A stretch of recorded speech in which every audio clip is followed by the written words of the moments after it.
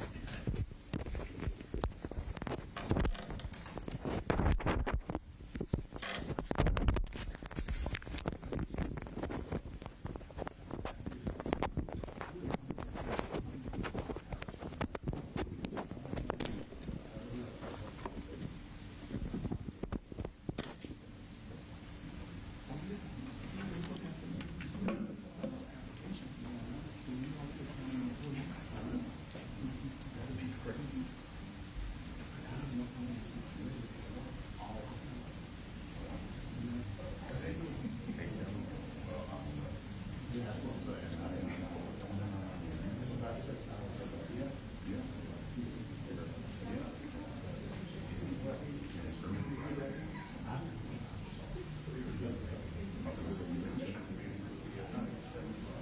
Yeah, so I'm sure that If they want you for the commission evidence. that's a good reason. I'm trying to get on to the drug court. They are looking for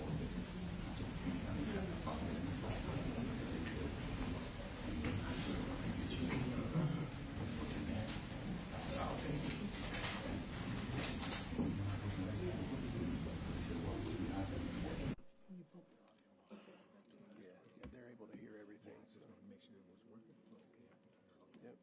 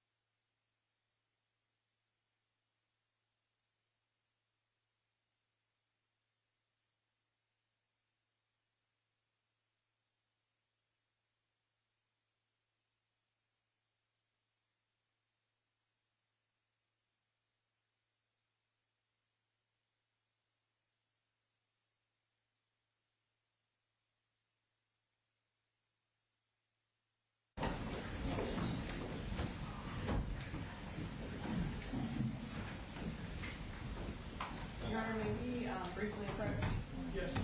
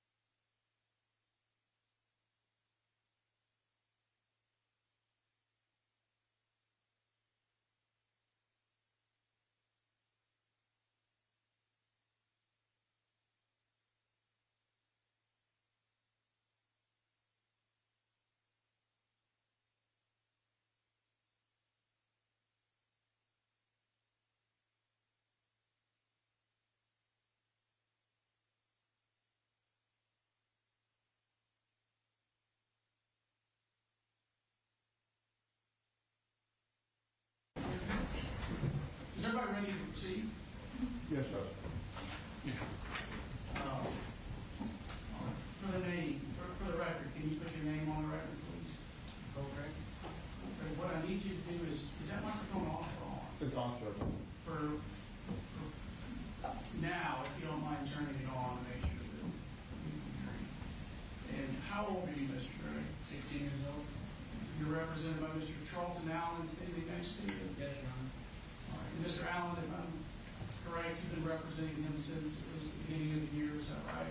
Yes, Judge, I was retained on December 18th. Now,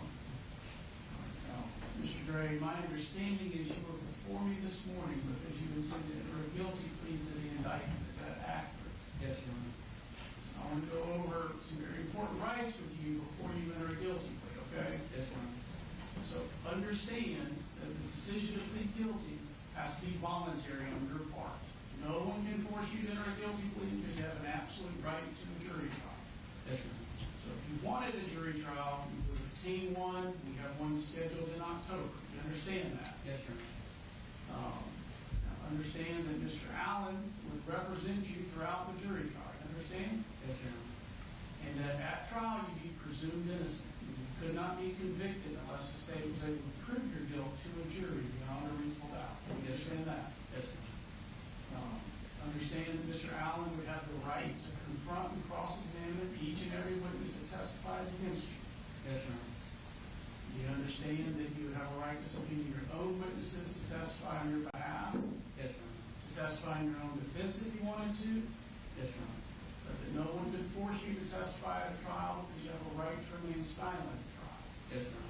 If you chose not to testify, the jury would be instructed they could not use your silence against you in any manner in their deliberations and in which you have heard. You understand that? Yes, Your Honor. Now, also understand that if you had a trial and there were any legal errors that occurred during the course of the trial, you have a right to file an appeal for any of those legal errors. You understand that? Yes, Your Honor. When you enter a guilty plea, however, as you're about to do, you waive and give up each of the rights I've just gone over. Yes, Your Honor. So you understand each of these rights. Yes, Your Honor. Do you have any questions about them whatsoever? No, Your Honor. Do you wish to voluntarily give up those rights and enter a guilty plea today? Yes, Your Honor. And that's a decision that you're making of your own free will because that's how you've decided you want to resolve your case? Yes, Your Honor. There's a little bit of feedback somewhere as well. Where it's coming from. Mr. Allen, have you completed what we call a plea sheet? Yes, Judge, I have. Now, approach. Yes, sir. Mr. Gray, take a look at that document real quick. You recognize it? Yes, Your Honor. All right, Mr. Allen.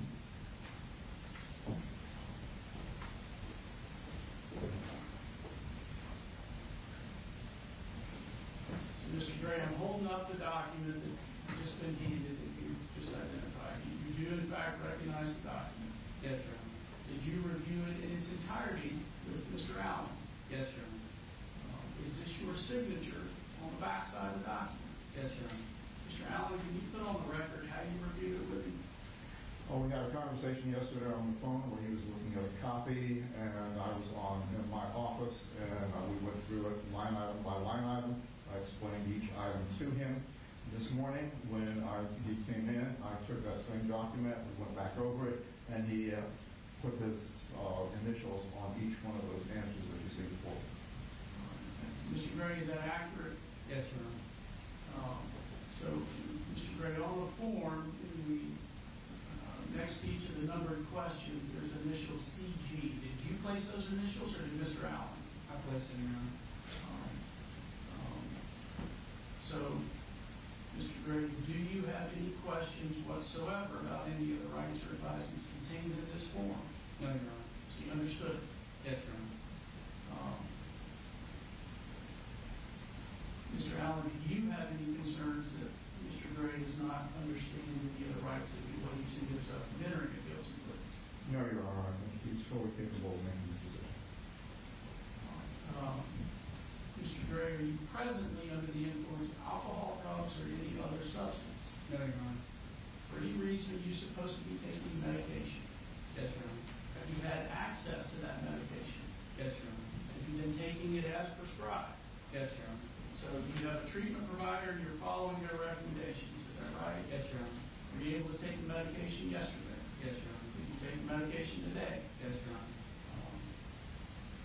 You feel all right today? Yes, Your Honor. Do you have any mental health issues or mental health disabilities? Yes, Your Honor. Is that why you take the medication? Yes, Your Honor. All right. Your mind's clear. Yes, Your Honor. And again, your mental health treatment provider, you're following their recommendations as well, is that right? Yes, Your Honor. Mr. Gray, are you a citizen of the United States? Yes, Your Honor.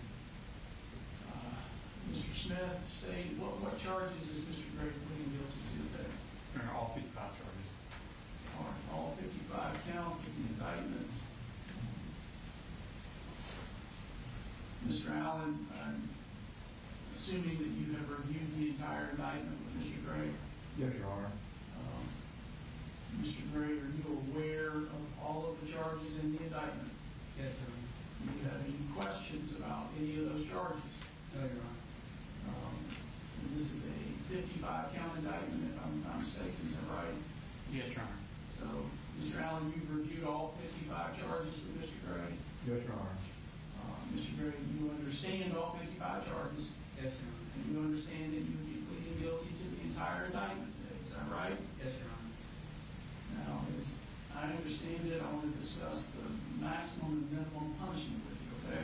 Yes, Your Honor. So you understand, and someone correct me if I'm wrong, the minimum punishment that you're facing with the charges that you're pleading guilty to is a life sentence that could be parole. Yes, Your Honor. The maximum punishment that you're facing is the rest of your life in prison without parole. Do you understand that? Yes, Your Honor. Counsel, anything I need to add? No, Your Honor. All right. Now, this is a non-negotiated guilty plea, is that right? Yes, Judge. Yes, Your Honor.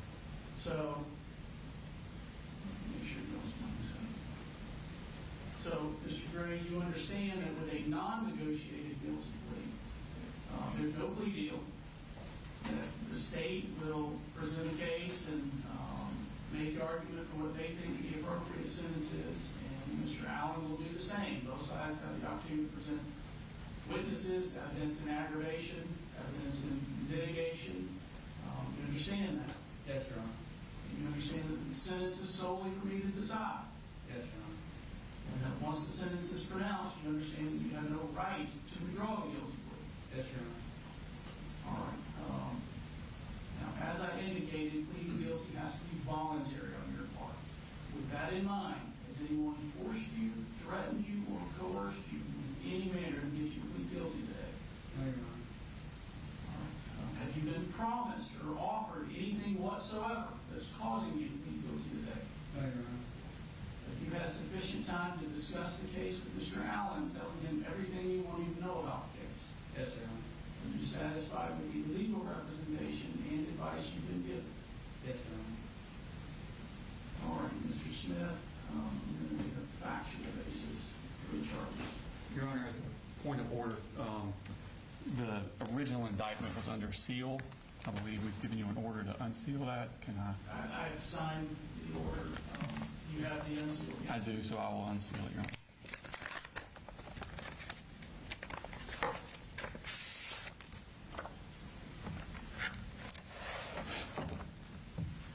Your Honor, counts 1 through 12 go towards the 4 deceased victims. They consist of malice murder in Barrow County on September 4th, 2024, that unlawfully and with malice aforethought caused the death of a human being by shooting them with a firearm.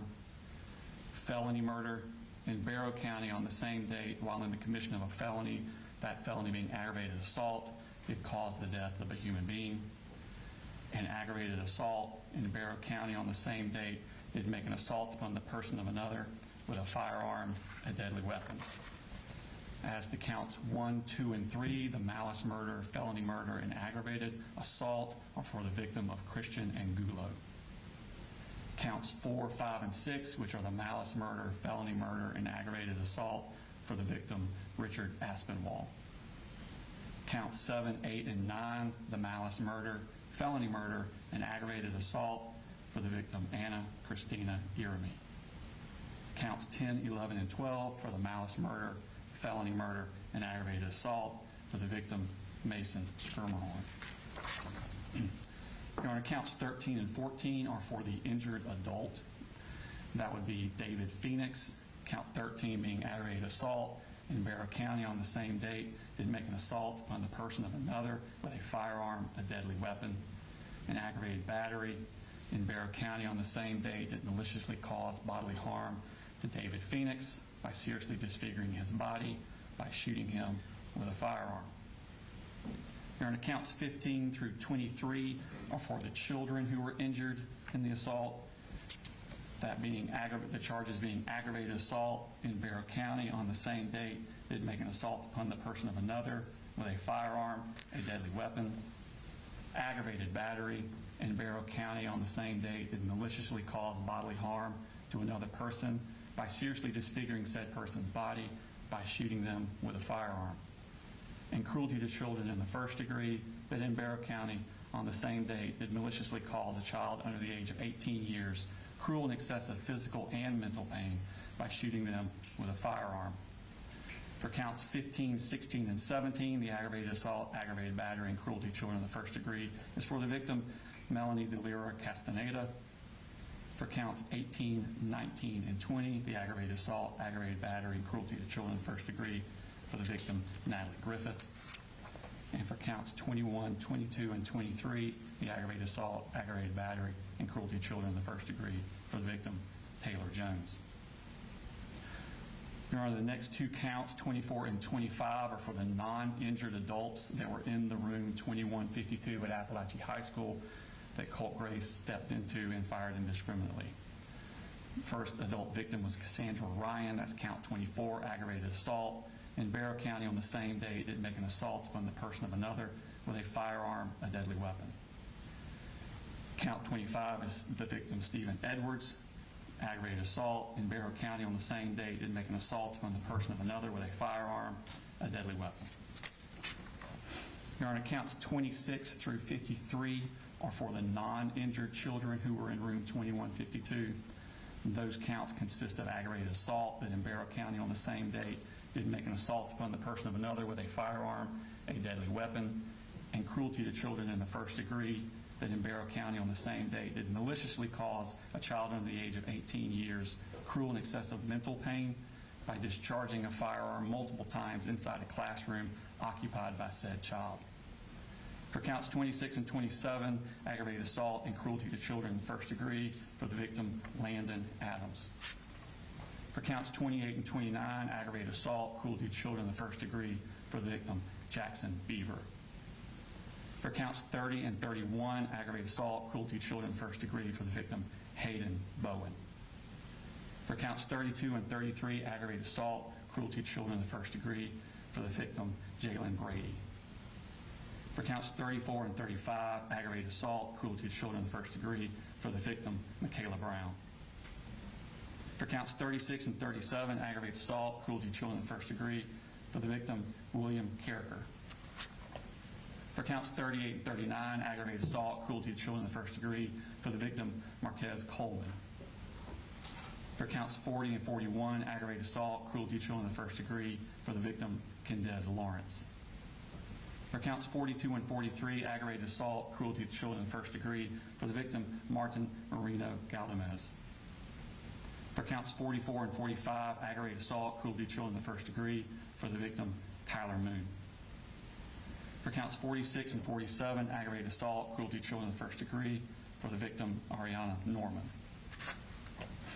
For counts 48 and 49, aggravated assault, cruelty to children in the first degree, for the victim, Brittany Rubio. For counts 50 and 51, aggravated assault, cruelty to children in the first degree, for the victim, Ronald Vega. And for counts 52 and 53, aggravated assault, cruelty to children in the first degree, for the victim, Nautica Walton. Your Honor, counts 54 and 55 were for a child that was in the hallway, Zane Zinni. Aggravated assault is count 54 in Barrow County did on the same date make an assault upon the person of Zane Zinni with a firearm, a deadly weapon. And count 55, cruelty to children in the first degree in Barrow County on the same date did maliciously cause a child under 18 years of age cruel and excessive mental pain by pointing a firearm at said child. And is there anything the state needs to add or would like to add for the factual basis? There. Mr. Gray, you heard the factual basis for each count just announced by the state. Is that right? Yes, Your Honor. Do you agree that there are facts to support each of the charges against you? Yes, Your Honor. Are you pleading guilty to each of the charges because you are in fact guilty? Yes, Your Honor. Counsel, is there anything I need to address before accepting the plea? Anything else? There. All right, Mr. Gray, I will accept the plea. I find there's a factual basis for it. You understand the nature of the charges, the consequences of the plea, the rights you give up when pleading guilty, and you are entering this plea freely and voluntarily. Yes, Your Honor.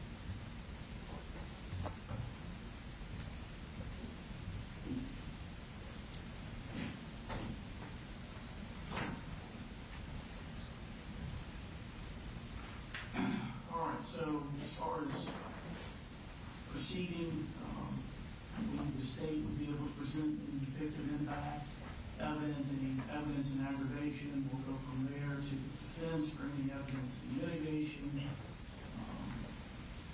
And we'll have the argument, which I realize may be today. Thank you. All right, the guilty plea has been entered on the event. You can be seated.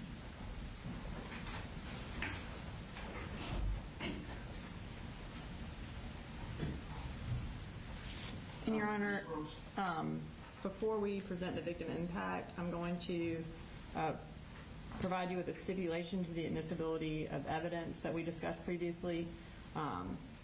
The defense and the state have agreed to the introduction of evidence from the Apalachee school shooting that the court can consider without having to replay the surveillance video for you today. We have placed it on a thumb drive for you. Mr. Allen, is that accurate? Yes, Judge, we discussed this. They gave me a list of what the items would be. I have no objection to it. All right. So the evidence that's addressed in the stipulation is on a thumb drive that I'll have. Is that right? Yes, Your Honor, you will have it. It was previously introduced into evidence at State versus Colin Gray, and the court has already seen the evidence. So we're asking you to consider the evidence you have previously seen, and the defense has stipulated to your ability to do that. If you need to review it again, it is on the thumb drive for you to do that. All right.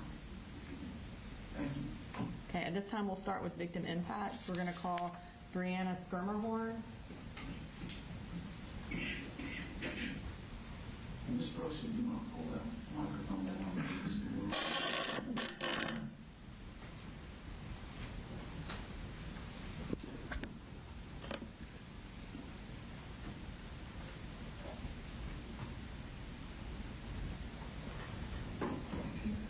Just speaking of that. Your Honor, do you want me to swear her in? You might as well.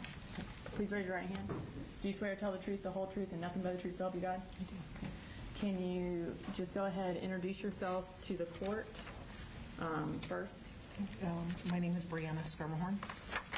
and will you go ahead and tell the court what you would like him to know with regards to the sentencing of Colt Gray? I'm the mother of Mason Alexander Skirmahorn. Although Mason is no longer here physically, I'm continuing to learn from him. Mason was so much more than a victim. He was a son, brother, grandson, and friend. He was deeply loved. Mason was kind, compassionate, funny, and fiercely protective of others. As a child with exceptional needs, he understood what it felt like to struggle and be overlooked by others. Instead of becoming bitter, he became an advocate, not only for himself, but also for his friends. He made people that were typically unseen feel seen, accepted, and safe. Mason even became friends with children who started out as his bullies.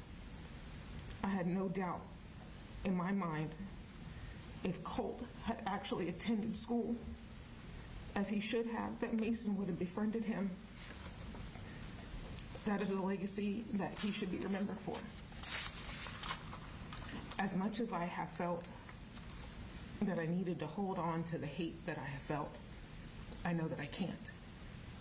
Not only for my own health, but how can I say love like Mason and hold on to that? So I'm choosing to continue to learn from Mason and honor his legacy. I want it to be very clear that I do not forgive Mr. Gray.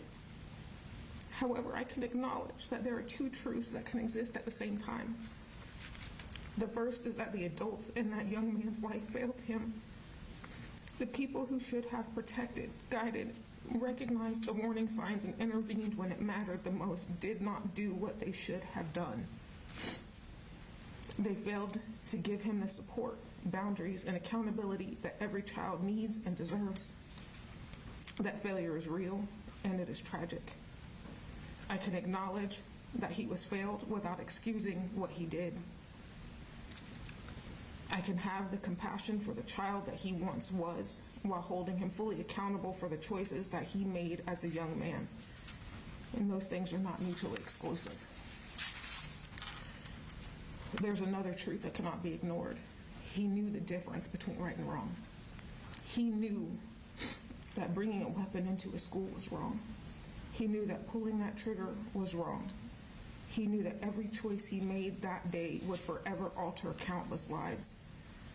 The failures of the adults around him may explain parts of his story, but they do not excuse the decisions that he made. Those decisions were his and his alone, and because of those decisions, my Macy Mace is gone. My family, both biological and chosen, have been forced to endure horrors that no family should ever experience. A member of our family that has been an integral part of our village was who had to identify Mason in the school that day. That is an image that he will carry the rest of his life. He and another family member were in the room when we were told that Mason was gone. I can still remember the silence and the confirming nods by my family when I looked to them in utter disbelief, wishing it was untrue, and the heartbreak on my other children's faces. In that moment, our lives split into two parts, before September 4th and after. In one sentence, our future was stolen. Since Mason's death, I've had the privilege of spending a lot of time with the Angulo family and some of the victims, or actually I don't want to say victim survivors. While each of our experiences are different, we are forever connected by the trauma that his choices caused. I have witnessed incredible strength, resilience, and courage in people who were never asked to carry this burden. None of us should know one another because of a school shooting. Yet here we are showing up, loving one another, and trying to rebuild lives that will never be the same. Colt didn't just take Mason's life that day. He took every birthday we would have celebrated, every holiday, every graduation, every milestone, every hug, every conversation, and every dream that he should have had the chance to live. Mason deserved to grow up. He deserved the chance to continue advocating for those that needed a voice. He deserved to become the man, husband, and dad that he was meant to be. Mason deserved a future, and we all deserved a future with Mason in it. And Colt took that from Mason and everyone who loved him. I hope that one day he truly understands the weight of what he chose to do, not because it will bring our loved ones back or erase the damage that he caused, because nothing ever will, but because genuine remorse begins when excuses end. Every morning I wake up to the reality that my son is gone. Every night I go to bed knowing that there is nothing I can do to change it. I have lived 688 days so far of a sentence with no parole, and that is what he should receive as well. Thank you.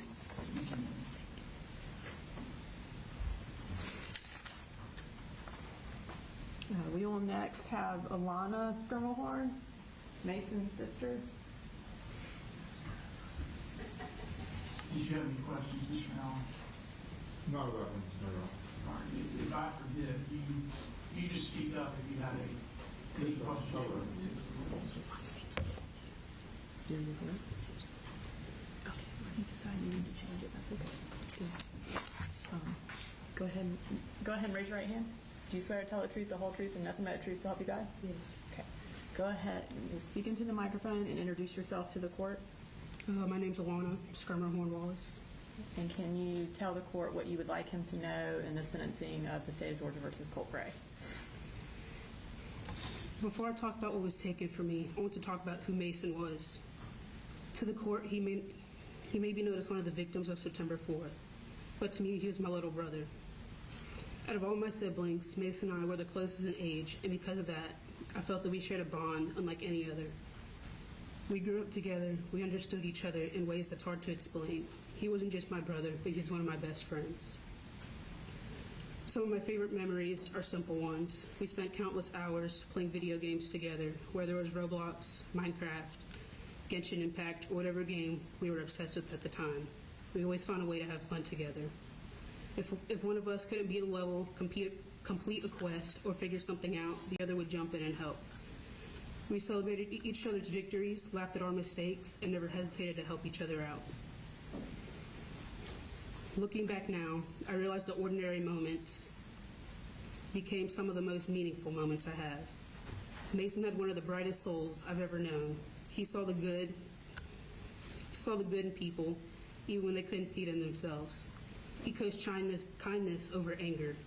He believed people deserve second chances, even the people who bullied him. They eventually became his friends because that's just who Mason was. He didn't hold on to hate. He had a way of bringing out the good in others. He never judged people for their disabilities, the way they looked, where they came from, or anything that made them different. He accepted everyone exactly how they were. He treated everyone with the same kindness and respect because that's how he lived. Even during difficult times, Mason seemed to find some light. He had a way of making people smile, making situations feel less heavy, and reminding people around him that things would be okay. That is the person who's taken from us on that day. Not just the name in the courtroom, not just another victim in a headline, a little brother, a best friend, a great, compassionate, and genuinely good person who deserved the chance to keep growing into the incredible man he would have been today. September 4th, 2024 started like any other Wednesday. I actually woke up a little later than usual that morning. Mason and I went to different high schools, so by the time I got out of bed, he had already left for school. I never got to see him that morning or say goodbye like I normally did, which didn't seem like a big deal at the time. Around 10:52 that morning, everything changed. I was a student helper in one of the band classes helping a group of freshmen in a separate practice room when I got a text from my mom saying, "Are you okay? What's going on?" I didn't understand what she meant at the moment, so I ignored it, and I kept helping the students. And then, not even a minute later, someone came into the room and said we were going into lockdown. Rumors started spreading almost immediately. Students were shouting things out that they saw online, shooting at Apalachee. There are 5 shooters. Nobody knew what was true, what wasn't. We didn't know how serious it was. We didn't know if the danger was over. We didn't know if anyone had been hurt. We just waited. As the minutes passed, several of the freshmen came up to me because they were scared. They'd heard the attack mainly involved freshmen, and they were worried about their friends at Apalachee. I don't remember every conversation, but I remember one perfectly. One of the students looked at me, and he said that he was scared for his friends. I didn't know students and teachers. He said he was scared for his friends. Trying to confront him, I told him the chances of anyone in this room being directly affected are slim to none. And I believed it when I said it. At that point, I didn't know there were confirmed deaths. I didn't know students and teachers had been shot. I didn't know people were fighting for their lives in hospitals. Also trying to calm a frightened freshman who was terrified about people who he cared about. Around that same time, my mom texted me again, "I can't get a hold of your brother on the phone." Even then, I wasn't worried. I told myself Mason probably left his phone in the classroom, in his book bag. I never imagined there would be another reason that he wasn't answering. As the day went on, the room became quieter. The panic settled into silence as people played games while we waited to go home. During this time, my phone never stopped vibrating. Family members, friends, coworkers, everyone kept asking me the same question: has anyone found Mason? But no one could give an answer. At that point, someone from my work group chat sent a video of students being evacuated from Apalachee. And in the background, there's a body covered in the hallway that I later found out was Mason. That was the moment I realized this wasn't just another school lockdown. This was real, and I wanted nothing more to go home. Around 3:13 p.m., 2 minutes before the bell rang, I opened social media just to pass the time while we waited to be dismissed. Instead, I saw my sister's post saying that Mason did not make it out of the school alive that day.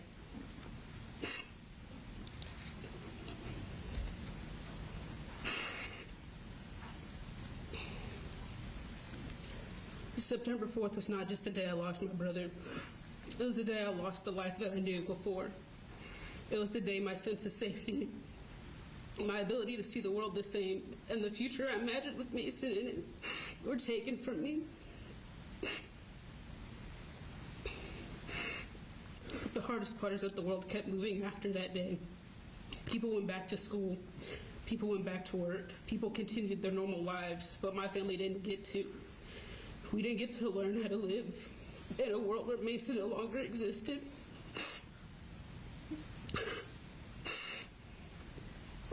This experience has changed the way that I have seen safety. Before September 4th, I believed that something like this could never happen to me or someone I loved. Schools where I went to learn, see friends, and make memories, but then it happened to Mason. Now every time I walk into a school building, a thought immediately crosses my mind. If it can happen to my brother, then why can't it happen to me? The question is something I never had to ask myself before September 4th. I find myself looking for exits when I enter buildings. I pay attention to the people around me. If someone is walking behind me in a hallway or a staircase, I feel myself wanting to move away or get somewhere safer. Loud noises, unexpected sounds, and certain situations can bring me back to the fear and uncertainty of that day. It's not because I think every place is dangerous. It's because I know that the place where I once felt the safest was the place where I lost my brother.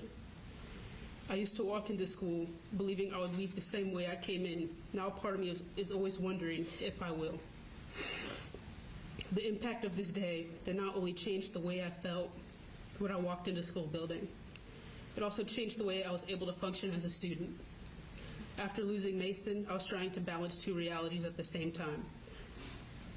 I was expected to be a full-time student in college, completing assignments and preparing for my future while also trying to grieve and process everything that had happened. During this time, I had to miss a lot of school because of court proceedings and everything that came with seeking justice for Mason. I wasn't missing classes because I didn't care about my education. I was missing them because I was dealing with something no student should ever have to experience. And what hurt was that I had to provide proof of what happened in order for my situation to be understood.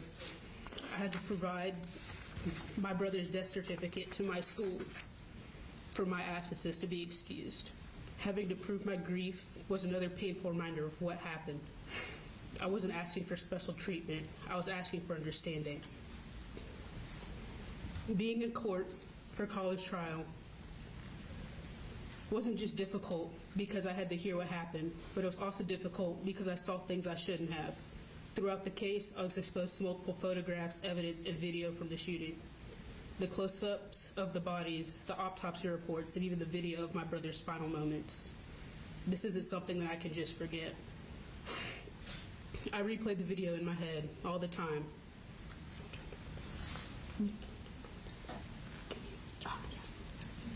I replay the video in my head all the time.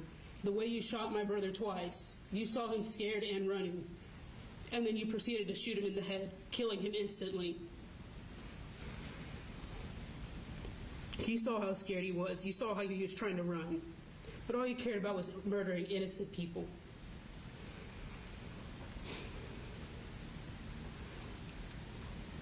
All you cared about was murdering innocent people because you want to be like your twisted-minded idol. But of course, the twisted-minded stuff doesn't end there. Because of the people on social media purposely finding my accounts, my videos talking about my brother, saying that he should have dodged the bullet or that he deserved what happened to him. I want you to understand something. What you did not end on September 4th, 2024. You may have pulled the trigger that day, but the pain you have caused has continued every single day since. You didn't just take my little brother from me. You took away him from my parents, my siblings, his classmates, his teachers, and everyone who loved him. You took away a future that Mason deserved to have, and I'm angry that you did that. I'm angry that I had to sit in the classroom comforting scared freshmen while not knowing you had already ended my brother's life. I'm angry that I had to walk into my own home knowing Mason would never walk through that door again. I'm angry that I had to see evidence from the worst day of my life and carry memories that nobody should ever have. I'm angry because none of this should ever happen. But I'm also angry at how cowardly you are. You sat there and you planned everything that you were going to do that day. You sat there and wrote down the amount of fatalities you wanted. You made sure that you packed everything that morning so you'd be ready. And then you sat in that stall preparing for what you were about to do. Instead of going through with this plan,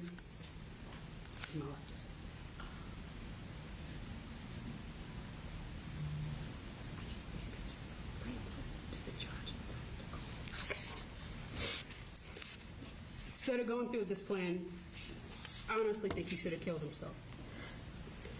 Instead of killing 4 people and injuring others, he should have taken himself out. Instead of coming up with this whole elaborate plan, he should have made a plan to off himself instead. I'm not saying this just because he took Mason from me. I'm saying this because if he had this sick and evil thought to be like that other worthless school shooter and inflict pain on a whole community, he doesn't deserve to be here. You had time before you left school that morning to change your mind. You had time in your first period class to change your mind. You had time while you were in that bathroom to change your mind, but you didn't. Instead, you went through with your plan. And not only that, but as soon as you were caught, you surrendered. You can willingly shoot all these people. It didn't feel an ounce of remorse, but as soon as a gun is pointed towards you, you get scared because you're the definition of a coward.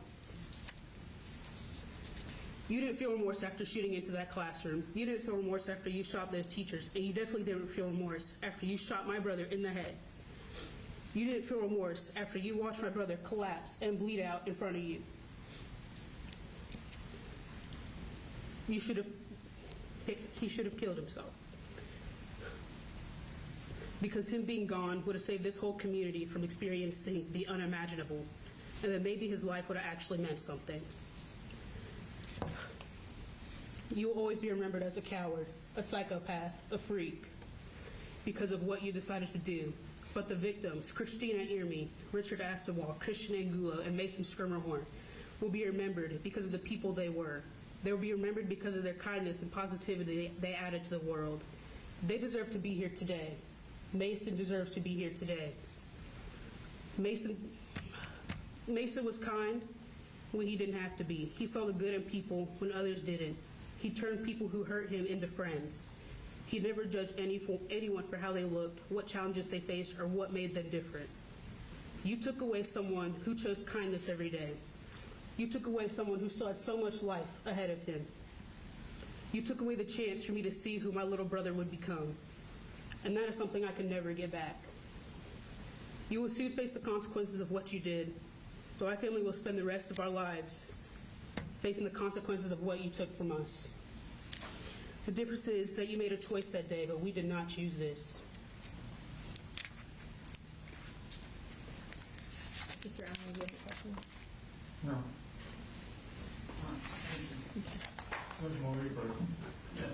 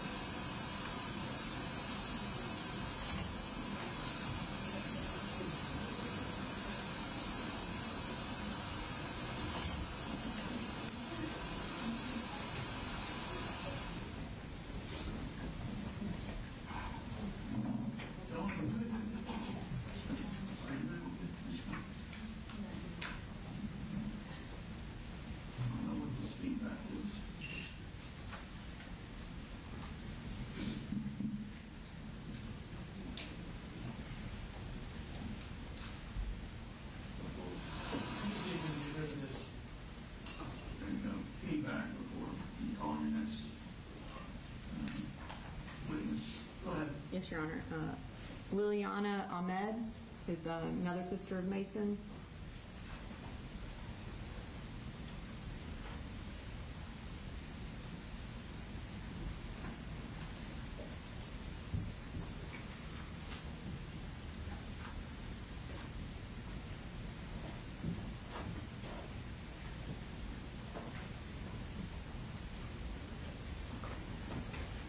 And if you could raise your right hand. You swear to tell the truth, the whole truth, and nothing but the truth, so help you God? Yes. Okay. And if you could just introduce yourself to the court. My name is Liliana Ahmed. I am the oldest sister of Mason Skirmerhorn. And you can go ahead and tell the court what you would like him to know in regards to the sentencing of Colt Gray.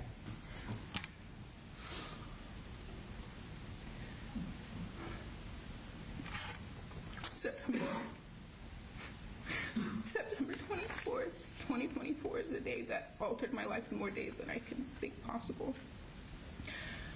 That day is unfortunately a day that is branded into my brain. It was a Wednesday. I was at work. It was a normal day. Started off good even. At 11:25 a.m., I got a text message from one of my close friends asking if I heard about the school shooting at Apalachee. I instantly thought this was a joke or a false alarm. Nothing like this is supposed to happen in Winder. I graduated from Apalachee when the school body was barely 1,200 kids. We always poked fun about how boring and rural our school was. There was no way this could be real. My first instinct was to call my mom. I thought surely if Mason was scared, he already called my mom and told her he was fine. Of course, it's no surprise to you that Mason was not okay. I lost it. I had my first ever panic attack. I stayed at work fighting the thought that my brother was dead. There's no way that this could happen to me. By 2 p.m., there was still no update on Mason. No one could find him. I felt hopeless, so I posted a picture on social media begging people to message me if they saw him. He used to run away when he got really emotionally overwhelmed. And I was praying that this was still true in this instance. Praying that he was scared and hiding somewhere. From my car, I frantically called every single emergency room in Atlanta, Gwinnett, Barrow, and Clark Oconee counties to see if anyone had a John Doe that fit his description. No success. At this point, I was at home because I was holding out hope that Mason was okay. My mom even asked me, when we find Mason, can we have a sleepover? Mason had to be okay. I will never forget the exact moment I found out Mason was dead. The exact moment that I found out you killed him. The hour-long drive to Winder was the quietest car ride I have ever had with my husband. The only thing I could manage to mutter was my baby brother, over and over again, like my brain was rejecting the thought of him being gone. We arrived at my parents' house, a place that used to hold nothing more than laughs, happy memories, and petty sibling arguments. Turned into a place that sends my nervous system into absolute disarray. From that point to about 6 months following, everything is a blur. As you can imagine, I have had a lot of time to reflect on how the past 688 days have impacted my life. Since I was 7, almost 8 years old, a large part of my identity has been being a big sister. I'm the oldest of 4, and there's a significant age gap between me and my siblings. Being the oldest sibling and oldest daughter has shaped me in more ways than I can express, especially being a big sister to siblings with special needs. One of the ways that has shaped me has been my ability to look beyond a person's behaviors and search for the why. There's always so much more to a person's actions besides what we see at face value. This ability has led me to be naturally forgiving and compassionate. I've even dedicated my professional career to this ability my siblings have fostered in me. Whenever I come across a child that is met with any circumstance out of their control, whether it be a diagnosis or environment, I can't help but feel compassion. Admittedly, I feel compassion for Colt, and I hate that. He is a product of 2 people that did not deserve the privilege of bringing life into this world. His actions are a testament to that.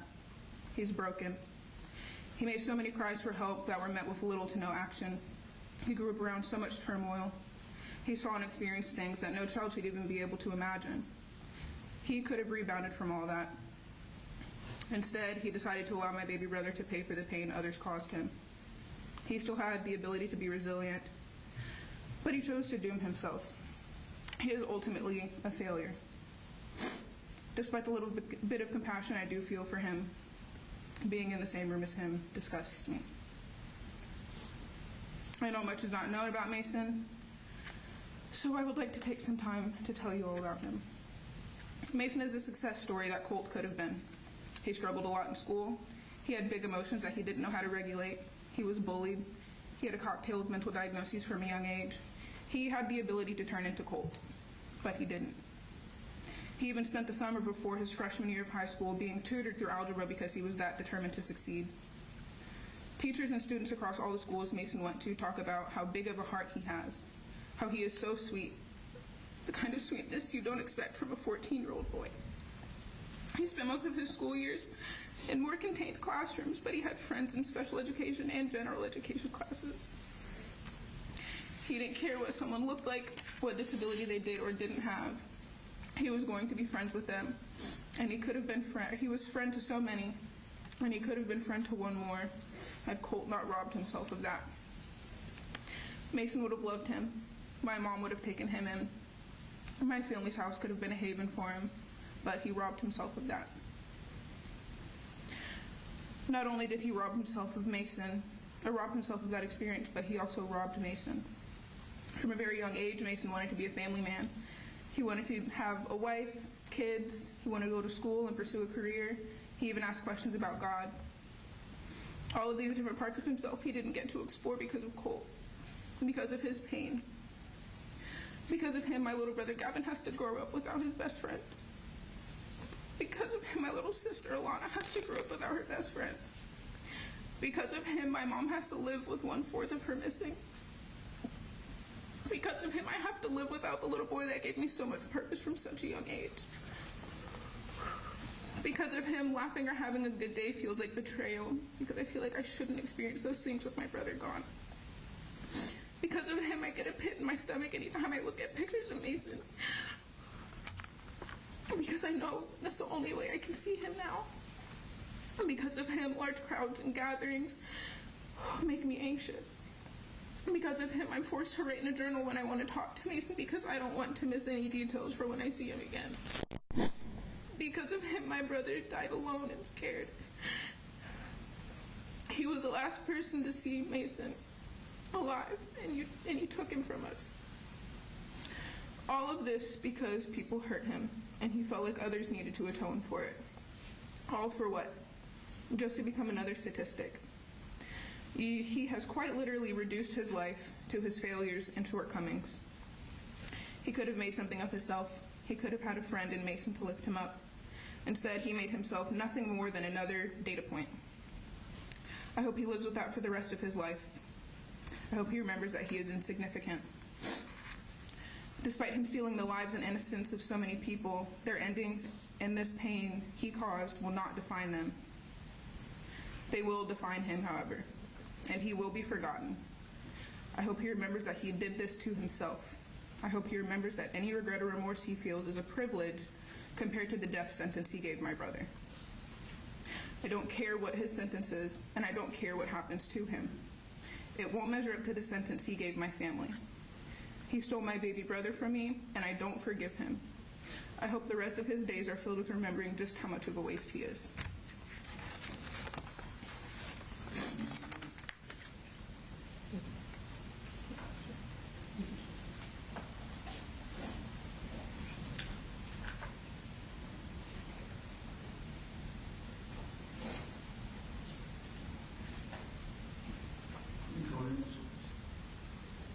Next, we have Shayna Aspinwall, Richard Aspinwall's wife.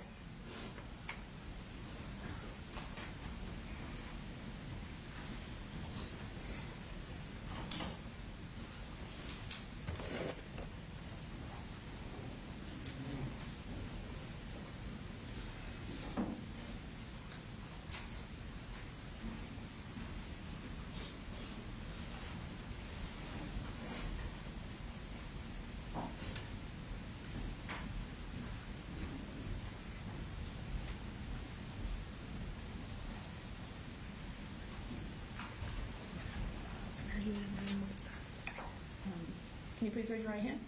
Do you swear to tell the truth, the whole truth, and nothing but the truth to help you God? Yes, ma'am. And go ahead and introduce yourself to the court, and then tell him what you would like him to know in the sentencing of Mr. Colt Gray. My name is Shayna Aspinwall. I am the wife of Ricky Aspinwall, who was murdered in the Apalachee High School shooting on September 4th. You can go ahead. Okay. No words can fully express what was taken from me and our family and everyone who loved my husband. On the morning of September 4th, he left for work. We expected him to come home, just as he always had, and said our lives were changed forever. My husband was more than a victim. He was my partner, my best friend, and the person I planned to grow old with. He was a loving husband, a devoted father, a teacher, a coach, an uncle, a son, a brother, and a friend. He brought kindness, laughter, and strength into our lives, and his absence is felt every single day. The grief of losing him is constant. There is an empty chair at our table, silence where his voice used to be, and countless moments when I instinctively reach for him only to remember he is gone. Every holiday, birthday, anniversary, and ordinary day is a reminder of what has been stolen from us. Our family has had to face not only overwhelming emotional pain, but also the practical realities of moving forward without him. The future we planned together no longer exists. The dreams we shared ended the moment his life was taken. Now, our daughters, who were 5 and 2 at the time, must grow up without their father. They will miss his guidance, his encouragement, his hugs, and all the milestones he should have been here to witness. Birthdays, graduations, weddings, and the everyday moments that make up a lifetime will forever be marked by his absence. No sentence the court imposes can bring my husband back. Nothing can restore the life he should have lived or the years he should have shared. But I ask the court to recognize the profound and permanent harm this crime has caused. The loss extends far beyond one day. It is a life sentence of grief and trauma for those left behind. I ask that Ricky's killer is not given an opportunity for parole. The trauma it would continue to bring me and my daughters, knowing that there is a chance, even a small chance, that he would get out of prison, would be continued torture for my family. We have already been through enough without having more fear in the back of our minds. Once I die, my daughters will then have to suffer through parole hearings alone. I think that everyone would agree that facing it alone is a burden that they should never have to bear. In closing, I hope my husband's life is remembered not for the violence that ended it, but for the love, compassion, and dedication he showed to his family, his students, and colleagues, and everyone fortunate enough to know him. That is certainly what his family and friends remember about him. And until I take my last breath on this earth, I will always remind my daughters of what a special person he was. Thank you.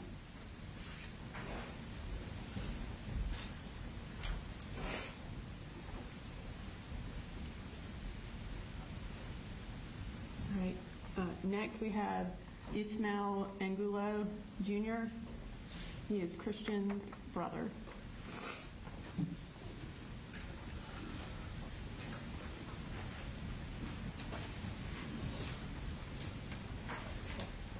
Go ahead and raise your hand. Do you swear to tell the truth, the whole truth, and nothing but the truth, so help you God? Yes. Go ahead, introduce yourself to the court, and then you can go ahead and tell My name them. is Ismael Angulo Jr. I am the oldest sibling of Christian. Your Honor, I am writing this statement to share the devastating reality of what was taken from my family and to ask this court to deliver the absolute maximum sentence allowed by law. The impact my brother's loss continues to have on my family is something I wish on no one. Every day is a nightmare that we have to wake up to remind ourselves of our new reality. A very painful one. The days my nephew comes up to me and tells me he misses Titian breaks my heart. I have no words that I can tell him, so I just hug him tight. My little brother Christian Gabriel Angulo was only 14 years old. He was the best uncle, the best brother anyone could have asked for, and a great son to my parents. The defendant's family will still get to see their son, talk to him, and know he is breathing. My mother, my father don't get that privilege. The only way to visit Christian now is by standing over his grave. There is no fairness in that reality. Christian was a beautiful, innocent soul who was robbed of his dreams and had so much ahead of him. Because of this defendant's choices, Christian will never get another chance at a life. I carry so much pain from that day, knowing that this coward's violent acts shattered thousands of lives in a single instant. I know the death penalty is off the table because of the defendant's age, but if his age is being considered, I want to ask, does Mason Skimmerhorn get a second chance when he was only 14 years old, robbed of his dreams, stolen far too soon, before he even had a chance to grow up? Does Coach Richard Aspinwall get a second chance to be with his wife and be a father to his young daughters? Or will he miss the rest of their lives because this coward took his life? Does Miss Christina Ermey get another opportunity to live, teach, and be with her husband? Do all 9 of the people who were injured that day get to live without the physical and emotional scars forced upon them? Does my little brother Christian get another chance to live another day? No, they don't. They will never get to experience the beautiful or painful moments that life has to offer because this defendant deliberately took those chances away from them. The defendant showed no mercy when he stole their futures, and therefore he should not receive the grace of a second chance. While the law spares him from the ultimate penalty due to his age, it does not require this court to ever grant him freedom again. For Christian, for Mason, for Coach Aspinwall, for Ms. Ermey, and for every person injured and broken by his actions, I ask that you sentence this defendant to life in prison without the possibility of parole and ensure he never has the opportunity to walk free or inflict this unbearable pain on another family ever again. Thank you, Your Honor, for hearing my voice and honoring the memory of my brother. Forever my brother, long live Christian. Thank you. Do you have questions, Mr. Allen? No, no.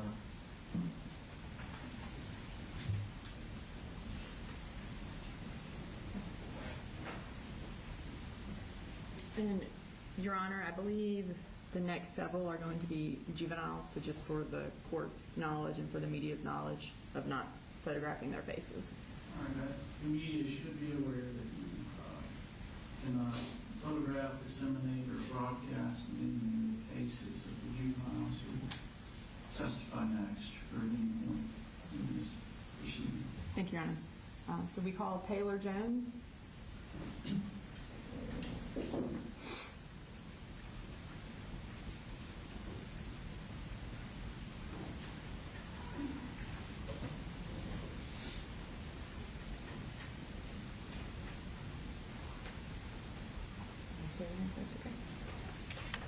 Go ahead and raise your right hand.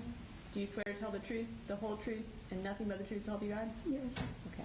Go ahead and speak into the microphone and introduce yourself to the court. Good morning, Your Honor. My name is Taylor Jones, and I'm a student at Apalachee High School. Okay. And go ahead and tell him what you would like him to know in the sentencing of Mr. Colbray. On September 4th, 2024, I was really scared and confused because I saw a Colt standing in the doorway with a gun. After I heard the first gunshot, I saw my teacher jump onto the floor, so I did too. And a few seconds later, I had realized I had been shot, and I immediately turned to my friend Landon, asking him to hold my hand. After the gunshot stopped, my friend came over to me, helping me in any way they could. I remember telling my friends to call my brother to let him know that I had been shot and I didn't know if I was going to make it. Right after that, I started having trouble staying awake. My friends were sitting with me, doing anything they could to help me stay awake.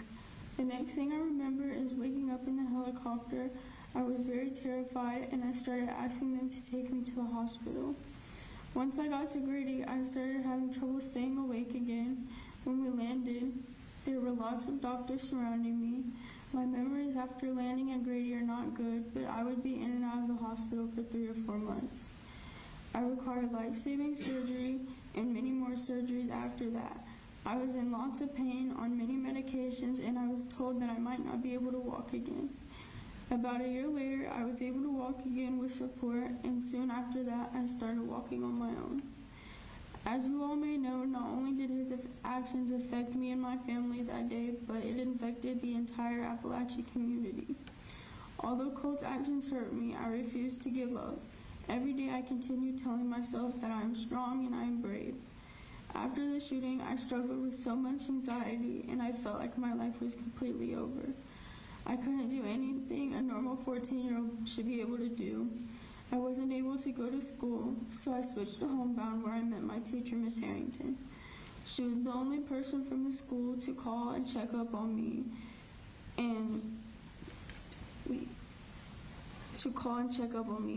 the only one that came out to the hospital to see me and make sure that I was doing okay. Moving on from this experience is very hard, and if I hadn't met some of the people that supported me along the way, I don't know where I would be. I've been going to physical therapy for almost 2 years now, and my therapist, Jess, has always made sure that I was okay and always comforted me when I was having rough days. This experience has been one of the hardest things anyone could go through, but I've learned so much from it. I hope my story makes Colt realize the horrible things that he has done and all the pain and suffering that he has caused. I hope my story brings light into someone else's story that's also gone through the same thing I've gone through and reminds them that they are not alone. A just outcome will help me finally begin to heal in peace. I hope that Colt is sentenced to life in prison without the chance of parole. Thank you. Any questions? No, Your Honor. Why don't we go ahead and take about a 10-minute recess? All right, recess for about 10 minutes.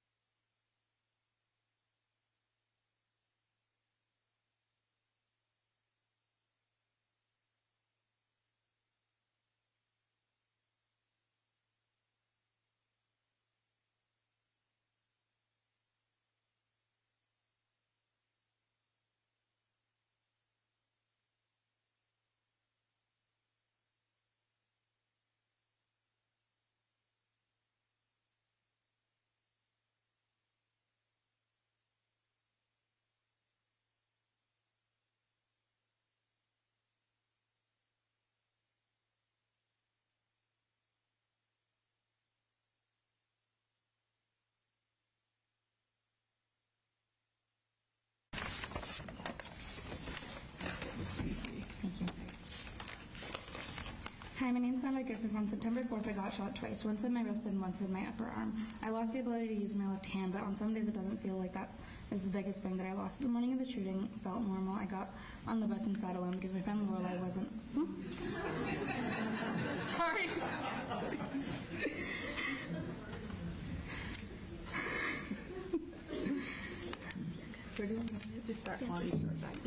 The morning of the shooting felt normal. I got on the bus and sat alone because my friend and Lorelai wasn't on the bus. I was cold because I forgot my jacket and I was wearing one of the new t-shirts I got for my birthday. I was listening to a song called ADHD and thinking about how we were going to start a new unit in algebra. I never thought for a second that there would be a shooting. Then there was one. Ms. Ryan was about to give instructions. I think we were about to break into small groups when I heard a banging and thought it was a fight. I never once did I think that it was a gun or a bullet. I never thought something like that would happen here. Those things happen in places where the sun doesn't shine as bright. Now, whenever I hear loud sounds, a door slamming, a book dropping, or people crowding and talking in another room, my mind immediately goes to the worst possible scenario. I wonder if there's a gun. I wonder if I need to run. I'm still very afraid of loud sounds, and I start to panic when I hear them. Some days when I think about the shooting, it feels like he killed me, even though I lived. The part of me that trusted people died, and I lost myself before the shooting. My smile was different. I did not think about danger the way I do now. I did not constantly think about my surroundings. I think about the shooting every day of my life. I wonder when I will stop thinking about it every day, and then, just like that, I've lost again. I wonder how different my life would be if that one moment had never happened. I wonder whether the person I am today is the person I would have become if the shooting had never occurred. After the shooting, I felt like my independence was taken away for a while. I could not put on my own clothes by myself or do my own hair. Things that used to be easy for me were now impossible challenges. Even now, whenever I try to tie my shoes, it's never quite right. To this day, I cannot type normally, which has impacted my ability to be as successful in school as I want to be. I cannot hold many things because I lost the use of an opposable thumb. The recovery process has been long and difficult. I had to undergo 2 different surgeries, attend physical therapy twice a week for the first year, and then once a week after that. Tasks that should be simple remain difficult. But the physical injuries are only part of what I lost. When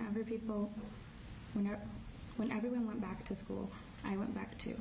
But not because I wanted to, but because I knew if I didn't, I never would.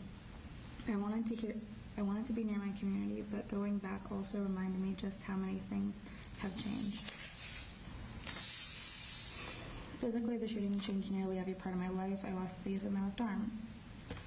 For a year, I could not cut my own food, and I had to rely on other people to help me. I lost the ability to play my flute, and I couldn't participate in marching band, which is one of my favorite things to do. I was in physical pain because my nerves were trying to heal, and I could not do the things I loved, like crocheting or playing video games. I remember sitting in my living room and crying because I was so frustrated, angry, and sad that the things I loved had been ripped away from me. The shooting was like an earthquake. My entire world was moved and rocked, and when it finished, nothing was in the same place it started. The strange thing is that for most people, the world kept going. There was no earthquake, and I think back to the day and become angry knowing my life was permanently changed by the decisions of one person. The shooting has affected how I look at my future. I'm limited in what jobs I can apply for because I do not have full use of my hand. I worry about what my life will be like years from now and whether it will ever feel normal. I think about the people who did not get to go on living. I think about Mason and Christian and their families. Their mothers both have 4 children, and now they only get to hug 3. They only get to talk to 3. I knew both boys since elementary school. I never expected them to not be here. Every day since the shooting, I've thought about what I would say to him. Every day I thought about if I had more time to speak to him on that day of the shooting, what would I have said? So I'd like to be able to do that now. I hate you and I'm mad at you because you had options. You had other options besides going in and killing a bunch of innocent people that did absolutely nothing to you. If you had waited maybe even 2 months, you would have found friends. I would have been your friend, and I know a bunch more people would have if you had just waited. I think you're entitled for doing the things that you have done, and I hope that every single day you think about the other options you could have had. I hope that 10 years from now you think, hey, I did this thing, not, that was so stupid.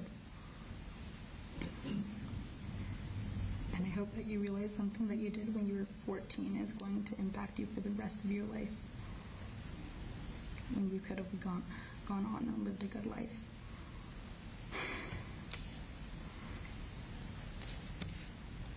The shooting took much more than the use of my hand. It took my sense of safety, my independence, my trust, and a part of the person I used to be. While I survived, I carry the impact of that day with me for the rest of my life. It only seems fair that every innocent person that has had to feel the impact of Colt Ray's choices for the rest of our lives, then he should receive the maximum sentence for his crimes. Thank you. Have a great day. No, Your Honor.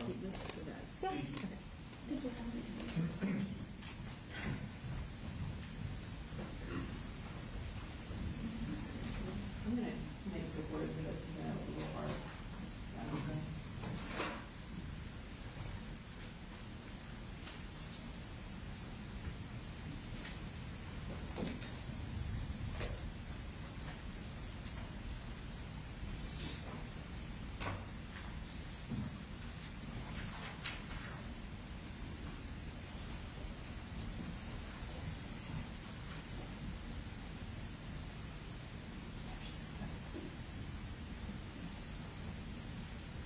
Your Honor, next we have Monica Walton.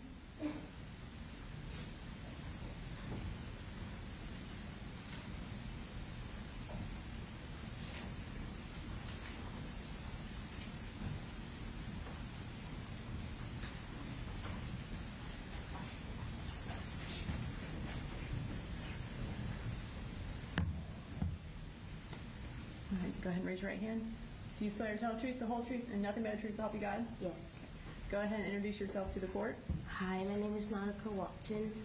And you can go ahead and tell the court what you would like him to know in regards to the sentencing of Colt Ray. The past couple of years since September 4th have been the hardest years of my life. About once a week, I find myself thinking about what would it feel like to be normal again. I think about my freshman year, but not with happiness, with anger, confusion, and sadness. For a long time, I was angry at the world because of what you chose to do. At some point, I became afraid of everything. I hated the dark because it reminded me of when the lights went out and all we saw was emergency lights. I hated sitting faced away from the door. I hate the thought of walking to second period by myself. Over time, the fear turned into something even worse. I started to hate myself because I couldn't truly live anymore. I felt guilty because I let you take every piece of joy I had away from me. I let you steal my happiness, not only from me, but the people that loved me and my friends. I hate everything about you. I hate the scars you left on my body. I hate that you took innocent lives in front of innocent people. Most of all, I hate that I let you live in my mind rent-free. Every time I closed my eyes, all I could hear were screams and cries. But after a while, something changed. It slowly turned into courage. Even though I'm scared to stand here today and speak in front of the courtroom, I refuse to let you win this time. I refuse to let you see me the way you saw me September 4th. I refuse to let you believe that you have control over me or control over my classmates. Most of the hate's gone, but all the scars are still there, all the triggers are there, all the emotions are still there. Those things are never completely going to disappear. You took away the innocence of so many kids in that classroom that day just because of what you were going through. That's something that we will never get back. What you cannot take away from me is the person I am choosing to become. I'm still here, I'm healing, and I'm finding my strength again. Every day that I continue to move forward, I'm showing you that you did not destroy me. You changed my life forever, but you will not define the rest of it. Thank you. Any questions? No, Your Honor. Thank you.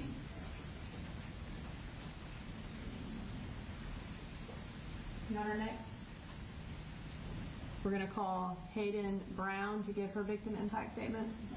Hayden Bowen.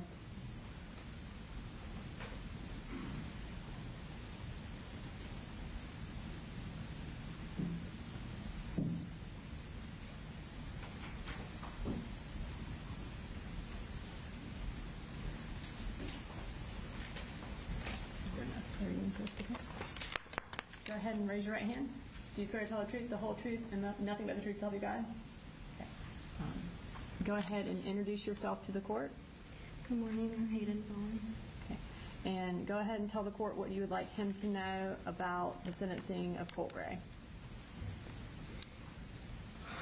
It's okay. I need some read for you, okay?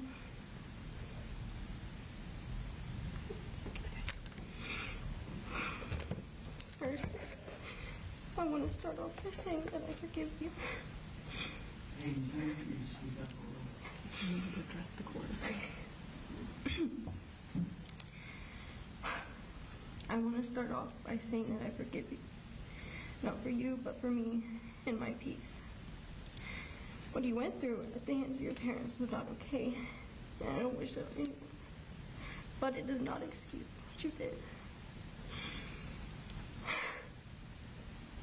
It was not right. It completely changed my life. It disrupted not only me, but my family and our lives. My family is often anxious about me and constantly checking up on me because of how much it affected my life. I now live with fear lurking behind me everywhere I go. Everywhere. I have frequent panic attacks. I can't stay in places for too long. I can't go out anywhere. I can't even stay in my own bedroom without feeling fear. I'm not able to be a normal teenager anymore. Before all of this, my biggest concern was who's going to walk me to class. But now I can't go a second without having to think whether or not I'm going to be safe while trying to learn. Of course, I'm so angry. But I know my God, and evil never wins.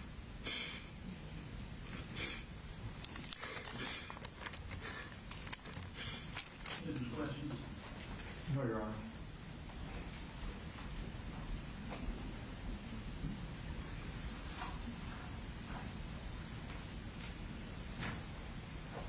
Our next victim impact statement is from Ariana Norman.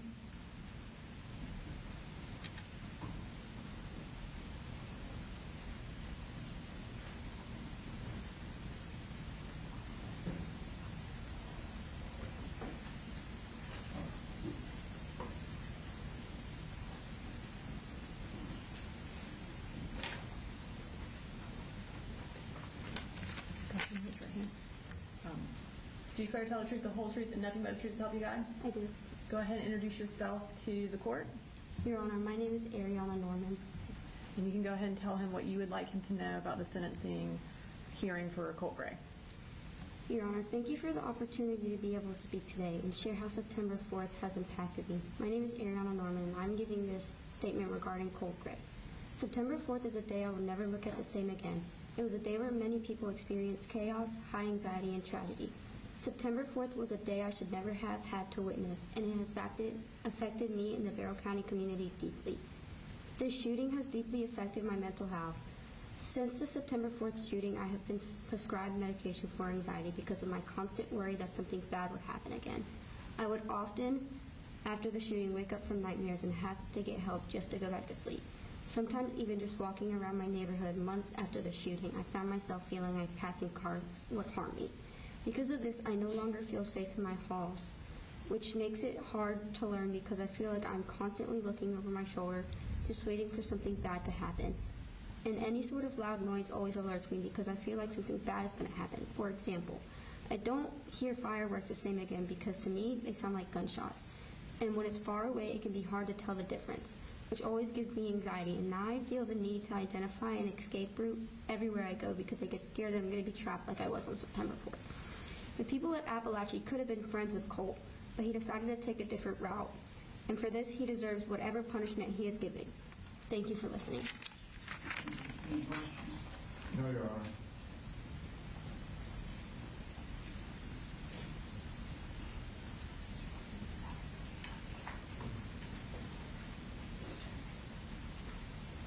The next, Ms. Alex Daniel from our office is going to read some victim impact statements that were written.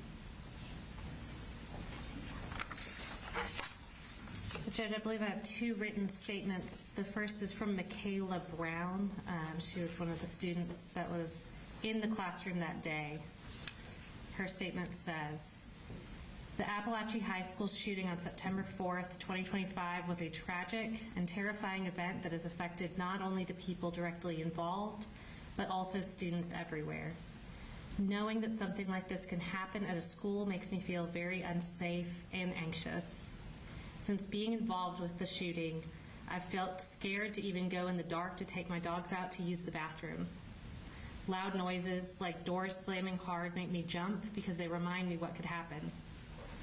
It's hard to feel relaxed or normal when things like that are always in the back of my mind. I also get nervous being home alone because I'm thinking someone's going to break in and hurt me. I don't feel as safe as I used to before.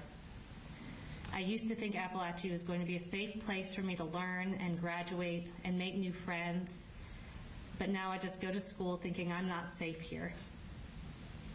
This situation shows how deeply events like this can impact students mentally and emotionally. It's not just something that happens and goes away, it stays with people. Schools are supposed to be safe places, and when that safety is broken, it changes how we feel every day." And Judge, the second statement is on behalf of Jackson Beaver, who was one of the individuals, one of the children that was injured in the classroom. It was prepared on behalf of him and his family, I believe prepared by his mother, Sarah Beaver. It says, "Your Honor, I have struggled to find the words for today because there are no words that can fully explain what September 4th, 2024 took from so many people. I stand before you as the mother of a child who survived that day, but surviving is not the same as being untouched by it. As I prepared this statement, I found myself wrestling with emotions I never imagined I could hold at the same time. Part of me looks at the defendant and sees a 14-year-old boy. I see a child who somewhere along the way was failed by the very people and systems that were supposed to protect him. I see a child who deserved safety, love, guidance, and intervention long before violence became part of his story. I grieve for the innocence that was stolen from him before he ever walked into Apalachee High School. But another part of me sees the person who made a choice that forever changed hundreds of lives. I hate that he lost his childhood, but I hate even more that he believed it was his place to steal the childhoods of the others. He didn't just take lives. He took futures. He took peace. He took the feeling every parent has when they watch their child walk into school, believing that they will come home that afternoon. Today, I want this court to remember the names of the people whose lives were forever changed. Mason, Christian, Richard, Christina. They were not victims on a page. They were sons, daughters, teachers, friends, classmates, and loved ones.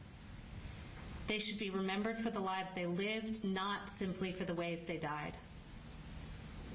I also want this court to remember Natalie, Melanie, Taylor, Jackson, and every other student and teacher who survived physically, but continue to carry invisible wounds. Remember the ones who have scars that they see every day and have flashbacks to the horror that they endured. Some injuries heal, others become part of you forever.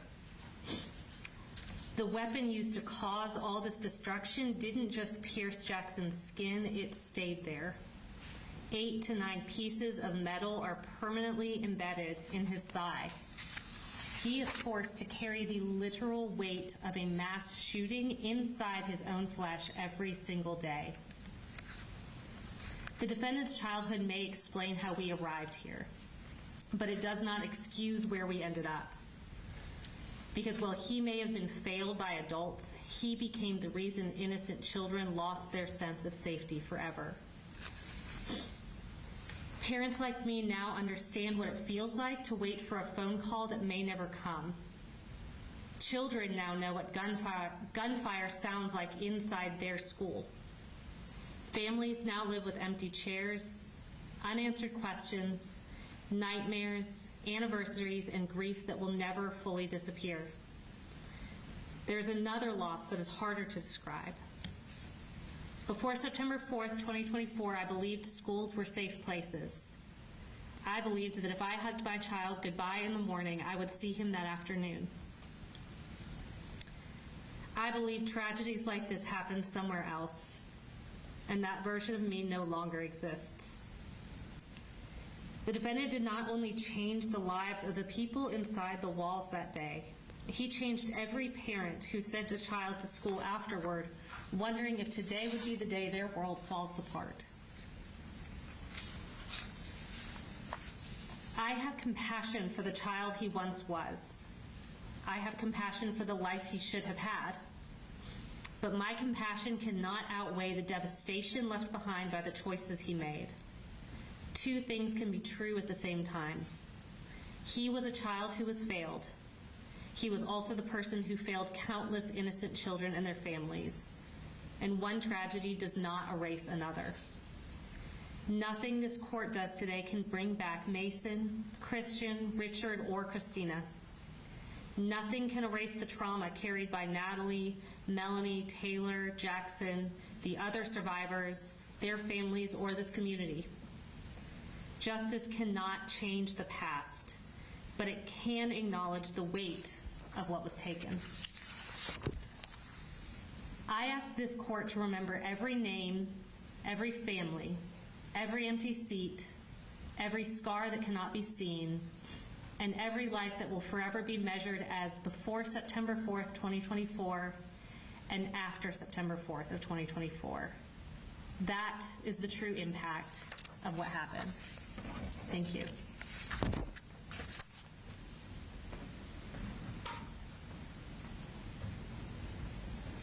And Your Honor, that concludes our victim impact at this time. We would like to take a short break before we begin presentation of further evidence. All right. So, ladies and gentlemen, my understanding is we're going to move on to additional witnesses, non-victim impact testimony. We need to take a break. Their audio-visual stuff can be, make sure it's working. So, we'll be in recess. Don't expect it to be too long. Media, you can plug into the TV. All right. We'll be in recess.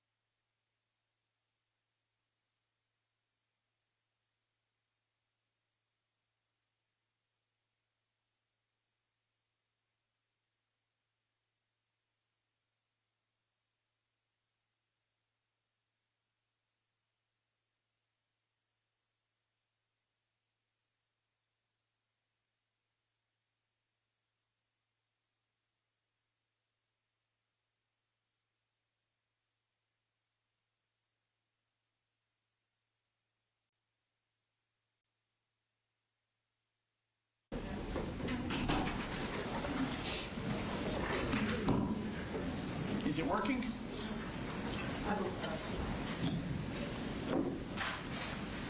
Working? Ours is working. Okay. I don't know if the media is saying it's working.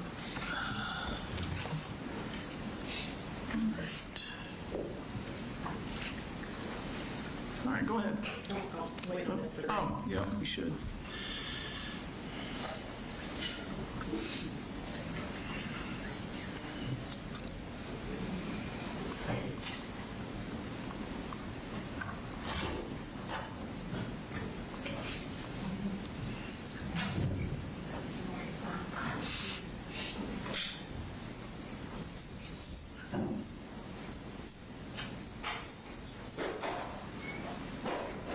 All right, we're all present, so you can call us next witness. Thank you, Your Honor. And we have one more victim impact statement from the principal of Apalachee, Jessica Reber.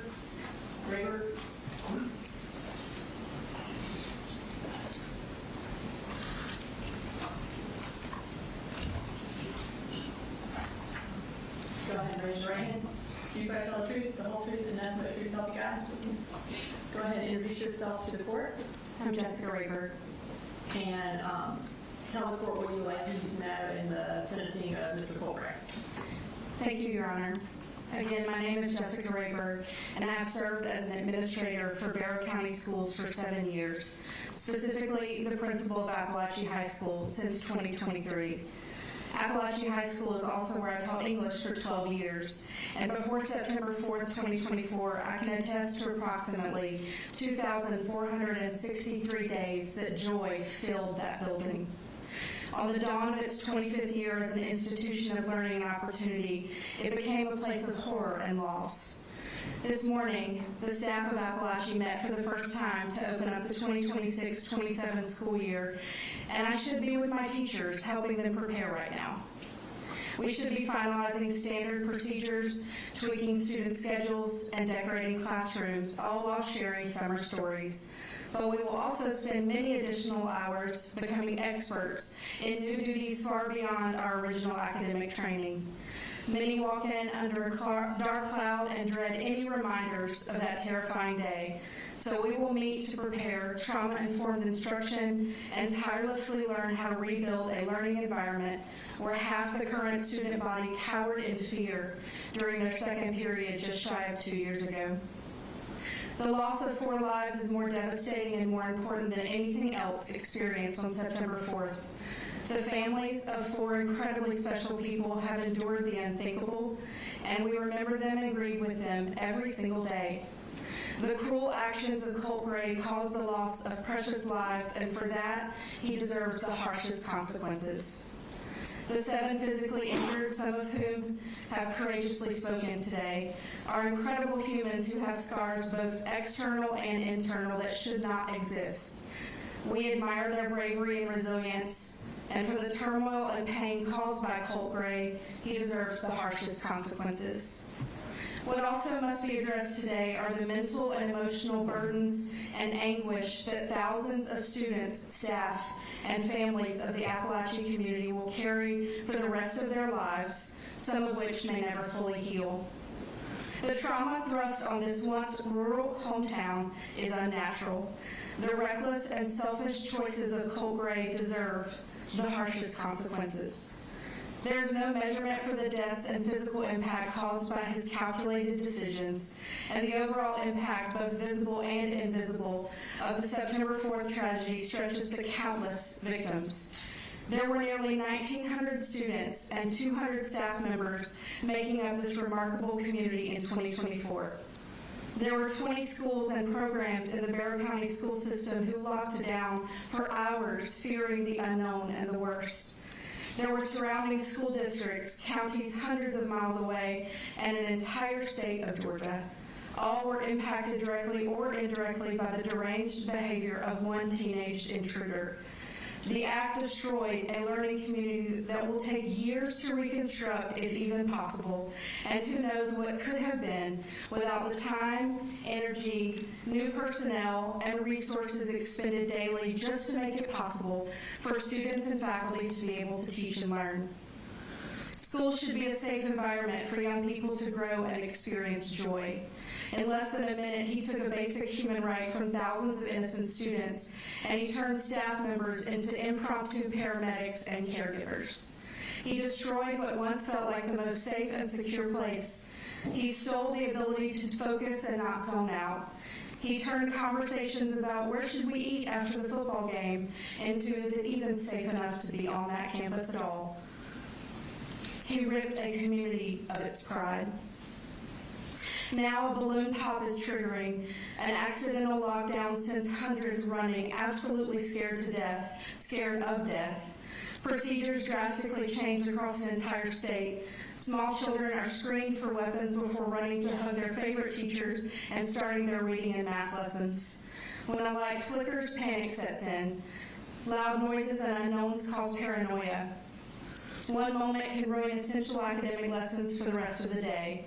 Entire family traditions and holidays are put on hold. Couples divorce. Others need new medication just to stay calm enough to attempt to work or care for their own children. Events are missed, loneliness creeps in because no one understands, and friendships fade because humans become shells. The students of Apalachee High School had to grow up and mature in a single inhumane instant. Some threw desks to block doors, others applied pressure to wounds. Later, all but 2 evacuated with their hands above their heads, while 6 left on stretchers, and the survivors learned immediately how to console each other. They then experienced grief, faced deep fears, and became resilient. Still, on any good days, there is a heaviness, a weight that is carried daily, and every decision is made through the lens of trauma and recovery. An attempt at the new normal is exhausting, and for some it has been too hard to endure. Many have changed their entire surroundings, lifestyles, or careers just to keep going. A facility was built as direct support, and a facility sits unused to avoid the trauma. The ripple effects we felt for generations, and all because a stranger among us took what did not belong to him. As my staff and students soon prepare for the 2-year mark, we will persevere through safety drills, new bell schedules, and uncertainty. We will continue to rebuild. The work is ongoing and never finished. We will pour into our students, comfort them, and create experiences that we hope bring some joy. But it will never be the same. He's a thief, and more than that, he is also a murderer.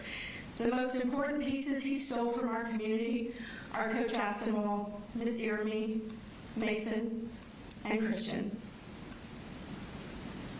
We are not whole without them, and we will always honor them in everything we do, while grieving for their families and what they would have continued to contribute to our school and many other lives. We had more to teach them and more to learn from them. They had more memories to make with their precious families and more days to make our world brighter. We carry their legacy forward daily, even through dark times, and I ask their murderer be placed where he may feel the depths of what he's done. Thank you. Do you have any questions, Mr. Allen? No, Your Honor.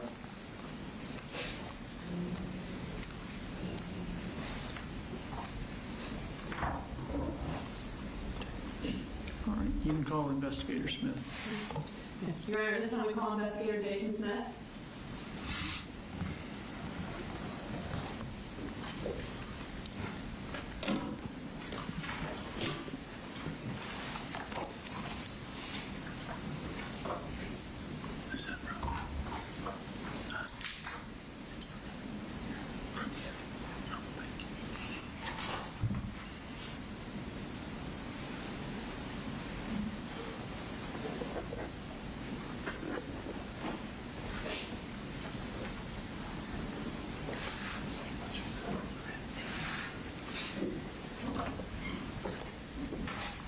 Go ahead and raise your right hand.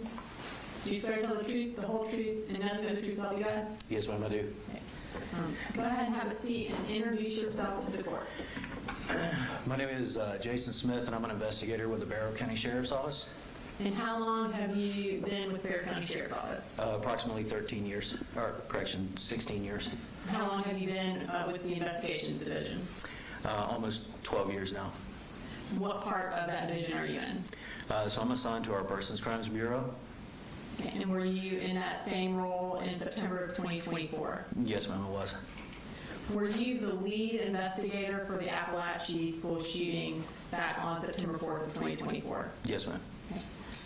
And before we get into your specific involvement, I'd like you to just take us briefly through what happened that day leading up to when Mr. Colbray was arrested. Okay. Let me get you to hang on for just a second. Is everything okay? I have to stand by message right now. If you don't, I appreciate it. Sorry about that. Sorry. Thank you, Brooks. And I'm going to have you use this map to do that. Can you just kind of look at it and identify it for us? Yes, ma'am. This is a, you have a pointer? Do you like me to use?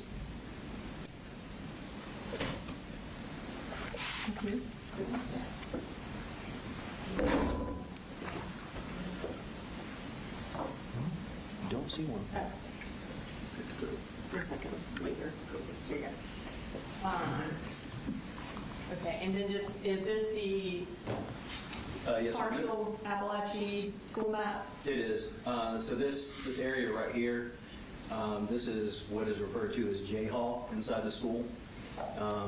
The adjoining halls are I Hall, which is located right here. And then you have K Hall, which is right here. Okay. And is that a fair and accurate representation of that part of Apalachee High School? Yes, ma'am, it is.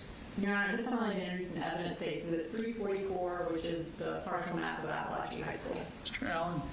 No objection, Your Honor. It's admitted. Okay. Can you show us on that map where the defendant's second period class was?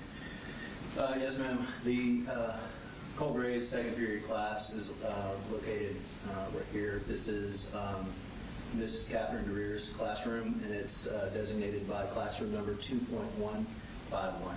Okay. And while he was in that class, what did he do? So that morning, on the video surveillance footage, you can see Colt come inside the classroom. He opens up his notebook.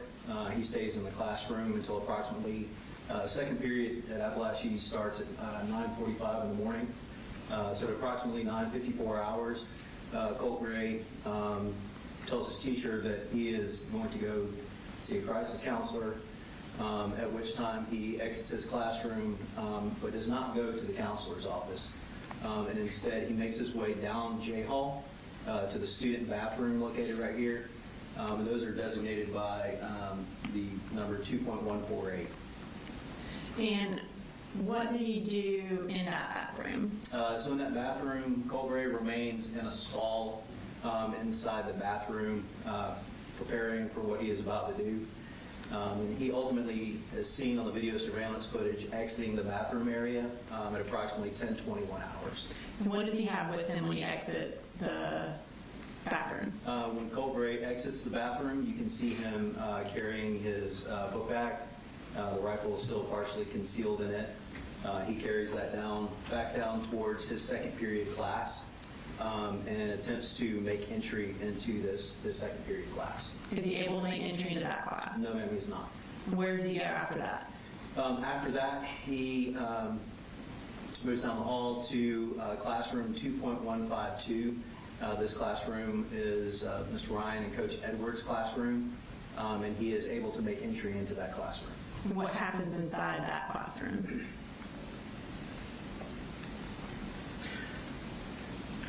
Excuse me.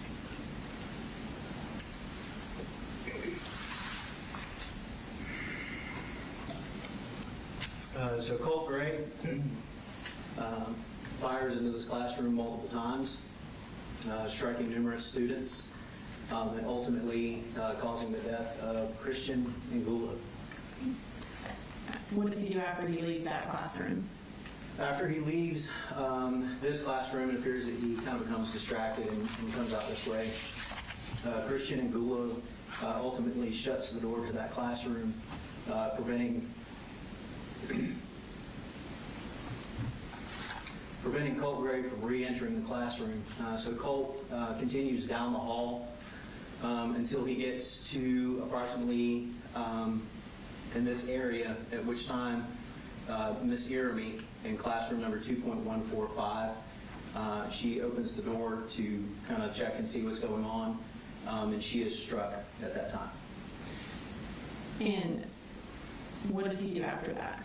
After that, Colt continues to move down the hall, and as he's moving down the hall, Coach Aspinwall and Coach Phoenix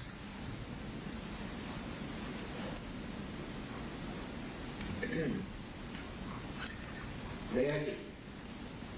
I'm sorry. Oh, okay.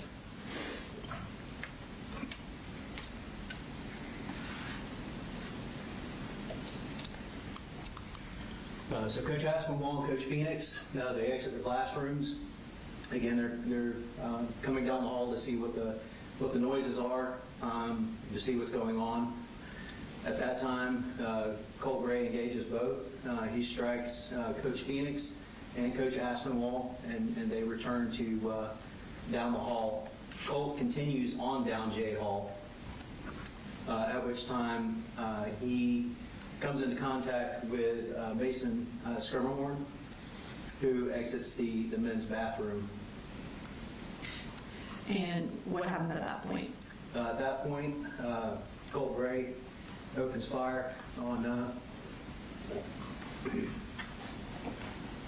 Mason.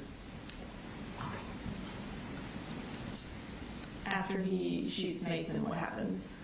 At that point, Colt continues on down the hall to where he gets to, this is K Hall, and he points his rifle down, aiming it at a student by the name of Zane Zay. At this moment in time, this is when, at this hall right here, this is F Hall, and this is when SROs Sergeant Donovan Boyd and Deputy King are coming down F Hall. They announce and give verbal commands to Colt to put down the rifle, and he does so. And at that point, is he apprehended? Yes, ma'am, yes. Okay, thank you. Investigators, if you can sit back down.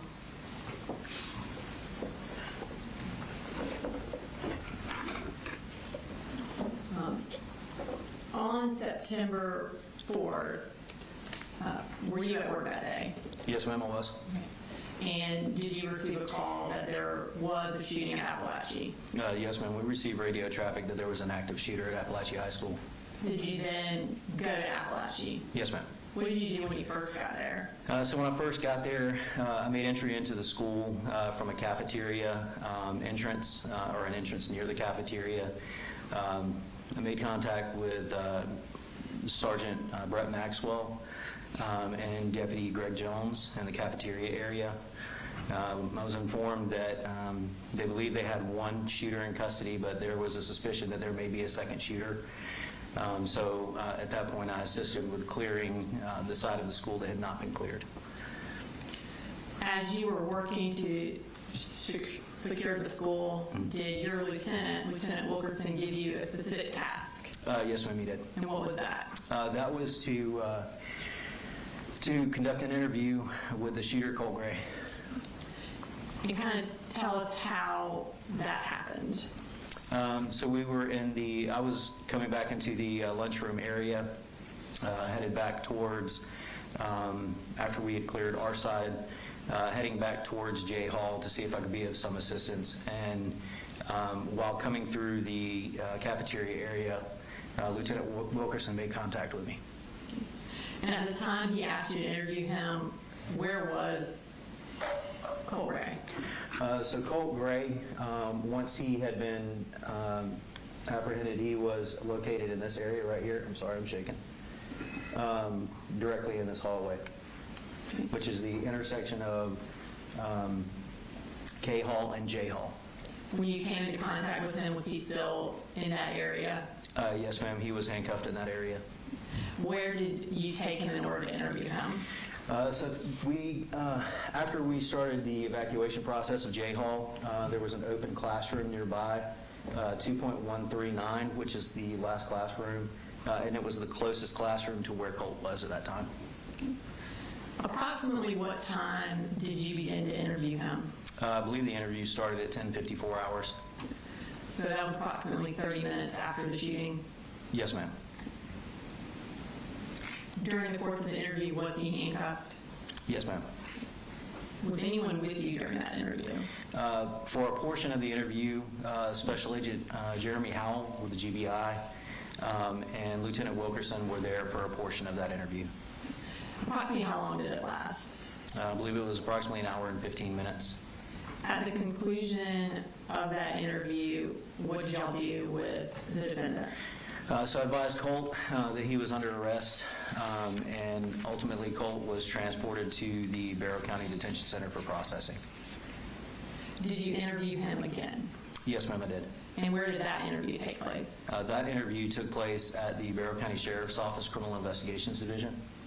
Was anyone with you during that particular interview? Yes, ma'am. And who was that? That was Special Agent Nick Johnson with the GBI. And how long did that interview approximately last? I believe it was approximately 2 hours. And at the conclusion of that second interview, did you read him the warrants that you had taken out for his arrest? Yes, ma'am, I did. Did you, at that point, what warrants had you taken out? I believe the warrants that I took out were for the offenses of aggravated assault and felony murder. I know ultimately y'all took out more warrants, but at that time, what, if any, reaction did Mr. Gray have to the warrants that you had taken out? He just stated that he understood. There was very little reaction or emotion. We're going to play the interviews later, but before we get into those, I want to ask you a few specific questions about those interviews. During the interview at Apalachee High School, your first interview, did the defendant tell you where he found his rifle that he used in committing this crime? Yes, ma'am. Where did he say he found it? He said that he found it in a lockbox or a toolbox. And did he indicate whether or not he had to look hard to find it, or whether or not it was easy to find? Yes, he said he had to look hard to find it. Did he continue to say that same thing throughout the interview, that he had to go get his firearm from a locked box? Yes, ma'am. Did the location of that box change throughout the different interviews? It did. And kind of tell us what it changed from and to. So initially, I believe Colt stated that the rifle was somehow secured in his father's vehicle. And then ultimately, when we were going back through the timeline of Colin leaving early that morning, Colt kind of said, well, maybe it was somewhere else. And during the course of your investigation into the shooting, did you determine whether or not the gun was in fact hidden? We did. Okay, and what did y'all determine? We determined that it was kept in Colt Gray's bedroom. And so him indicating that it was hidden was not true? Correct. During your initial interview, how did he tell you the shooting came about? As in, did he tell you that it was planned or not planned? Colt indicated that it was spontaneous, that it was a last-minute thing, that he came into school that morning, had heard voices, and that he just, on the way to get help, on the way to the crisis counselor, he just decided to conduct the shooting. Did he reiterate that lack of planning in the second interview as well? He did. And again, during the course of your investigation, did you determine if the shooting was just for the moment or if it had actually been planned? No, ma'am. It appears that it was planned for quite some time. And how did you determine that it was planned? So there was a search of Colt's cell phone, and on that cell phone there were notes dating back some months indicating that he had made plans, and also in there was a black notebook that Colt had taken to school that day, and inside that black notebook was a pretty detailed plan. Okay.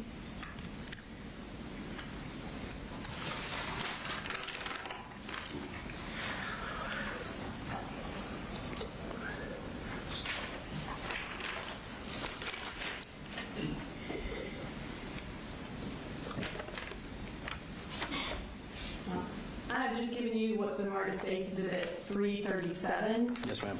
Do you recognize that?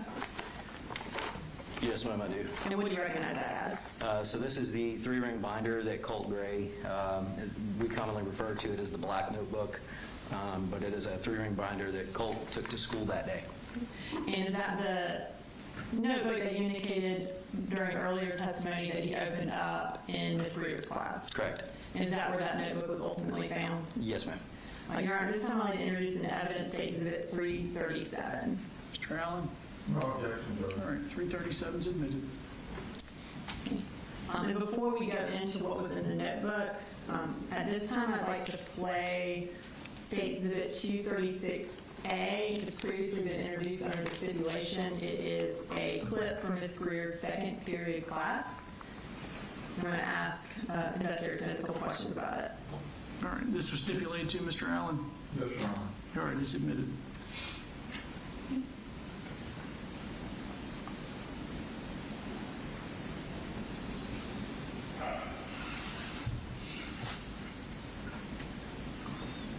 Can you kind of orient us to where Colt is, or Mr. Gray is in this video? Yes, ma'am. If you direct your attention to the bottom of the circle here, we're not going to be able to see that. So at the bottom of the circle right here, this is Colt Gray, and this is his desk. Okay, thank you. All right, and this is approximately 9:46 a.m. Yes, ma'am. And is this going to show when he opens up the black notebook? Yes, ma'am.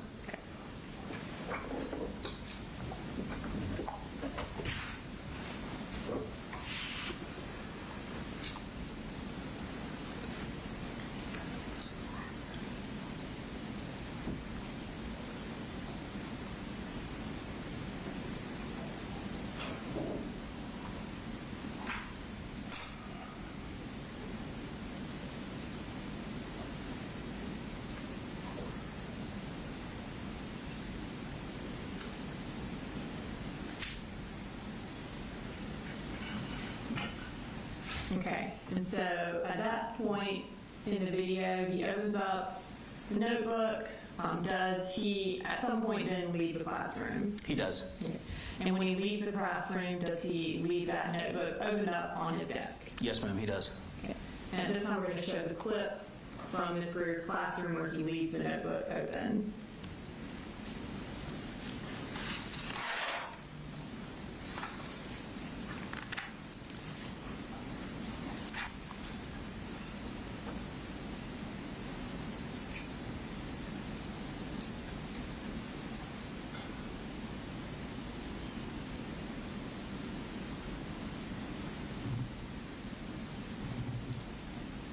And you indicated earlier that he told his teacher that he was going to go see a crisis counselor. Is this the point where he tells her that at some point in this part of the video? Yes, ma'am.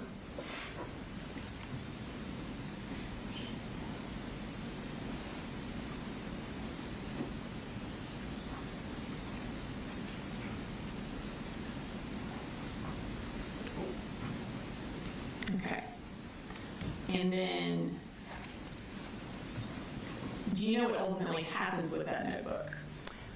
Yes, ma'am. Sometime after Colt left and went to the bathroom, there is a young lady that was seated next to him. The desks are kind of put together in a group of 4.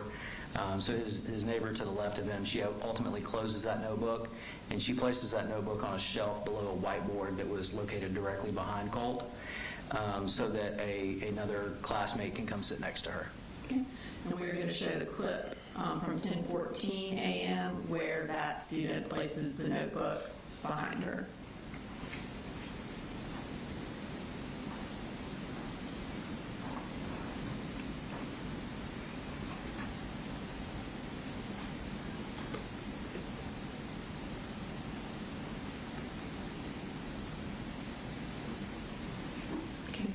And is that location where the notebook was ultimately found when the GBI was processing the crime scene? Yes, ma'am.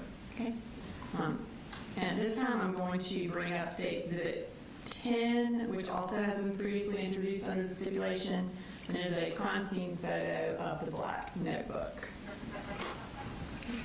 And can you kind of tell us on that picture where the black notebook was ultimately Yes, ma'am. If you look at the whiteboard over here to the right side of the screen, there's a black notebook that is sitting long ways on that aluminum shelf below the whiteboard. Have you had an opportunity to review the contents of that notebook? Yes, ma'am. And at this time, I'd like to start going through the contents of that notebook. Yes, ma'am. So we're going to start, so this is Exhibit 337, and I'm going to display page 1 of that for the court. Can you kind of take us through the writings on there that you can see? Yes, ma'am. At the top of the page, there's the number 29 circled. So it says 29, including teacher. Below that, directly in a circle with, it looks like apostrophes around it, states September 4th. And then if you look further down on the page on the left-hand side, there appears to be a drawing of Ms. Greer's classroom, judging from the layout that you saw in the surveillance footage as well as what's drawn here. And then further down on the page on the right-hand side, it states suicide 50-50 live with a question mark.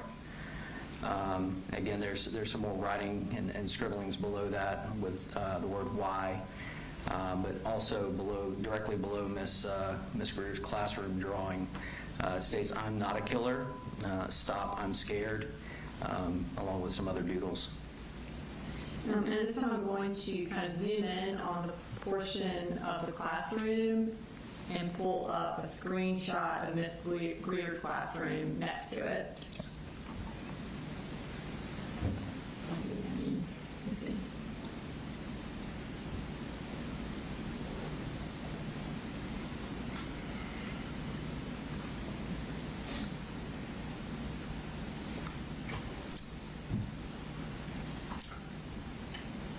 So, kind of, and you mentioned, oops.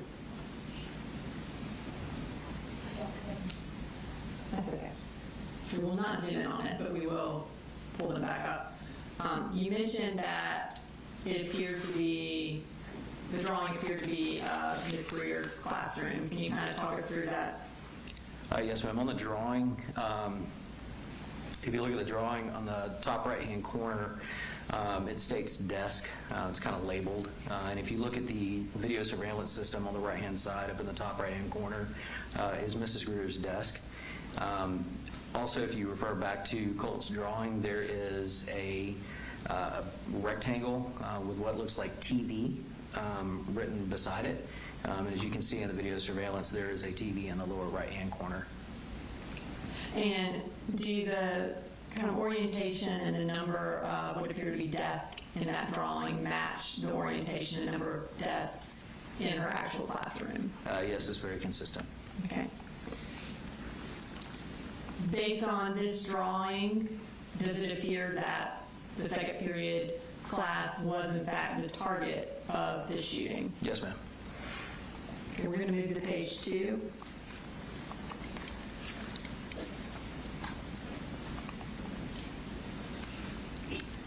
Okay, and can you kind of take us through what he has written on this page? Yes, ma'am. At the top of the page, there's some letters that are written. Below that, it states, wow, I did not expect. If you look further down on the page, what kind of jumped out to me was the sentence, God, here I am, prison.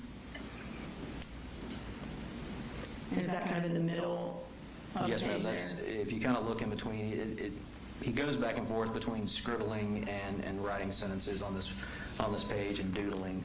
But if you look halfway through the page, it states, God, here I am in prison. Okay. And then we're going to move to page 3.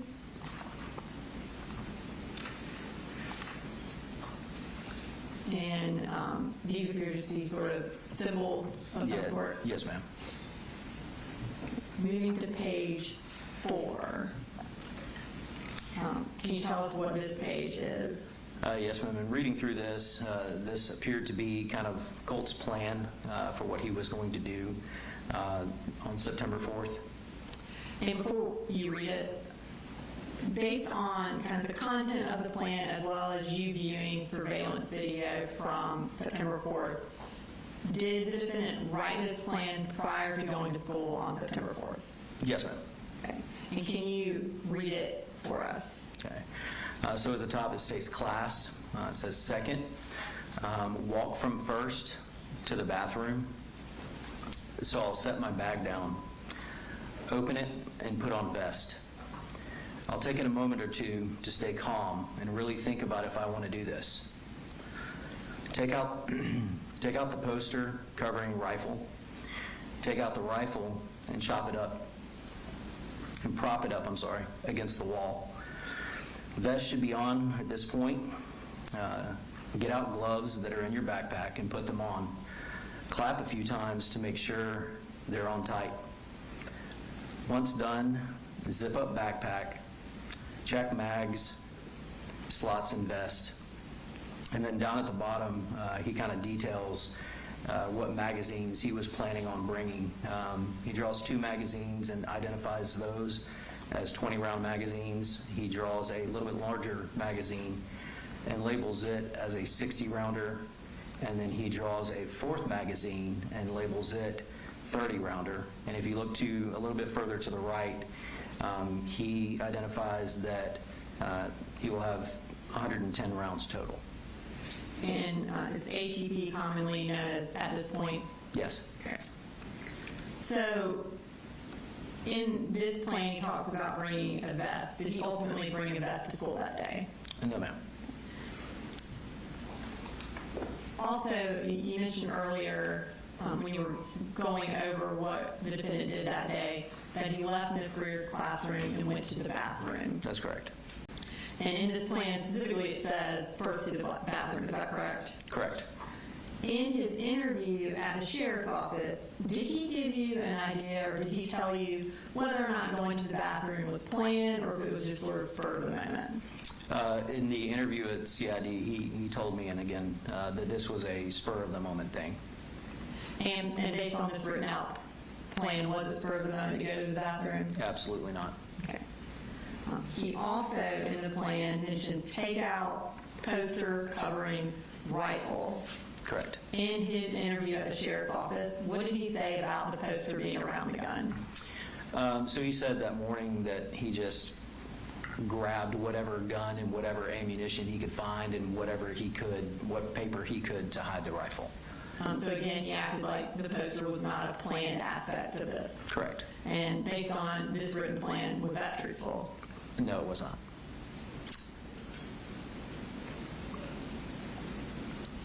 Now, also in the plan, as you mentioned, he outlines the exact magazines he intends on bringing.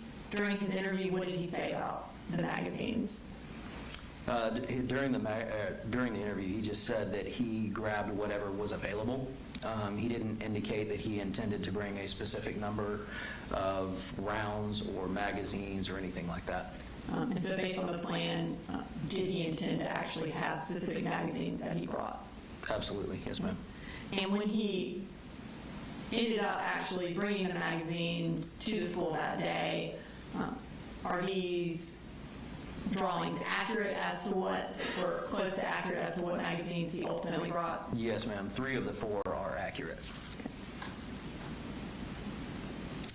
Now we're going to move to page 5, which is the second part of his written out plan. Can you read through that for us? Yes, ma'am. On the top it states, begins, onto the thing, wait a bit, make sure no one is walking in or out of the bathroom. Gloves should be on. Take out your 60-rounder and put it in the chamber, put it in and chamber around. Okay? Turn on your red dot.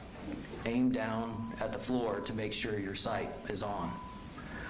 Check your vest and make sure that it is on tight. Once done, check stock to make sure it's at your preferred setting. Put on hat, make sure hair is out of face. Set backpack to the side. Pick up rifle with right hand, open stall door with left. don't shoot anyone in the bathroom. You will alert people. And ultimately, did he follow that plan? Yes, ma'am. I'm going to move to page 6. And again, can you tell us what this is? This is another more detailed drawing of Ms. Greer's classroom. Specifically, what kind of jumped out to me about this one is on whichever day Colt made this prior to September 4th, he appears to document that there were empty seats in the classroom on this specific day. And again, you can see the TV in the bottom right-hand corner and Mrs. Greer's desk in the top left-hand corner. Colt also identifies his personal seat. And is that there at the bottom right where it says myself, I believe? Yes, ma'am. Okay. And can we bring up that screenshot again? Just side by side.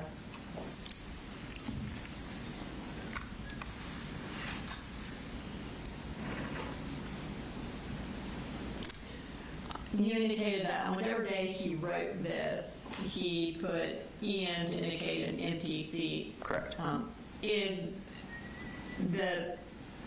the empty seats different than what actually occurred on September 4th? Yes, ma'am. Okay. So again, does that indicate to you that this was written on a different day than September 4th? Yes, ma'am, it does.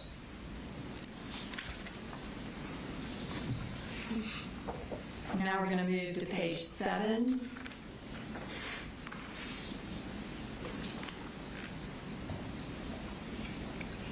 Can you take us through what he wrote on this page? Yes, ma'am. This appears to be Colt's plan for how many people he thought, how many casualties or injured that he thought were going to be subsequent to the shooting. So at the top it states hallway. I'm thinking 3 to 4 people killed, injured, question mark, 4 to 5.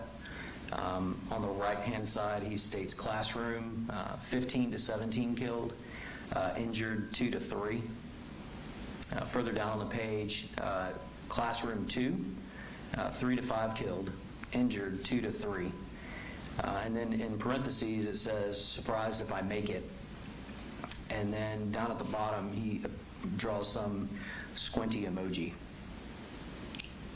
As far as this plan, does it appear that he planned to actually enter a second classroom? Yes, ma'am. In viewing the surveillance video, did he walk down the hall to look for another classroom? Yes, ma'am. Okay.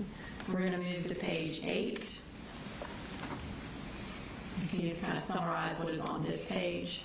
Yes, ma'am. This is where he repeatedly wrote the word why over 100 times. Down at the bottom, he kind of writes out a sentence, why am I like this? And then we're moving to page 9. Again, he writes the word why repeatedly. I think this was over 20 times. Okay. And then we're going to move to page 10. Again, on this page, Colt, again, writes the word why approximately 100 times. Page 11. This is Colt, again, writing the word why. This appears to be approximately 60 times. And in the middle of the page, there seems to be some type of cryptic letter or code with the word why written out to the side. And then we're going to move to page 12. This is the word animal written 6 times. Page 13. This is a drawing of a sad face, and at the top it's written, I can't wait, I can't wait. Page 14. This appears to be some type of scribble. Page 15. Again, this is just a whole entire page where he decided to scribble in a notebook. Page 16. This is a drawing. There's some doodles at the top of the screen, but further down you can see a drawing of a firearm with the number 10 pointing to the magazine. And then the final page, page 17. At the top of the page, you can see a stick figure that appears to be standing behind a door. And to the left of that door, there appears to be a semi-automatic handgun with a silencer and an extended magazine firing into or through the door. Below that, it says extended mag, and then there's the word Healy is written in the middle of the page. And then below that are a couple more drawings, one of an AR-style rifle, and the one above that, another appears to be handgun. Okay. And is that the entirety of what was in that black notebook that was found at Apalachee High School on September 4th? Yes, ma'am. Okay. Your Honor, I know it's about noon. That kind of concludes that portion of our questioning. Seems like a good stopping point. All right, ladies and gentlemen, we're going to take a recess for lunch. We'll resume at 1:15.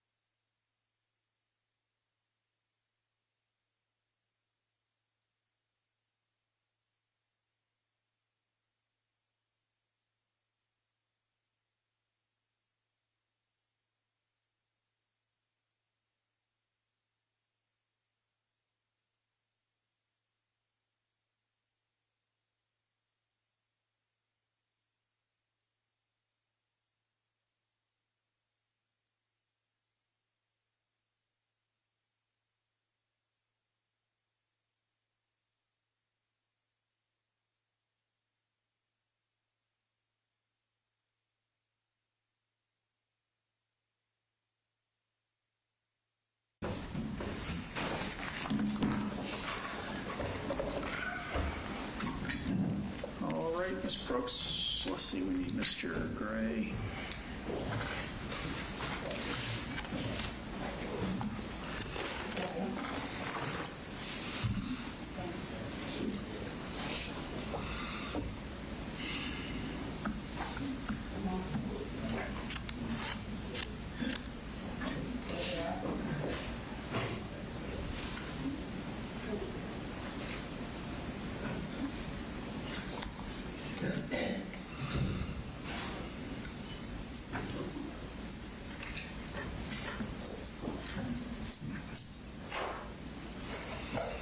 All right, we're all present.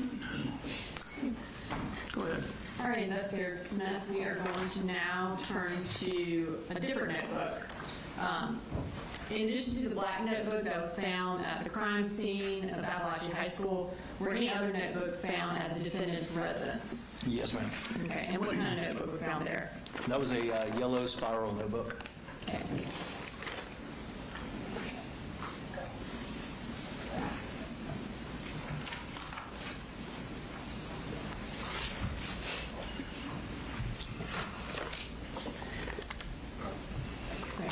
I just handed you what's marked in State's Exhibit 3. Is that 3, what did I put on there, 388? Yes, ma'am. 388. 338, I'm sorry. Oh, sorry, 338. Do you recognize that? I do. What do you recognize that as? So this is a yellow 3-ring spiral notebook. And is it the 3-ring yellow spiral notebook that was found at the defendant's residence? Yes, ma'am. Okay. And Your Honor, somebody can go ahead and introduce an evidence State's Exhibit 338. Mr. Allen? No objection, Judge. All right, 338's admitted. And before we read the contents of that, can we go ahead and pull up State's Exhibit 188, which was previously introduced in evidence under the stipulation? Can you tell the court where that notebook was found in the defendant's room here? Yes, ma'am. If you look directly below the television, there's a desk below that, and then there was a metal wire shelving unit. On top of that shelving unit, but below the desk, this notebook is lying on its face up underneath there. Okay. Now I'm going to go ahead and bring up State's Exhibit 190, which is just kind of a close-up of that. That's already also been introduced under the stipulation. And can you again just kind of point us to that notebook?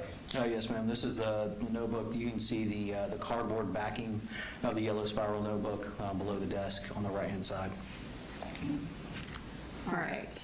And I'm going to pull up that yellow notebook on the screen, or I guess the contents. We're going to start with the first page. Can you read us what was on that first page? Yes, ma'am. It seems to be some type of poem. States, forever in bliss, save me from this cruel world, I beg you. Don't leave me unconscious for all of eternity. Awake me in your arms, your wings. Save me, I beg of you. I'm so tired. Just hold me close. Wrap your wings around me, please. And then moving to the second page. The second page, there's some writing that says, I can write and write. Just save me. I just want to be taken away from this cruel world. And there appears to be some type of angel wings or angel drawings below that. Moving to page 3.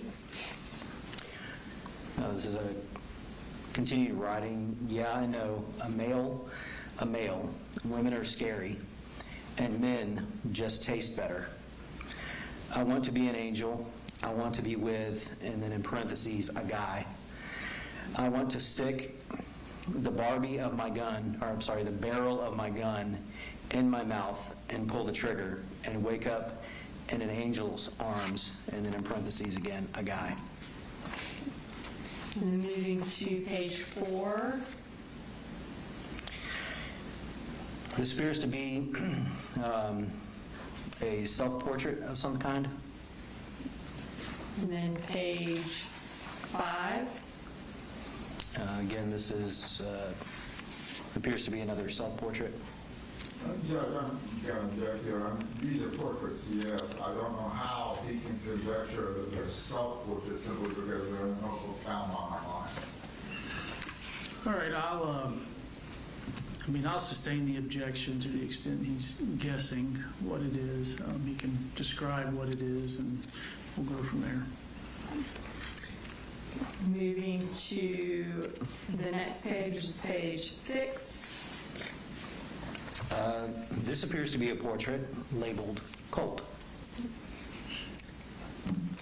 Moving to page 7.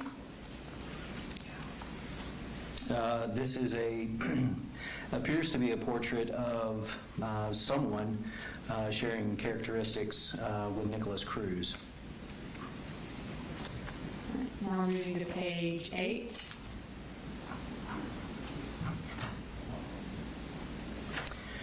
This is some additional writing. At the top of the page, it says SS now with an exclamation point. So beginning on the left-hand side of the page, it says breathe, pull, pull, pull, reload, click. To the right of that, it says Nick, 139, Adam, 154. And we believe these to be the number of rounds that Nicholas Cruz and Adam Lanza were able to fire during their respective shootings. Below moving further down on the page, it states 430 round mags, 30 times 4 equals 120. To the right of that, it is a drawing that appears to be some type of vest. Looks like it has magazines on the front of the vest, and it's literally labeled vest above that. Below the picture of the vest is the words more risk, more mags. Moving further down the page, it states it doesn't take much, just once or twice, in the chest or head. And then there is a drawing that appears to be a backpack with a rifle loaded into it, and it states sticks out of bag. And then there is a description above that that says hoodie over. So it looks like at one point Colt planned to put a hoodie over the rifle instead of his poster board that he ultimately used. And did the gun actually stick out of Colt's bag or the defendant's bag when you Yes, ma'am, it took it did. into the school? Yes. Again, this level of planning that he is doing on this page and drawing the rifle and kind of how to. Characterization here, it's not necessarily, you can't show that there's a level of planning. You can show that he is making drawings and doodlings and that sort of sort. It's up to the finder of fact and for whether or not the other evidence presented leads to this being an episode of planning. But the characterization that this is a plan, I think, is inappropriate at this point. One, you haven't let me finish my question, which I'm asking Investigator Smith to basically compare this picture to what the defendant said in his interview. I think he can do that. He has a basis of knowledge of how the defendant took the gun into the school, and he has a basis of knowledge of the interview. So he can compare the different types of planning that occurred. I'll overrule it. Thank you, Your Honor. So essentially, this page where he has drawn the gun kind of sticking out of the bag with a hoodie over it, is that a different level of planning than what he indicated to you in the interview? Yes. Okay. And did he indicate that there was any level of planning in how to get the gun into the school in the interview? No, he did not.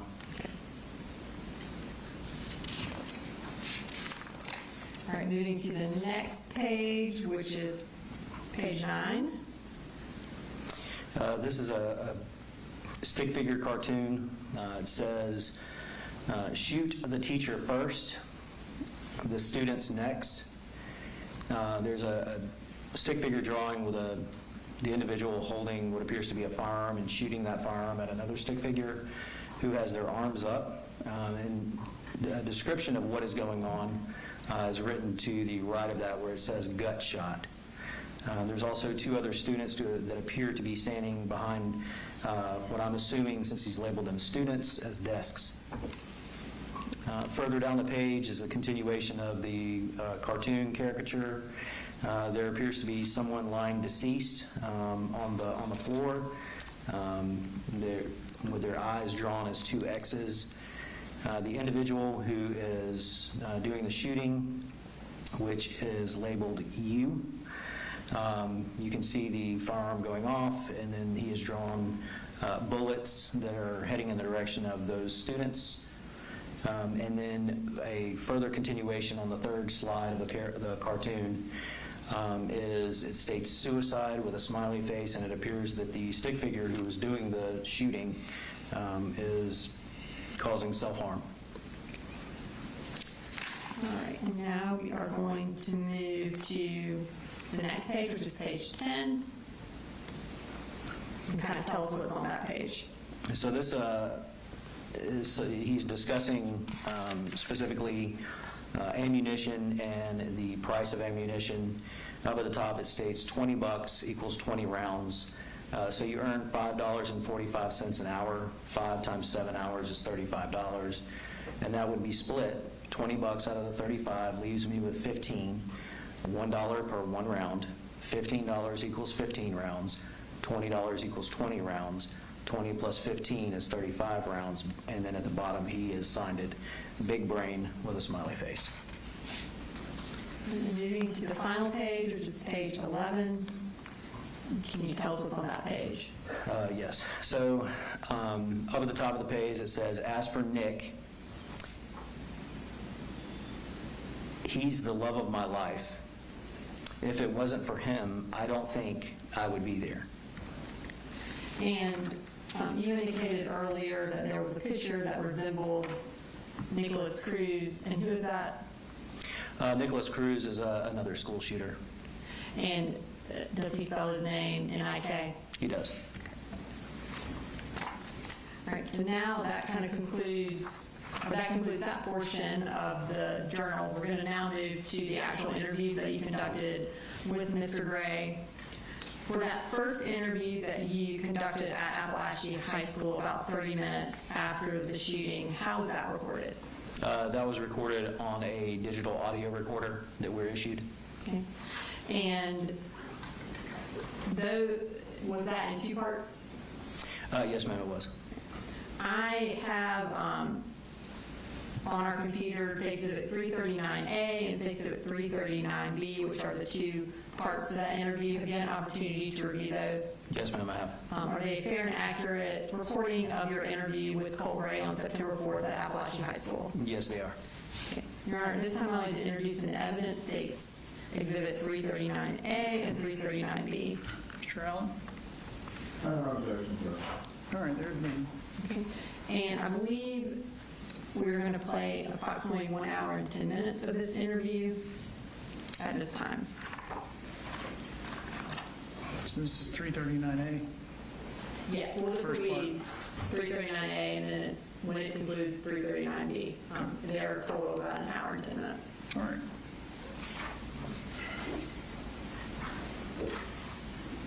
Just 6 hours. You take a minute.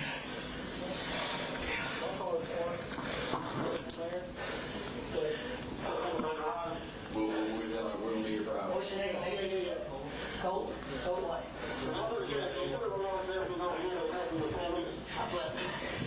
Let's go here and talk. Actually, do you mind that room? No. Let's go in here and talk. Get a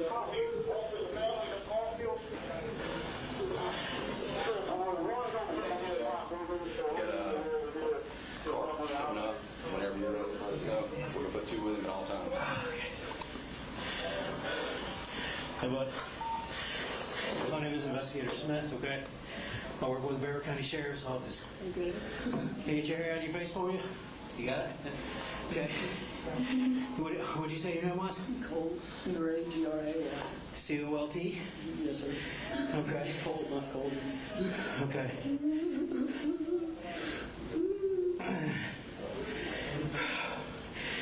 Can you tell me your date of birth, bud? January 14th, 2010. You said your last name was G-R-E-Y? G-R-A-Y. A-Y? And you said your birthday was what? January 14th, 2010. 14? 1410. Okay, 2010. What grade are you in? I'm a freshman. I think the first grade in high school. You're a freshman? I've only been here for like a month. I was in middle school. Here for a month.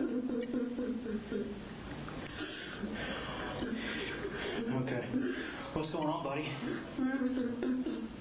I think I tried, man. A police officer came in the bathroom. I thought he would stop me when he did it. At that point, I didn't think there was no going. I didn't think there was any human traffic. Okay. So you said you were in the bathroom? Yes, sir, down there. What were you doing in the bathroom? I was just contemplating. I really shouldn't do this. Like, my life was already over. Do what? I said I was contemplating I shouldn't do this, but my life was already over. It kept me thinking. And I keep having people tell me to do it, and I hate it. I don't get it. Look that way. I fucking feel terrible, dude. I'm not justifying my actions at all. I'm just so fucking... Okay. This is fucking horrible, man. How old are you, Cole? I'm 14. You're 14? Okay, I'm going to read you something real quick, okay? Because you might kind of made some statements to me, and I want to read you something, okay? All right. These are your Miranda rights, okay? Yes, sir. Have you ever seen the Miranda rights on TV? Yes, sir. Okay, it's the same thing, okay? Okay. You have the right to remain silent. Yes, sir. Anything you say can and will be used against you in a court of law. Yes, sir. You have the right to talk to a lawyer and to have him present with you while you're being questioned. Yes, sir. If you cannot afford to hire a lawyer, one will be appointed to represent you before any questioning. Yes, sir. You can decide at any time to exercise these rights and not answer any questions or make any statements. Knowing and understanding each of these rights as I've explained them to you, and having these rights in mind, do you wish to talk with me? Yes, sir. You do? I don't talk to anybody at this point. I'm so sorry. And just so I can make sure that you understand Yes, those sir. rights, I understand. what does that mean to you, that what I just read? That means that I can talk to you or get a lawyer. Okay. I can buy one or get one appointed to me. Okay. I understand. Yes, Okay. sir. Okay, so Cole, tell me what happened today. How did we get here? I'm diagnosed things, and it kept growing on me, and I pulled back as much as I could. But I just by the time I got here and realized what I had brought on myself. I didn't know. I had a moment of like in the bathroom. I was like, I probably shouldn't do this. But the next thing I know, I'm fucking shooting in a classroom, dude. You shot in a classroom? Yes, sir, down there. You did? Yeah, and then I saw people in the hallway. And you shot people in the hallway too? Yes, sir. I think that one kid. It was so. He didn't even know, dude. You didn't know what? He was looking the other way, and I'm just shocked. I didn't even have my sights turned on, man. I was just so, like, it wasn't me. I'm not at all just buying anything. It's fucking horrible. Okay. No. Okay. I'm gonna close this door real quick, okay? So you said you brought a gun to school today? Yes, sir. What kind of gun did you bring to school? I'm 15. SIG M400. And a SIG M400? No. What kind of gun is the SIG M400? AR-15. I think it shoots whatever. I don't know. I just grabbed whatever was closest to me. Who's closest? Just fucking came here and did this stupid shit. I'm probably affected thousands of people, dude. This is fucking horrible. What did what made you want to bring a gun to school? So many things I'm trying to pinpoint, but I don't know. I just I hate auditory things, and I have so many times I can't get out. I'm really unwell. Okay, you said you had auditory things? Auditory things, yes. Like what? What is that? Just constant, like just random whispering and shit like that. I know it's so common for, people to fake schizophrenia just to get some stupid, like, settlement or whatever. It's just, oh my God. Is that something that you've been to the doctor for? No, sir, but my dad had a, appointment next week. Your dad did? I couldn't wait. I told him to hide his guns, and he did, but I don't know how I found them. Your dad hid the guns? Yes, he already ordered a gun safe. It's one of those situations where, like, he just was, like, oblivious. I told him, and he knew he cared about me. When did you tell him to hide the gun? A few days ago. A few days ago? Yes, sir. Okay. Is that something that you've been thinking about doing for a while? Yes, it's been years. You've been thinking about it for years? It's only gotten worse, and I finally just now got to the point where I wanted to reach out and get help. We were so close. What did, do you know what doctor you were going to see next week? No, it was a crisis counselor. I tried to call the hotline in the bathroom, but it didn't go through. Okay. And I thought the officer who walked in was looking for me. I thought he would notice me, but he didn't. He just walked out. Okay. Where were you at when the officer walked in? You were in the bathroom? But he could see my hair. I knew he could. Okay. And was that before you shot or after you shot? That was before. That was when I was trying my best to not do this horrible shit, dude. And I'm not trying to get any remorse for anybody. I know I fucked up so much. I'm just not trying to leave anybody in the dark as to why I did this. I hate it. What's your dad's name, Cole? His real name is Colin Gray, but he goes by Colin Gray. Okay. How do you spell his name? Colin or Coley? Colin. Colin is his last name. Gray. I'm so fucking sorry. Do you know his telephone number? No, but it's on my phone. My blue bag and stuff are still installed. Okay. Everything.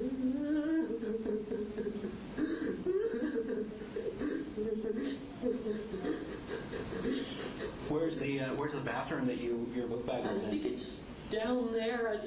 I completely just became decentralized through all of it. I came back and I was on the fucking floor. Okay. So going back, you said that you've been thinking about this for years? Years, maybe not years, but at least a year or two. And I had really bad influences, like Matt paired with, I think my teachers are against me, and I know it's not schizophrenia because I see them whispering to each other in the hallway and plotting against me. So I wanted to do something to get them away from me. I destroyed my computer. I was so scared. You destroyed what? My computer at home. You did? Yeah. When did you do that? Today, I think. Why did you destroy your computer today? I thought they were inside my computer and they were working with somebody. So it was somebody that was after me. Somebody was after you? Yeah, and it's not schizophrenia either. I know they are. All my teachers are in on it. They planned against me. This is the only thing that. What did you see in your computer that led you to believe that somebody was? I don't know. I was looking around. I just got this feeling, and so I impulsively just out of nowhere did that. How did you destroy it? I can't remember it. All I know is I did something with it. It's just now coming back, oh my God. So you mentioned earlier that some people told you to do this, or encouraged you. Yeah, it was so many things. I feel like that led up to it. For one, the teachers, the people that are after me, and then I have constant people egging me on and telling me that, they're after me, but eventually they're going to get me. Who's been egging you on? I don't know. I just hear them sometimes inside. It's mostly kind of like whisper. It's sometimes family members that I hear, but it's not actually my family members. So that I can at least have self-awareness. So are you saying those are the voices that you hear? I don't even know if they're voices, but What do you think they are? There are things, I don't know. It's hard to even make it out sometimes. And you said some of them sound like family members? Family members, yes, sir.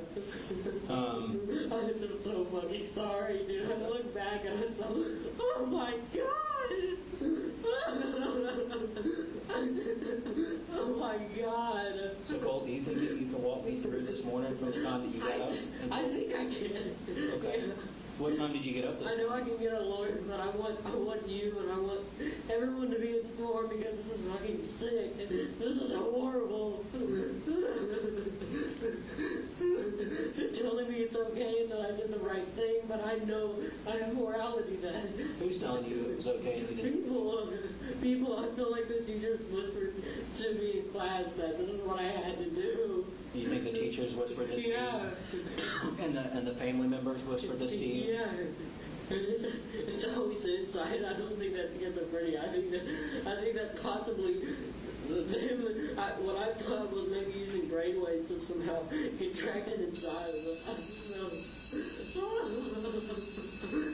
So what time? Let's kind of go back to the beginning of today. Okay. Tell me everything that happened between the time you woke up until the time you got here today. I've been awake for like a day. I've been trying. I thought about killing myself to try to stop this because at least I know in most it's just completely like they're just not there. But I had glimpses and shivers of immorality. And this isn't wrong because my heart hurts. When's the last time you remember sleeping? Sleeping? Yeah, when did you last sleep? I think like a day ago. Today I don't even know what today is. Okay. What time did you start getting ready for school?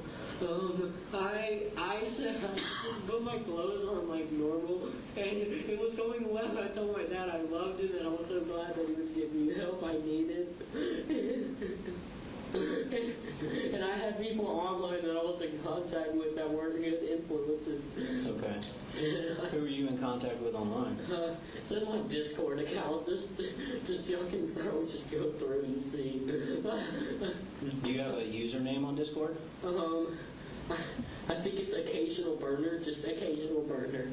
Okay. And I told them that I feel like people were after me. They tried to help me so much, and I say they were influenced. They weren't. They knew what I was going through, and they tried their hardest, and I told them that I wasn't going to do it. What did the people on Discord say? They said, I think it was only 2 or 3 people. I think all of them are girls too. I think one of them is gay, but it was just, what did they say to you? They said, one of them said that you're strong. You don't need to do this. Okay, they tried to talk you out of it? Yeah, pretty much, but they weren't even, because I told them I had things told me like I had to like tell them. I didn't want to freak them out, so I just told them it was simply something I don't know that like I was gonna try my hardest not to let happen. I think they believed it. Okay, you said this morning you got up and what did you didn't go to bed last night, right? No, sir. What did you do all night last night while everybody was sleeping? I laid on the floor, buddy. I contemplated. I was trying so bad. I thought I was not going to do this. What were you contemplating? This, and I mean, contemplating in a sense, it was more of like, I don't even want to say fighting off these things, but it was more of like hoping that the facility and these brainwaves and stuff that are completely just making me do shit. I've threatened, I've said shit within the last month that I've never said to like my family members. Like, you've been threatening your family members over the past yeah, month? and like my dad, I told him. Well, I told him I was gonna kill myself, and my dad was scared. He knew that if he tried to call anyone, that eventually for a while he thought that I was gonna hurt myself. But eventually it got to him. I was like, hey, it's okay. I love you and my sister. I'm not gonna do this. So this morning, you about what time was it that you saw your dad and told him that you loved him? He went to work. I just texted him. What time? Oh, you texted him? Yeah. Did you see your dad at all this morning? I don't know. I don't remember. I thought I saw him, and then I thought I saw him another time. You know. I also thought I heard footsteps like outside the porch because I was parked up next to my wall. Okay. I texted him like 5 minutes before I did it. I told him I loved him. This wasn't anybody's fault. You texted him 5 minutes before you. I think it was 5 minutes. I only assumed. It was definitely shortly before. And I told him that it wasn't his fault, that he always tried his hardest for me. I love him. You 5 minutes before what, though? Oh, this. And I told also close friends that I'm sorry online. I was so fucking sorry. And my data was really bad. So half of them didn't go through. I don't know, at least one of them did. Well, you said you texted friends online. Yeah, only 2 or 3. I'm remember not who they were? these past few months I wasn't that social. There were people on Discord. Discord. Okay. So this morning you got up. And what time do you remember about what time you put your clothes on to get ready for school? I think around 7-ish. Around 7? My bus comes around at 8. Oh my God. Okay. You ride the bus? Yeah, yes, sir. You ride the bus here? Yes. Do you know what bus you ride? No, I don't know. I know my info probably has it. Oh my God. What's your address? 896 Harrison Mill Road. Harrison Mill Road. He's just, my daddy's gonna be in shock. I know he is. Okay, we're gonna try to reach out to him. Okay. Okay. Thank you. So you get on the bus. Now, you said earlier that you brought a gun to school. Yes, sir. Okay. Tell me how you got that gun. Oh my God, this is fucking horrible, man.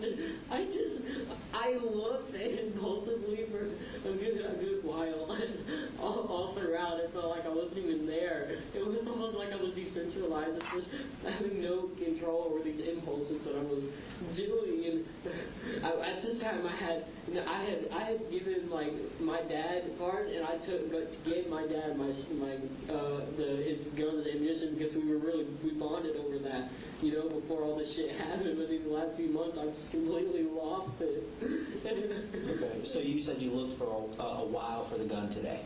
Yes, sir, because he hid it. That's what I'm trying to say. It wasn't his fault. Because Where did he normally keep it? In his room.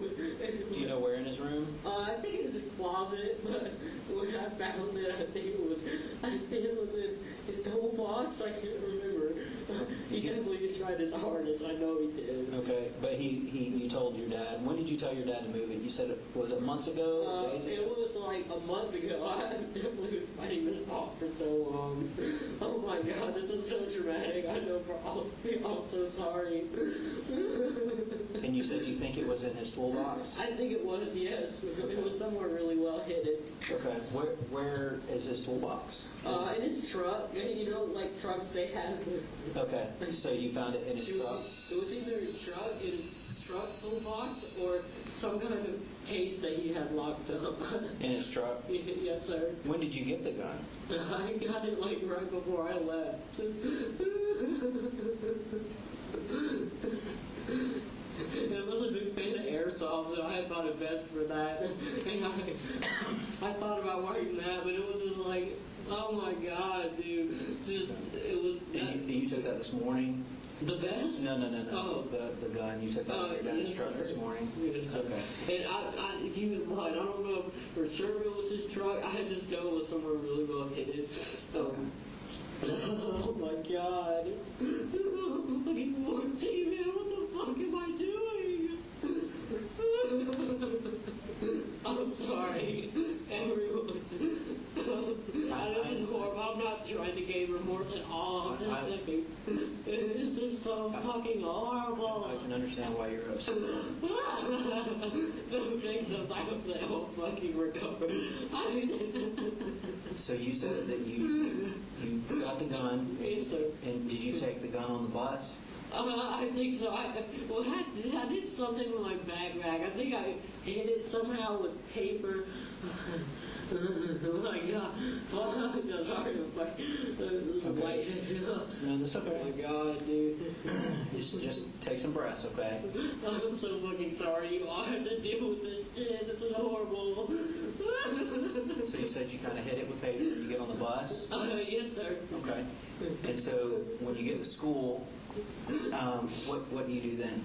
I go to I think I was into my first period. What's your first period? It's a science, intro to software technology. It's messed up because I knew she knew something with it and she asked me. Who's your teacher? Oh my God. Harris, I think. S. Harris. I told her I don't know. I don't know what it is. I know that's what she informed the comment he was looking for, but he just doesn't mind me. So, no, He walked in the bathroom that I was in. I guess he just didn't notice I was there. Okay, so you said that your teacher asked you about, what did she say to you when she asked about She you? said, what's in the paper? What's between the paper? What's between the paper? Yeah. How long after you went to class did she ask that? Was that really soon or towards the end of class? Towards the end of class. Towards the end of class? Oh my God, fuck, man. This was so impulsive. I just fucking ruined this. What did you tell her? I just, like I said, I don't know. It's vague. It's foggy. Everything, the whole day is foggy. And Colt, that's good. If you can't remember, say I can't remember. I can't remember, but I can say I think I said something along the lines of, no, I don't know. I don't even know. So you told her you didn't know? Yeah, I thought about crying for help. With the officer, I hope he would knock on the stall. So you mentioned that. How did you go? What happened between the time the teacher asked you about that, about what was between the paper, and the time you say the officer saw you in the stall? She asked me at the end of class, and I think I went somewhere. I don't know if I just aimlessly roamed my halls. Did you get up and leave the class, or was the class over? Did the bell ring? The bell rung. I think I went to my second period. Okay. I think. Okay. I got paranoid, and she looked at me, and I thought I started whispering on with students about how I was trying to, or she they needed to take me. It's like I don't know. They were just gonna do stuff to me, and at that point, I kind of just went out the classroom. And I of course, it was so bad. I told her I was gonna go to my counselor here, my crisis counselor, but at the last fucking minute, I just completely just went.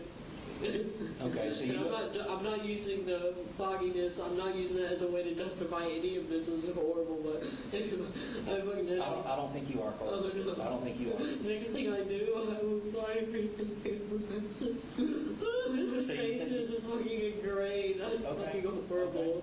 Well, help me understand how we get there. Okay, so you go into the bathroom.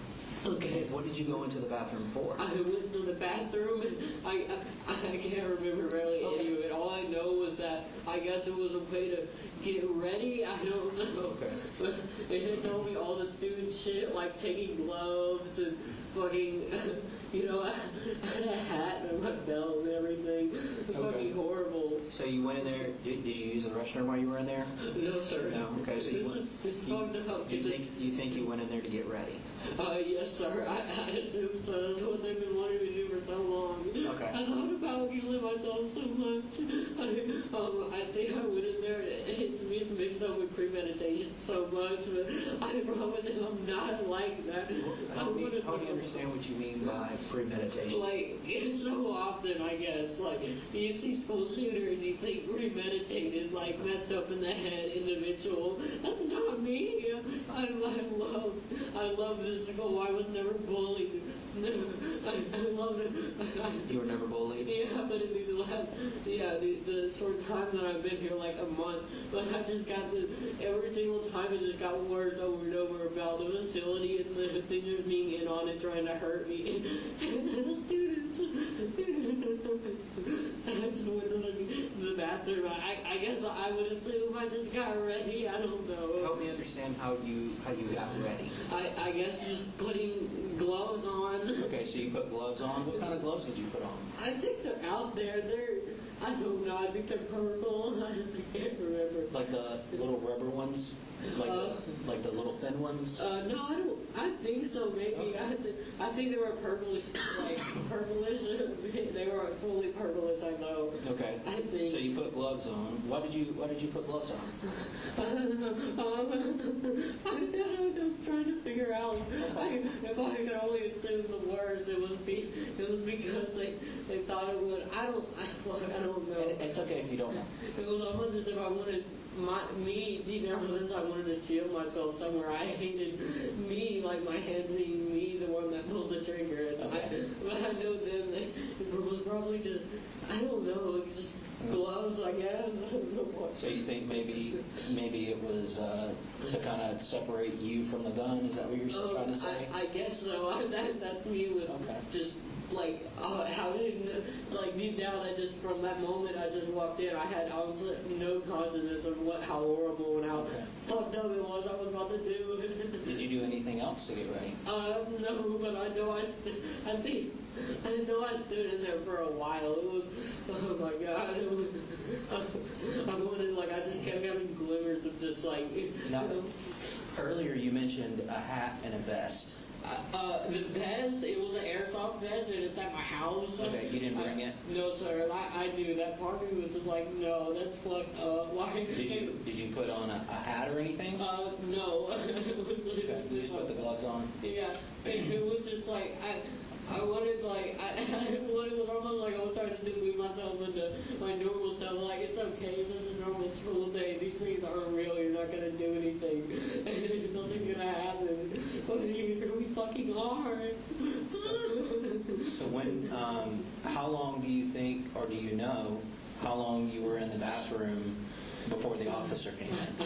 I wouldn't know. I guess y'all could pinpoint that. Yeah, okay, that's okay. I'm sorry. Do you feel like it was a short time or a long time? I feel like I know, like I said, I had these glimmers of like, I shouldn't do this, and it must have been a while. Because I knew like cop came in, and I was hoping that they would save me. Did the police officer say anything to you when he came in? No, he was just asking the other kids in there if they were cold. I guess they got my name mixed up with cold. It was just cold. So he asked other kids if you were cold? Yeah, and I think he could, I don't know, my God. I think he told them that we were trying to fight him. I heard him whispering stuff. And I couldn't make out what it was after he said the main thing, but I know that was maybe a way to shield me from what they were actually trying to do. So I'm assuming you were in a bathroom stall. I guess so, yeah. Did you have? And I'm assuming you had the door shut. Is that correct? I can't remember. It's okay. It's okay if you can't. So what happened after the officer asked for Colt Gray? I don't know. He just walked out. Okay. But I know he mentioned something along the lines of, today's the day that they were going to try to get me in and like alter brainwaves and stuff in this place. But so the officer, he was talking about how the teachers and them had all it had been formalized and stuff. This is what they were going to do. So, when did the officer leave? Or did he leave the bathroom? I think he left, obviously, because I think he would have stopped me when I walked out. Okay. Because all of it's just such a blur. I remember it's waking up and having an officer pull up my hands. So, what made you come out of the bathroom? I was scared. That was at that point, I guess, was just completely out of my control. It was like I wasn't even there. It was trying to pinpoint just decentralization or just complete blackout. Like, was there anybody in the bathroom when you walked out? Do you remember? I can't remember. I'm sorry. I don't know. I assumed he was talking to kids, so I assumed there were people in there. Okay. So help me understand. You come out of the bathroom. And you have your gloves on. And are you hearing anything else? I don't think so. I guess it was the gun because I looked back and that was all I saw on the floor. Okay. And you mentioned to me earlier that your book bag was still in the bathroom. Yes, sir. Probably you think so? It is still in there. Okay. So you come out with your gloves and the gun. And then what's the next thing that happens? At that point, it's just completely blacked out. I have few glimpses of I guess it's just the race and how to respond to such traumatic and fucking horrible shit like this. I remember the smell of gunpowder. And my shoe came off. And then I remember just being on the ground and the officer handcuffing me. So you come out, you said you have a few glimpses, right? Yeah. Okay, can you tell me about those glimpses that you see? Just mainly smell, just the gunpowder, obviously. Smell the gunpowder? And probably smoke. It's even worse because it's formulated into like some such a horrible obsession I've grown with Nicholas Cruz. He's a shooter. Who's Nicholas Cruz? He's a goal shooter, but it's not in a weird way like glorifying, because like last time had that morality was mostly just complete delusion. Why did you mention? I didn't understand. Why did you mention Nicholas Cruz? Just because I guess I could understand emotional aspects, and it was really mutual. I didn't let it take over too much, at least from what I can remember. But I don't know. And you said it was mutual what? It was mutual in a way that I didn't let it affect me emotionally. It's like I didn't do this because of him or something. But I know the voices probably leached onto it. I know they gathered like info, and my teachers were finding out and everything. So you told me earlier when I sat down that you shot some people. I think so. I don't know. I hope nobody's heard. I forgot. I didn't even know if my sight or anything was on or it was working. I would assume. I know me just aimlessly firing. It's just like I remember it's just gunshots. I can't tell for sure. Okay. I know for sure. I don't think I was targeting people. I think it was more just Do you remember where you were? What room you were in when you were shooting? I remember just. Was it a classroom or a hallway or something else? Oh my God, dude. I think it might have been a class. I don't know. Everything else is just blurry. It was a classroom? Yeah, y'all could probably. So you said you just walked around aimlessly shooting? Is that what you said? Yeah, pretty much. They wanted me to do anything to get these people away from me, the teachers and the people who were altering stuff for me. I didn't like it. So you walked around, and when you were aimlessly shooting, were you shooting at people? Or something? I guess. I don't know. It's hard to tell if I was aiming for anything specifically or not. I'd assume so, because I didn't just want them to. Maybe, I guess just when you see people, like, when you do some shit like that, I guess they would want me to do something like that. This is a way to know them that, to be scared of me. I don't know. Okay. Not the victims or anything like that. It was just wanting the teachers and stuff in the building, which I know is real. There's still. Now you keep saying victims and that you shot people. Yeah, I just got. I look more than one. I looked back a few times and I saw a kid laying. And he had a back over him. Oh my God! So you looked back. And I looked back when they had me on the floor. I almost fucking threw up. That is so horrible. You said you had a back over him? I think they did. The police. This fucking parents are ever getting. Oh my God. I'm so. Your Honor, can we have a few minutes? Okay. We'll take about a 5-minute recess. Thank you.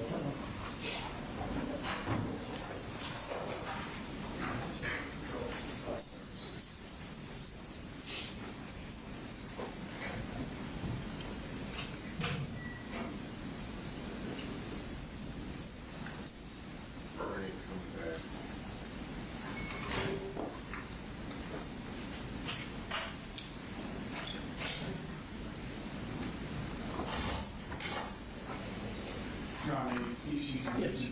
Yes.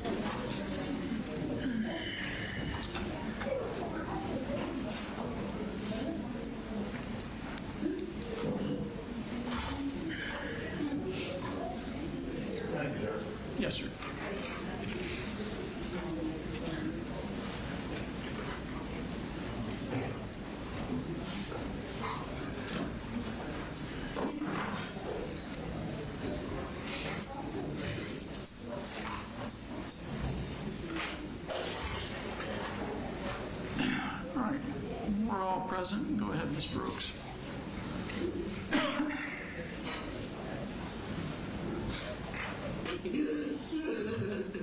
I don't know why we're so close to getting the help I needed. It's just, oh my God, getting the medication I needed. So, when I first saw you, you were laying down in the hallway. I think so. Okay. How did you go from firing the gun and shooting aimlessly to being laying down? I would assume. I guess I just dropped it and I was gonna run out because I guess I figured that was enough because I'm not a killer, dude. I know that deep within me. But I've always been so kind to people, and I always was the one to help. And I would assume the officers were yelling at me to get down, and I guess they complied. Okay, so you heard the officer yelling at you to get down. And they told me to shoot myself as a way to. Wait a minute. You said they told you, the officer told you to get down. I think so. I don't know. I can't say that I heard that, but I would assume they did. And who told you to shoot yourself? I heard yelling within the walls. Within the walls? Yeah, but or not like in the walls with the classrooms. It was through the doors, so I know some of them were cracked, and it was coming from both ways. And next thing I knew, I was just on the ground. I don't know if they disarmed me or I just dropped it, or maybe it was just a natural instinct of knowing that I'm not a killer and I didn't want to. Now, you said something, Colt, that I want to kind of touch on. You said that you figured that was enough. What do you mean? What is that? That I guess is just, I keep mentioning morality because I know it wasn't completely bad and insane. That was because I had so many moments where I wanted to get help. I didn't want to do this, but I knew that was just me. Like, no, what are you doing? Like, you're not supposed to be doing this. These kids have done nothing. But at the same time, I think they were whispering, and the teachers were telling me, oh, they were all going to just eventually strike one day, and I don't know, they kept telling me that it was going to be today or tomorrow. Okay, but let's go back. You said you figured that was enough. I guess I'd say that. It's like, I had, because, like I said, I had these glimpses, and I think that was just morality of just like, I knew I shouldn't do this, and I shouldn't fucking be killing people. And hell, it might have even been because I saw the police and was like, that's enough. You should kill yourself. But I think I kind of just instinctively dropped it. Now, you mentioned that you thought to yourself while you were while you were shooting the gun that you shouldn't be killing people. Yes, sir. Absolutely. Is that what you were doing? I guess so. I saw the white bag. Many people were hurt. But it wasn't the entire time because most of it was simply me completely gone. There was nothing there. Like, the lights were off and nobody was fucking home. Oh my God. What do you mean the lights were off and nobody was home? Our lights were on and nobody's home. I guess that's the same. Okay. I understand. You're talking about your mind? My mind is me, myself. I guess that's not me. Oh my God. It's so fucking horrible, dude. Oh my God. I'm sorry. Do you remember anybody saying anything to you while you were shooting the gun? No, I can't remember. All I remember was just the constant in auditory and like out between like classrooms and stuff during shots, and people were telling me to. What do you mean in auditory and out? Oh, like inside, like my ears, it felt like, and then there was most of them like almost like in the classroom doors and stuff, just peeking through it. I don't think I could visually see it. I was so focused, I was completely gone. What were you focused on? I say I was completely focused. I mean, just that thing was just completely like that's all you knew because you fucking did that shit. I don't even want to correlate myself with it. What do you mean he fucking did that shit? Who's he? Me. Okay. I'm not at all. You're talking about people talking about you. Okay. And I say focused because that's not at all in like a good or glorifying way. I'm saying focused in an absolute that shit insane way because I never. Who the fuck focuses on killing kids, man? It was just horrible. All of it. Yeah. What do you think the answer to that question is? Which one? You said who focuses on killing kids. What do you think the answer to that question Him when he was killing me. It hurts my heart, dude. It hurts me to say that was me doing that. I knew that. I just knew that I had to get the teachers away from me. And I feel like, oh my God. What do you remember hearing while the gun was firing? Just, I barely remember the gunfire. It was mostly just the people just telling, like I told you, the things like you should kill yourself, keep on. Did you hear anyone screaming? I can't remember. I'm sorry. Okay. Look at my ears from ringing. I can't remember. Okay. But it's weird because that's why I was like. How did you feel when you were shooting the gun? It was completely numb, but not in like a psycho way, like in a way that I was not there. So you weren't crying and upset when you were shooting? No, I couldn't tell you. I know if I was there, I was horrible. I wouldn't even let it get to that point. So you said you've been thinking about doing this for a while. Yeah. When is the first time that you remember feeling like you wanted to do something like this? I can't remember so many traumatic things happened just in your childhood and now. My mom threatened to kill me and everything. I just felt so like, I don't know. And the schizophrenia started at all. I had complete control over me. Like, I'm not that individual who's just going to go out and kill people. Okay. It was just. You mentioned schizophrenia. How long ago did... I know the facility isn't schizophrenia. I know that's not. And honestly, I think the voices are real too. Like, I know they were saying. When is the first time that you mentioned that to your parents or your dad? What? The schizophrenia. I think a few weeks ago. A few weeks ago? Yeah, I think he understood. And I told my grandma and my mom. Okay. And I also mentioned mania, which is complete mania, which is God, it's also blurry, but okay. It's like heightened things that like you just completely. So a few weeks ago. Is that about this? How long have you been thinking about shooting the school? Honestly, like most of the time, like I thought about it, and just every time I resorted, I was going to kill myself. Because you mentioned earlier that you've been thinking about it for over a year. So did you start thinking about it before you started when it came hearing up, the voices? It was more just like a stupid trauma response of like hopelessness and like suicide as well. It was mainly suicide, but there was always that lingering thought of like, and that like I could do that, and I didn't want to at all. Yeah. And then I had Nick, like I completely became obsessed with him on an emotional level because I understood some of the stuff he came through. Who's Nick? Nicholas Cruz, I think. You said you had Nick and you became obsessed with him? Yeah, he got arrested, but I mean, he shot up in school, but on an emotional level, I could understand like the trauma and stuff that he went through, and I think it's kind of molded into like that, and then what trauma did Nick go through? I think neglect, and I was really bad neglected when I was a kid, and it was a bunch more stuff. Just him like. It was a bullying aspect because I was bullied really bad in middle school, but I don't think that's at all a reason. Like, I love the school. You told me earlier that you weren't bullied. No, here in high school, the school that I Okay, but you were bullied in middle school? In middle school, yeah. Okay. Because I was going through a really bad time. I was wearing like 2 jackets at a time, and people obviously thought that was weird. Because I was just what middle school did you go to? Jefferson Middle School, I think. Is that in Jefferson? Yeah. You just moved here? Okay. When did you move here? Over the summer? I think so, yeah.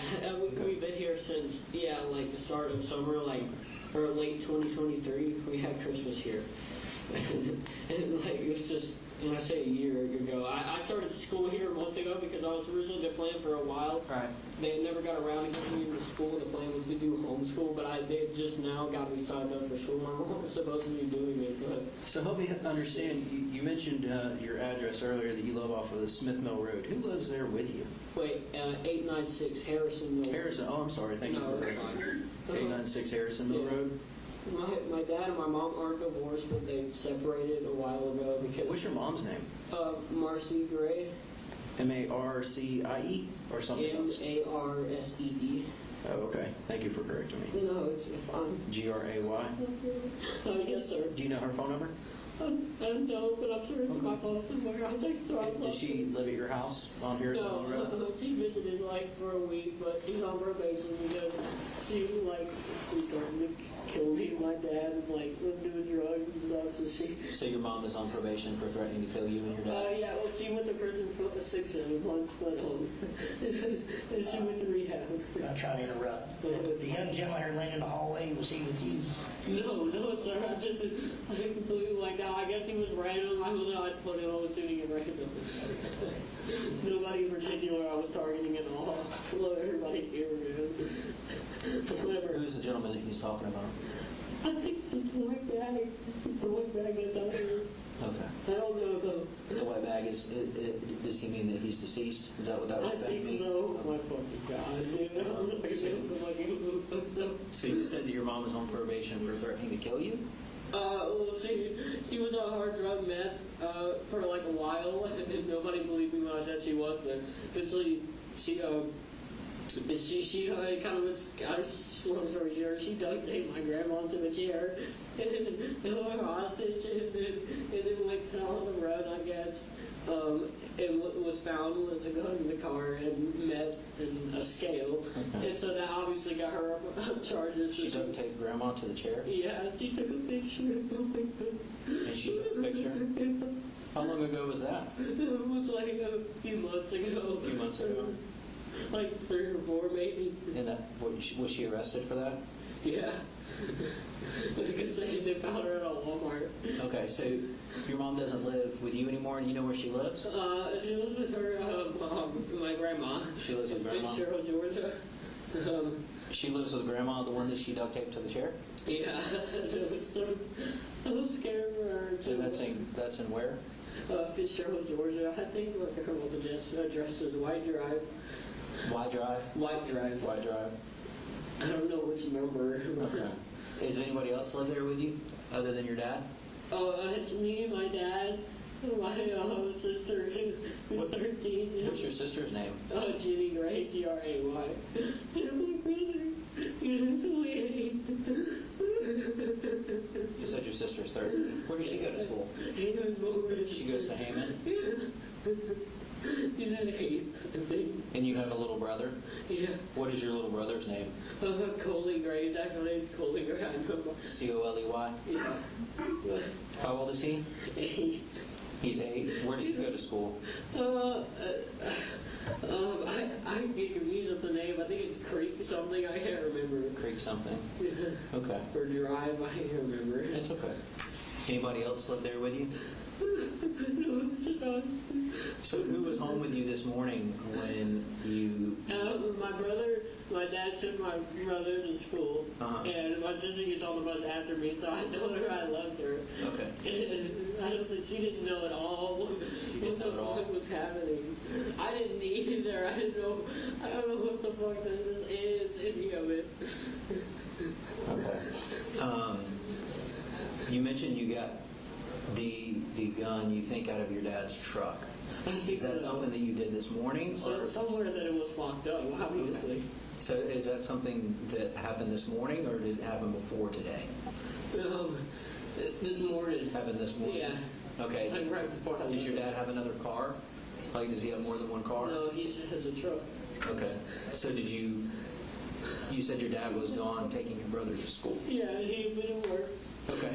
So did you get the gun? I'm assuming you got the gun out of his truck before he Out of his truck, yes, sir. But I'm not completely sure because I'm connecting dots. Like, if he may have left, it may have been somewhere else. If it was in his truck, I guess I definitely got it before without him noticing. Okay. Is there anything that you want me to know? I've asked you a lot of questions. Do you have any questions for me? I don't want to tell you anything. I'm so sorry. I just don't want any confusion. I just don't lie. This is fucking horrible. I can't even make any words for it. I really hope no one would hurt.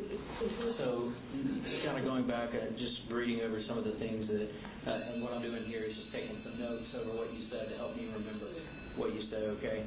And you mentioned last year, about a year, that you've been thinking about it, about shooting. When you said thinking about it, is that shooting up a school? Mainly just suicidal, but suicidal. But yeah, it was mainly the things. The facility, like I say, had altered a bunch of shit in my brain that contributed to doing something like this. Because I thought one of my teachers mentioned that she knew somebody at Neverson Middle School. Did you ever? I know you mentioned that you talked about it on Discord, but. Did you ever tell anybody on Discord your plan to shoot up a school, or did you? I told, honestly, I vented a lot to them about the struggles I had been going through, and it came up, yes. But I don't think it was enough for them to actually, because they were worried. I don't think it would have been actually enough for them to be able to go. What do you remember saying to them? To say, thank you for being here, and I don't know what will happen. I'm getting help soon, and I'm happy about it. Did you? What specifically did you say to them about shooting up a school? Oh my God, I can't remember. I'm trying to remember, but is that something that happened recently or a long time ago? I think it was recently, to be honest, like a week or two. But I know it wasn't openly. If it was anything pertaining to shooting, I know it was along the lines of I really don't want this to happen. It's just like auditory and this shit that's been going on with me. It's just getting worse. And I thought about calling a hotline, which I did, but nobody responded in the bathroom. Okay. And then the officer, I wish he would just open the door. When you were in the stall, help me understand how you were. Were you just sitting on the toilet with your legs down? Standing up. You were standing up? Yeah. Okay. I'm so sorry for you all. This is not something anyone wants to go through. I don't want any of y'all in the offices. It's horrible. No, this is you're right. This is not something. This is horrible. It's fucking disgusting. It's the worst nightmare for everybody involved. Oh my God. Oh my God. And at least I have some more morality because I feel like this scared off most of the things that was happening. I feel they got me horrible in the What do you mean this scared off most of the things that were happening? Like auditory things and the teachers. I knew they weren't going to do anything bad to hurt me. When did you know that? Just as soon as I kind of just came back, and talking really helps with it because it kind of helps me come back to my senses. It's just more of like it. So you're talking about after the shooting? Yeah. I feel like it definitely like. So after you shot people, you felt like the voices went away? Not completely, no. They're calling me a fucking retard. It's not constant though. It's just hard to make out. It's still I'm just, oh my God. I'm honestly just in shock. I'm trying to make things. And you mentioned your sense of morality. Help me understand that. The sense of morality is like me. Lars always been so innocent, and so when you hear that, it's really it's not the case with most people. But I had glimmers of this is wrong, and I love my parents. I don't want to hurt anybody. I don't want to traumatize or be known for this stupid shit. Oh my God! But it was just like. So what was it about, Colt? What was it about today that made you've been thinking about this? I know you said you've been thinking about depression and for over the year, at least over the past year, and thinking about killing yourself. How long have you been thinking about killing others? Oh my God! It's at least a month or two. It obviously come up in the past, but it wasn't as bad. Did you ever tell anyone that you were thinking about killing others? No. No. As far as everyone online, which I was venting to, talking about the thoughts that I had, but they had the preface and context that I was going to get help, which I was. It wasn't like, oh, I'm going to do so-and-so, and, it's going to be so fucking cool. It's just, these things. So you never, when you told your dad about the voices, you never told your dad about your thoughts to kill people at school? No, and I say voices. It's not completely. It mostly also transformed into like almost a state of psychosis, of just radical and like unhinged thoughts that I would never think or never want to do to anybody. It just completely like, oh my God, it's completely just takes away who I am as a person. Have you ever gone to a psychologist or a therapist or anything like that and been diagnosed with having schizophrenia? No. I have a lot of things. I'm on Zoloft. What is Zoloft? My mom gave me my Zoloft because I have really bad anxiety, chronic anxiety. Is that what it's for? Yeah, about 50 milligrams. It pretty much just helps like Is anxiety. that a low dose or is that a high dose? 50 milligrams, I guess, is like a normal dose. 25 milligrams, I think, would be considered a low dose. Considered low. Okay. It was really bad for me. I was thinking about you've been diagnosed with anxiety. not by anyone official. That's what I'm saying. Why do you have Zoloft then? My mom, she gave it to me. She and my grandma, they knew it would help with anxiety. Okay. And it was just, and I hate to shame my parents because they really did try their hardest, but so much of my life was neglected as far as getting the help that I needed. Okay. Well, tell me about that. Like the help that I needed, or just being neglected. Like, yeah. Oh, just so much shit going on. You know, my dad being an avid worker, and you know. Where does he work? He works at Kevin Price Construction. He's a superintendent. Okay, so he's gone a lot. Yeah, and my mom had her own set of issues. What were your mom's issues? Just really bad. I can't even pinpoint that. I know it's a lot, but she had really bad anxiety and depression, and she just said a lot of mean things. What kind of mean things did she say to you? Like, especially towards the end, you know, about killing us and stuff. Simply duct taping my grandma to a terrace enough to say she's your mom. Yeah. When did she threaten to kill you? Was that before or after the incident with your grandma?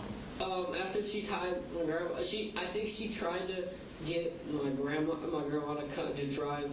She told me that she tried to get her to drive us up here. So she didn't tell me why she wanted me to, but my grandma knew that it was inherently bad. Mm-hmm. So she tied her up and said that I'll just have to kill Colton and my dad.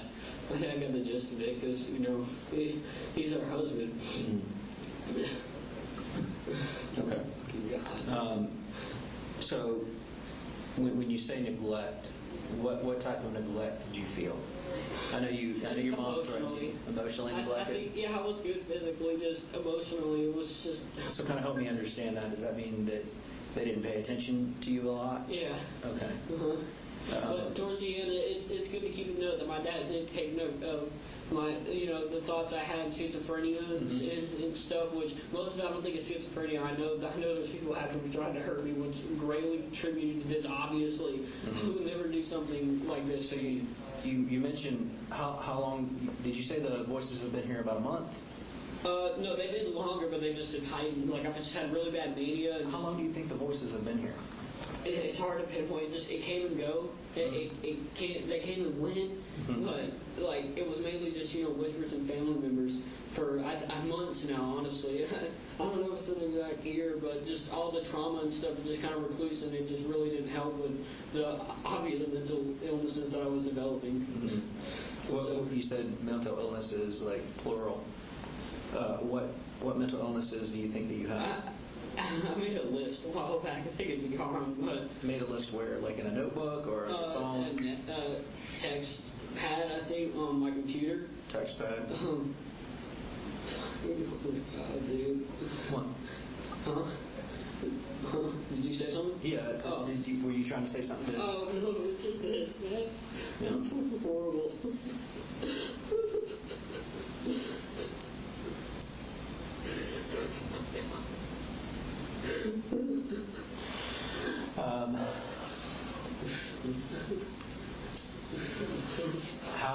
How have things been at home with your dad? They've been good. We have our arguments here and there, but... What do you guys argue about? Just things in him. I argue with him, about just not taking proper measures, being, a good parent. And he definitely tries his hardest, I know, but it's just, I have some drama or stuff that really just doesn't help good with him being, supportive and all, like being completely, competent, which he is a good parent. I love him with all my heart. especially towards the end. I think he finally realized what was up, but I think he was so used to me just being that young, right boy, dude. That young what? The young, right, innocent boy, and I so quickly just had these things that just, the trauma just recludes me to the state of just, I don't even know what I am, dude. Fucking monster. Oh my God. Is that how you see yourself? Me? Yes. Me, yes. All of this is fucking horrible. I want to at least find me inside of all this, but it's so hard to because of all this shit that I've thought, and I know that's happening to me. Right. And after seeing this, it's hard for me to ever forgive myself, sane or not, medicated or not. So, you said you've been thinking about doing this for a while.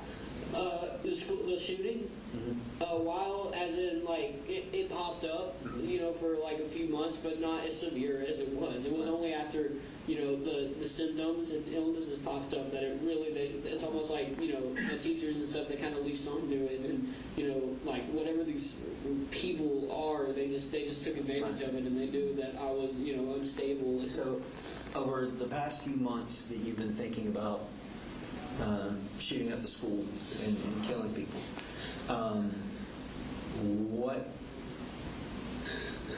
What made it today?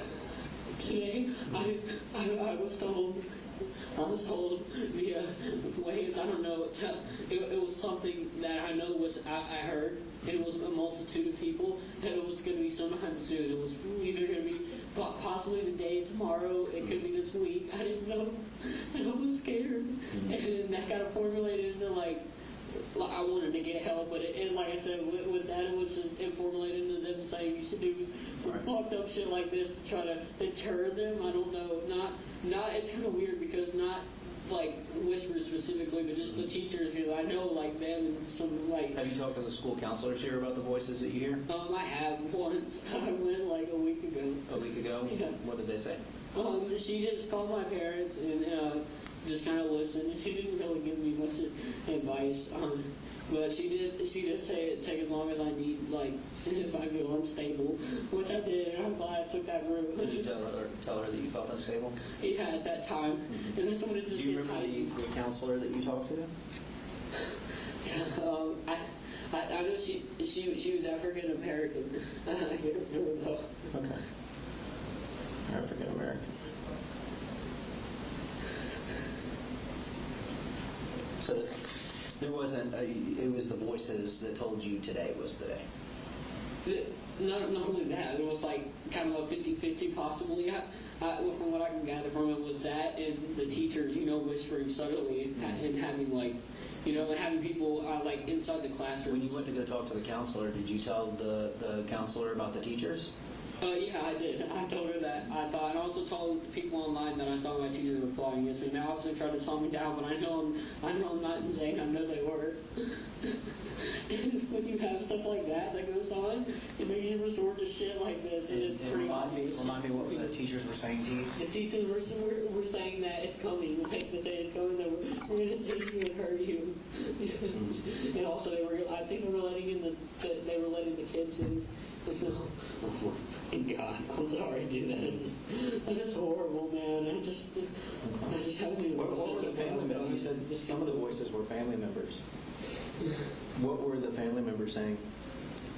They were saying that it was for the best and that I needed to do it.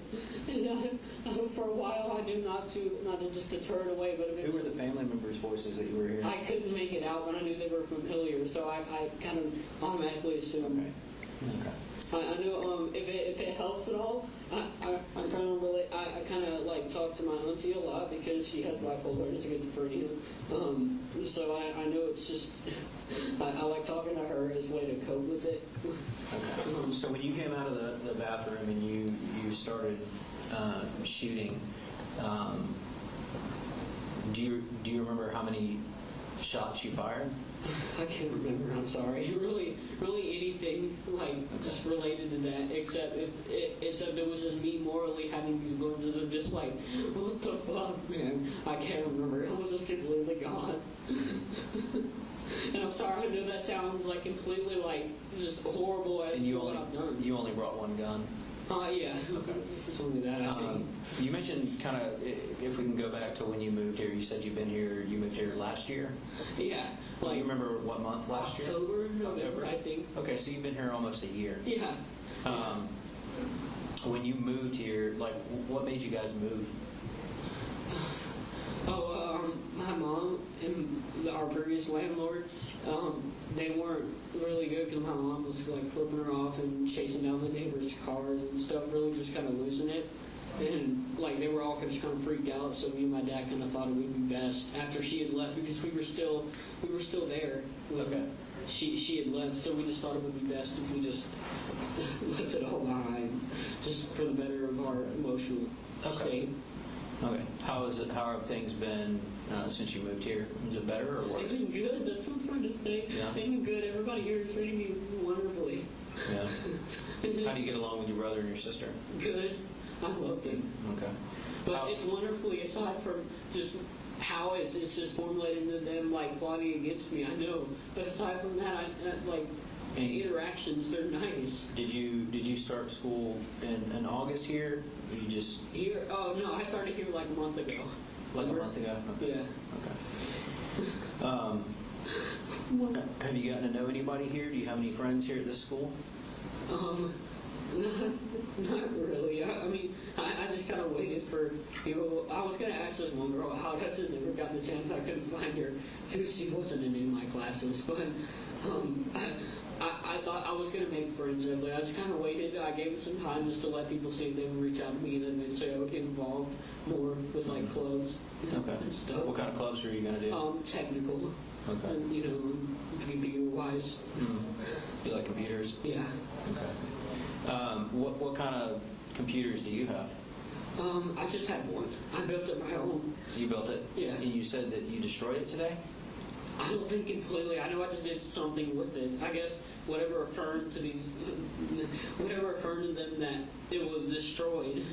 Because, like, and honestly, as in destroyed, I mean, like, I thought... Destroyed can mean many different things. Like, you could smash it. Yeah, I know, but I think, considering I'm technical, I assume I probably just took a few parts out. Okay. But I know I did it because I knew they were in. I had this overwhelming just paranoia of, like, I knew they were inside of my computer, and they were listening through my headset and everything.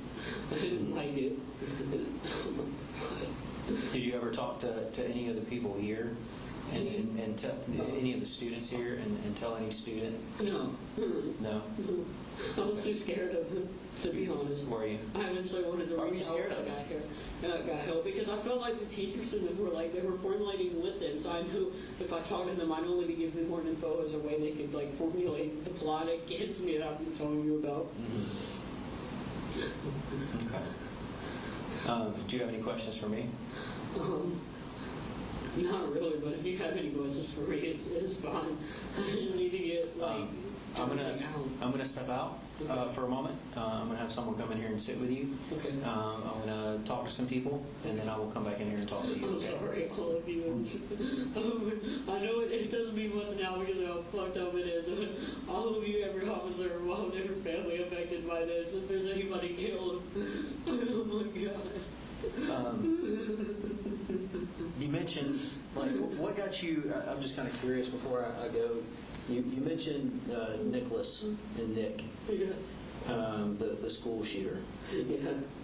I know it's messed up, but I didn't at all glorify it. Okay. When did you become obsessed with him? I think those were the words that you used. 2 or 3 months ago, I'd always been kind of into true crime, but not on a level. And I never have been on that level of like, I'm going to do what he did. I can just understand it on an emotional level. I really like studying his case. You studied his case? Yeah. How did you study his case? I don't know if this means much now, but they took advantage of that, as in like doing something like this would let Nick know somehow, and I thought it was absolutely delusional. That's just another thing that I just tried to write off, but it eventually just formulated within all of this variety of things that contributed to this. Okay. You said they said doing something like this. I'm assuming you're talking about the voices. Yeah, Which and voices? when I say voices, I mean like also like, and I know voices is just such a stereotypical phrase, but it's a multitude of things and like, you know, messages I feel like are left. Did you agree with the messages, or with the voices, or the messages, or whatever? In what way? That doing something like this would get back to them? No, for the longest time I did. I tried to hold it off. Okay. But eventually they just sent me into this like just complete just state of just gone, just psychosis, and it just. So when the voices tell you to do something, do they tell you? Have they ever told you to do anything else? No, not really. No, not really. Suicidal just kind of came from the trauma and just, you know. Okay. So suicidal, is that, and I don't want to put words in your mouth, but suicidal, is that something that you chose? That you? It was a mixture. It was definitely, it wasn't me chose as like, oh, I'm going to kill myself because, you know, I hate everyone. It was more of just like, just feeling so hopeless and, you know, having all the trauma related things, you know, with my mom and just as a kid. And then also, you know, having them, they're going to find weak spots. Right. Okay.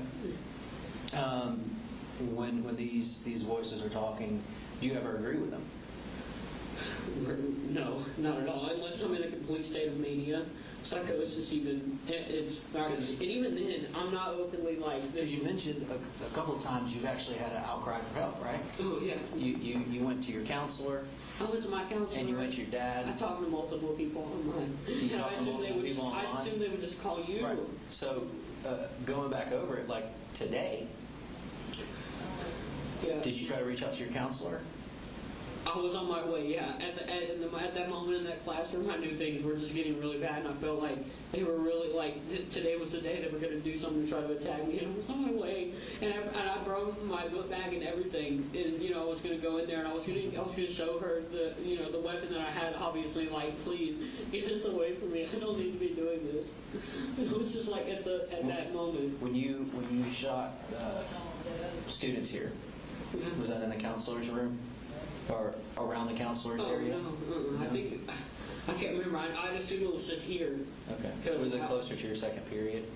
I think so, yeah. Okay. Because the police response, I assume, was quick. Okay. So I don't think I got that far. I didn't want to get that far, really. It was just, I'm glad they stopped me. All right. Well, I'm going to go have a talk with the gentleman outside. I'll have someone sit here with you, and I'll be right back with you, okay? Okay.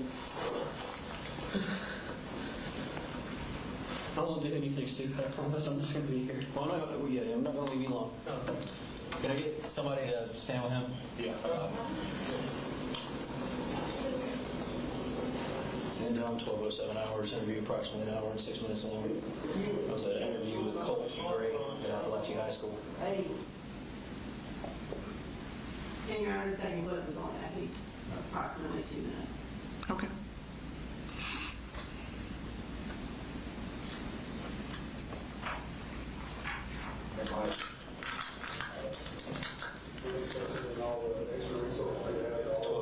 Hours on September 4, 2024. Nicole, so I just got a couple more questions for you. Do you remember where the bathroom was that you came out of? I think it was on this hall. You think it was on this hall? Yeah. Okay. What does your book bag look like? I think it's black. You think it's black? Yeah, it's black. How sure are you that it's black? I think, yeah, it's black. Okay. And why do you think the bathroom is on this hall? Because I'd assume it was. I mean, I don't know how it would gotten. I'm not sure what happened. Is there anything in that book bag that could hurt anybody else? No, sir. No, sir. You're sure? Yes, sir. Okay. All right. No sharp, no bombs, no nothing. Okay. We'll call to this time. It actually should be open. At this time, you're going to be placed under arrest, okay? Yes, sir. So we got a transport unit that is coming to pick you up. Yes, sir. We are still trying to figure everything out. Yes, sir. And I'm going to come explain to you exactly. Right now, I don't know all of what you will be charged with. Okay.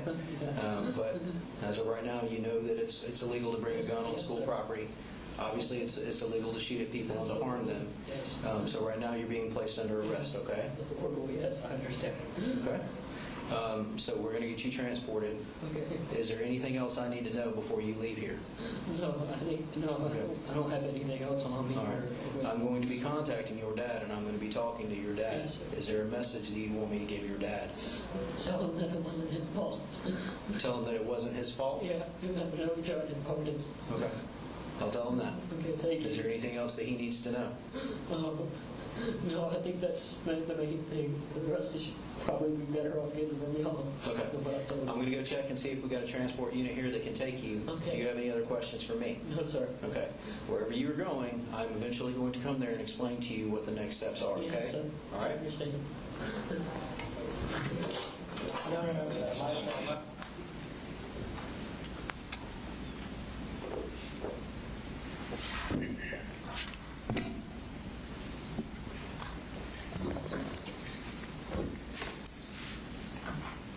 All right, so you mentioned earlier that you interviewed him a second time at the sheriff's office. Is that correct? That's correct. Where did that take place, that second interview take place at the sheriff's office? That was done at the Criminal Investigations Division in an interview room. And why did you take him to an interview room? What was the purpose of that? So we could have it video and audio recorded, have the interview captured that way. And did you video and audio record the interview in that room?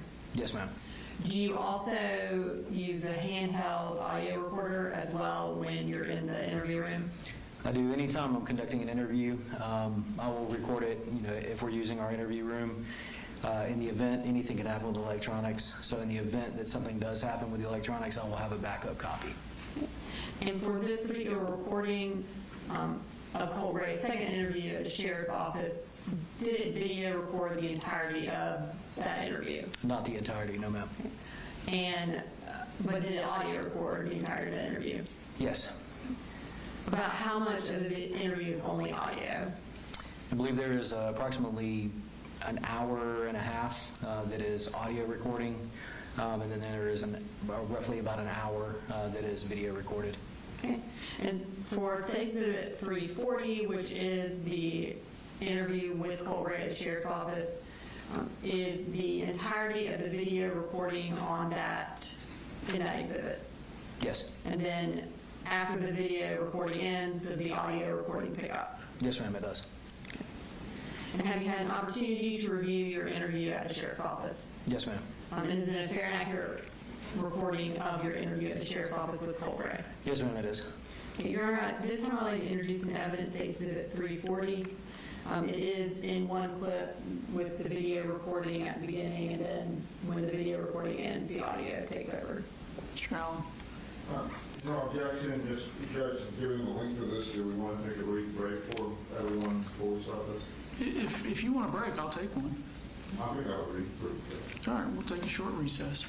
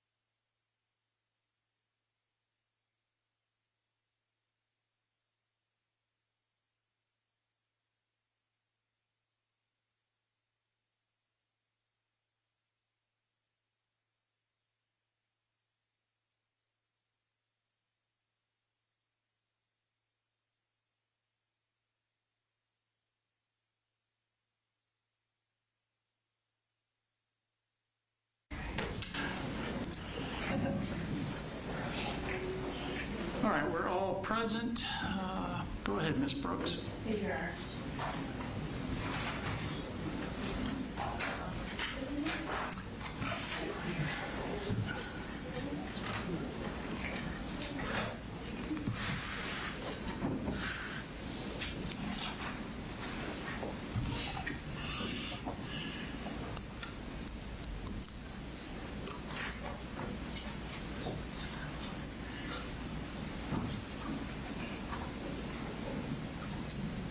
And I don't recall if it was admitted, but 340's admitted, no objection.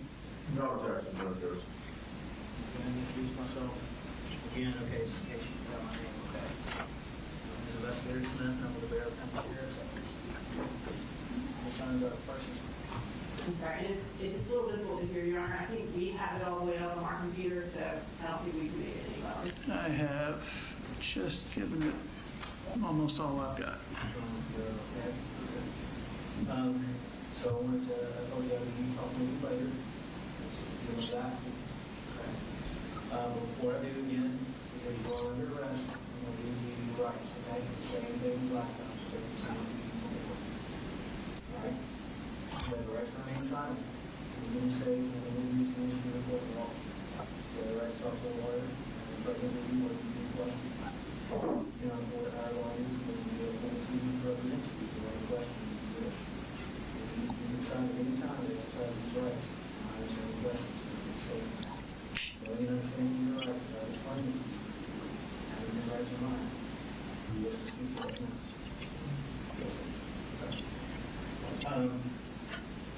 So there's a couple of questions. As you can imagine, there's a lot of people involved in this case that haven't been, you know, they're doing a lot of investigating in school. A lot of people to talk to. Process. One of the questions that has been posed to me is your cell phone. Okay. And earlier when you spoke earlier, you said that your cell phone was here to the best of your knowledge when you were back. Is that correct? Okay. You know, in order to kind of help us with the timeline, we kind of went over that earlier this morning. In order to help us with the timeline, phones people have provided a letter that we either want to be accessed at the morning or a call or text message is made helps us determine, you know, what the day was like. And one of the things that we would like to do is process that phone to help us establish the timeline. Do you want to give us the passcode to your phone to help us access it? What would that look like? Right.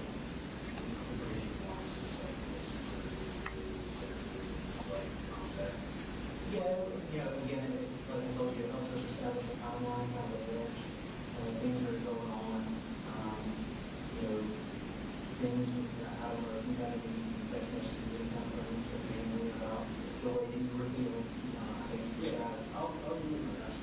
Okay. What is, you don't mind me asking, what is your password? You want to ask the passcode? It's like, it's like, 8 Alex, it's like, 3 rows, 3 pounds, right? Okay. A little bit left of the health.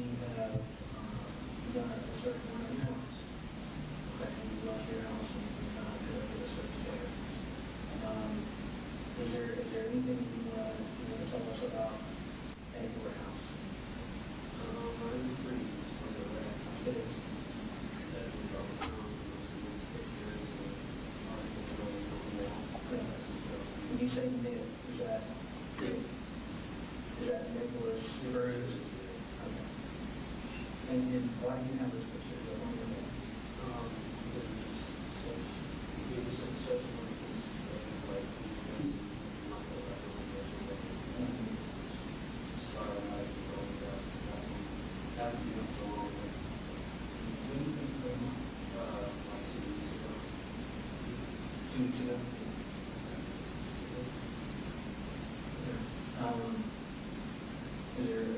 There was some other stuff up there other than the focus map. There was some writing. Oh, probably just a newspaper.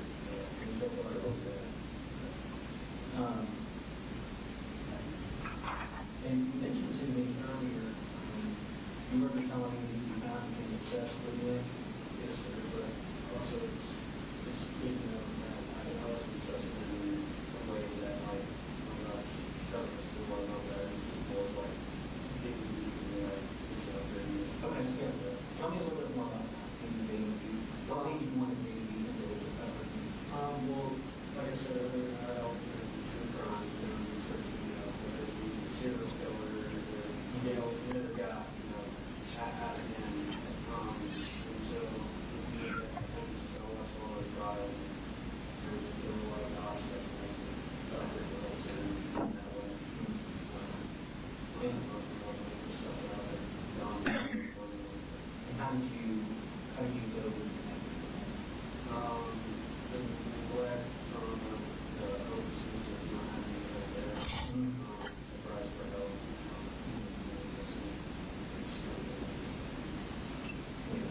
Have you tried for help before and thought, no, it wasn't? Okay, can you tell me about that? Yes. Even online, and then with my parents, it took a while for my dad to finally realize, fidelity is family problems, stuff like that. Those are hard for him to come to.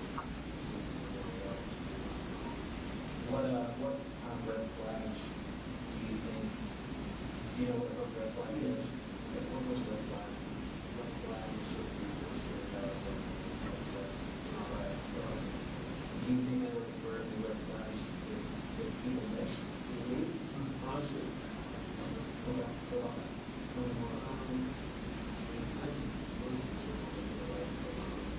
The video was probably just the next Stella and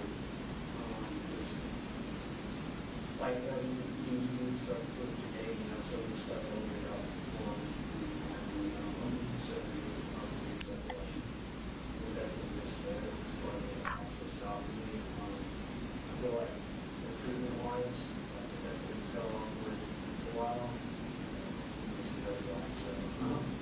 But I'm really going to touch on that.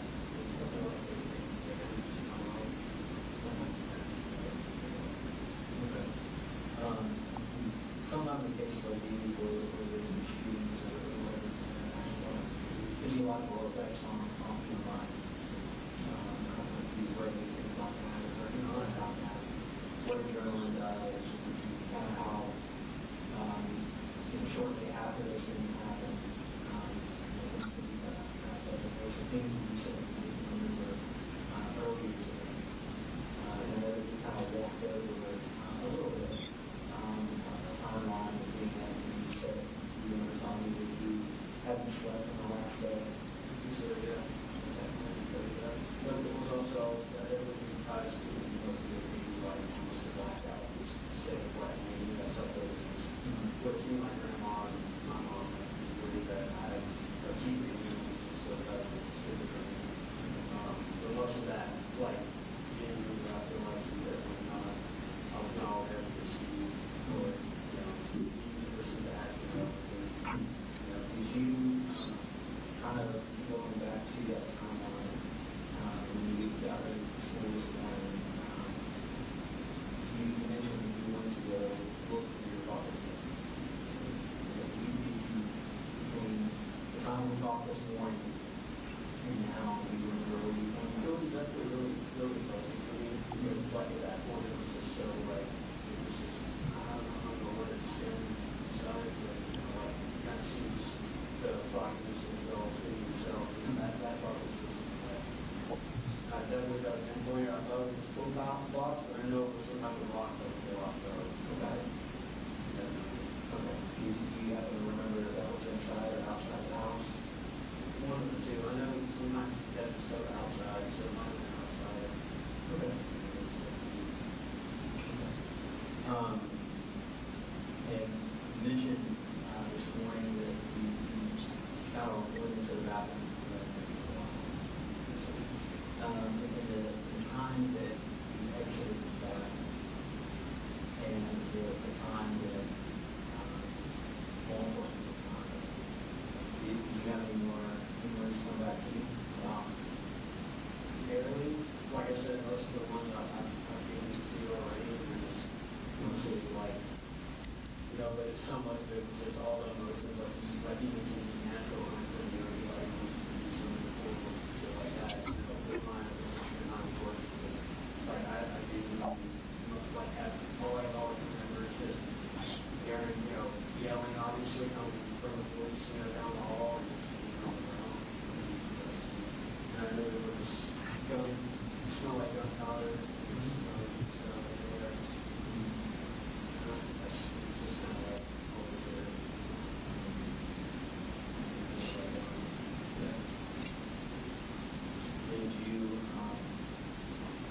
you made a comment earlier that you need to stop shooting because you felt like that was enough.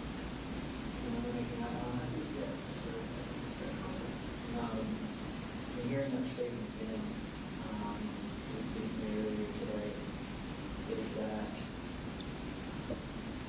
are you able to kind of explain that a little bit? Yeah, I think I can because it was, so I think it was more of like, when I say, I felt like I stopped shooting, it wasn't having, you know, self-awareness the entire time, like, oh, I reached so-and-so goal, or X amount of people want to stop shooting. It was more just like having to be just like complete breakthrough, just feeling like, because if you remember, like, the whole thing about it was trying to get, you know, Jesus away from me and scared of me, not want to continue this place that I know they still, you know, want you to do, and I see all this, and, you know, it's horrible. I don't really want to know like what it means now, but it's more just like simply right. Do you remember shooting specific pieces? No, sir. I don't. You don't remember shooting? I don't think I shot it too like specifically. I think I just shot it randomly. Like, I think it was literally just one of those. Coming from my like assumption on, you know, the other perspective that I'm listening to, like, I assume, you know, about how many rounds you shot people. Not really. I mean, it felt short, definitely, because that's just genuine, but like that, you know, definitely kind of back to time to slow, like that. So, and how many rounds did the firearm hold? You know, I think magazine was, I don't know, honestly, perhaps magazines. I know two were pretty big, so I assume they were high capacity. Did you reload? They used to reload. How many magazines? Do you know how many magazines you brought with me? You want to say a Brad, or not? Brad, like, three.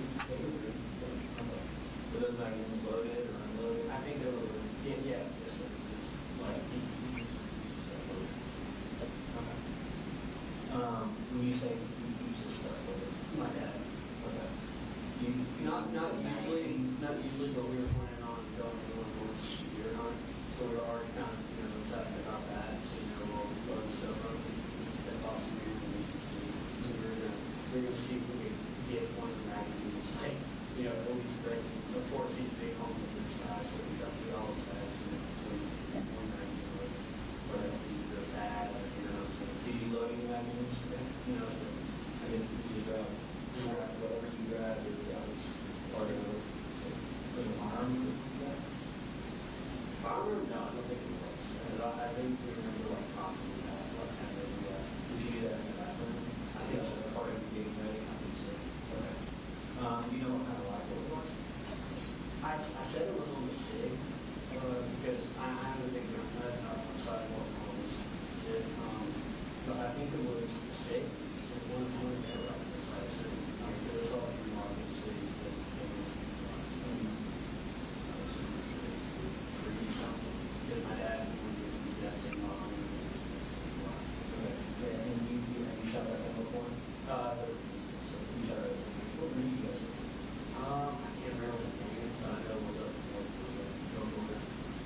do you think you shot that gun? I mean, I've gone through 200 rounds, like, targeting practice. Is it attractive? Oh, we actually honed in 2 times, and I think we brought up. Okay. Have you ever shot any other firearms? He had a 45. I think he had a 45, but he swapped for a 9mm. He still has a 40. I've shot all 3 of those. 45 years past his experience. Where did you shoot those at? No, the range. How many rounds do you think you go through those? 51.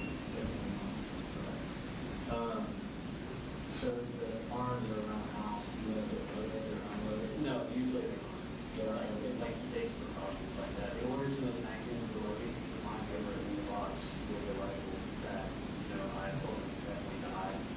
So most of those weren't even mine. Like, I didn't have access to the I didn't have access to the magnums to do that. So, like, when they were loaded, no money. Okay. You mentioned the box. You started the box. Black. I think we had like the box. The little box. Kind of like, kind of hardwood. A rifle box. I don't know. It was like just kind of a regular. Okay. Was a rifle in there as well? Yeah. As far as you mentioned earlier that you were shooting. Do you remember shooting at people? I do remember being on the ground and looking back and seeing white patches, in the body.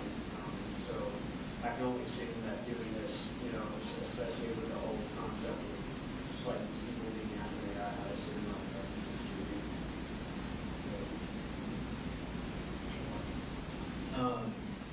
Whether it be a hurt people or just shooting. So you think part of your attention was to shoot people? That I can't say for sure because you have to keep in mind that throughout that entire. What are the voices that you? The voices were saying more things along the lines of, and I say voices more just like in your auditory, like whispers kind of like. It's not like constant, but whenever, Mania and schizophrenia mixed together, Mania is just kind of like, really like, intrusive thoughts, standing on that kind of place. Have you heard the voices?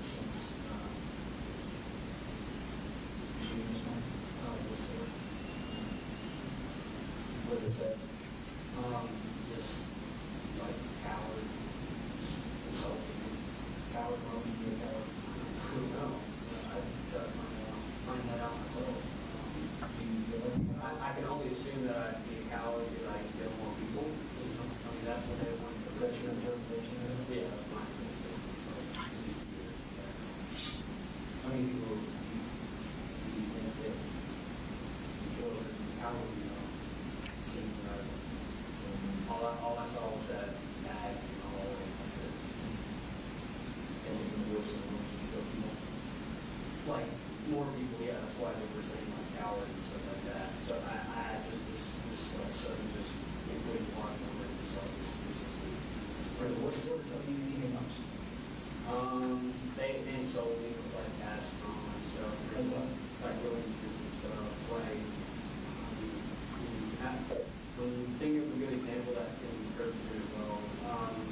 When I say intrusive stuff, it's like stuff I've seen over the years. So like one time I went to the counselor because nervous to myself, it was just like you would see something that you it's going to hurt you as in the whole facility and how onset and AR4 and stuff. Do they ever say anything that you agree with? Barely, no. Like sometimes it's more just like insulting other people. So I guess what I'm trying to get at is you don't ever agree with the voices. Do you have any questions?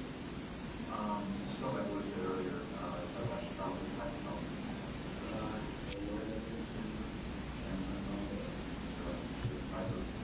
I think it was 8 years, like 12.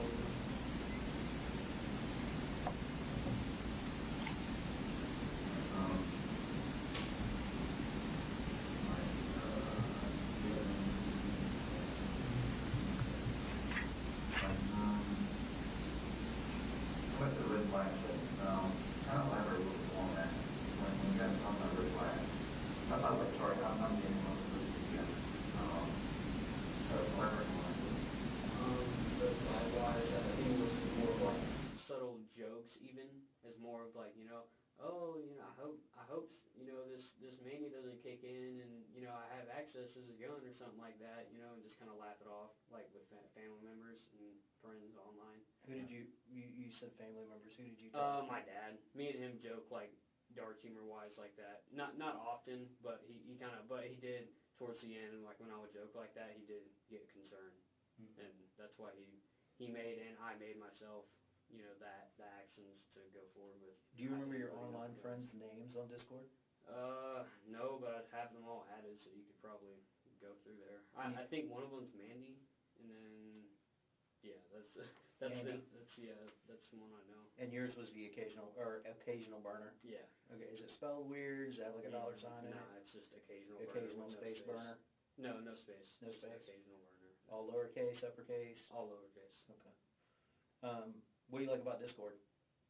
I don't use it very much. I will say that. I only had it just to reach out and connect with people, Steam-wise, and because I am a gamer, build my own computer and stuff. So that's kind of... What type of games do you play?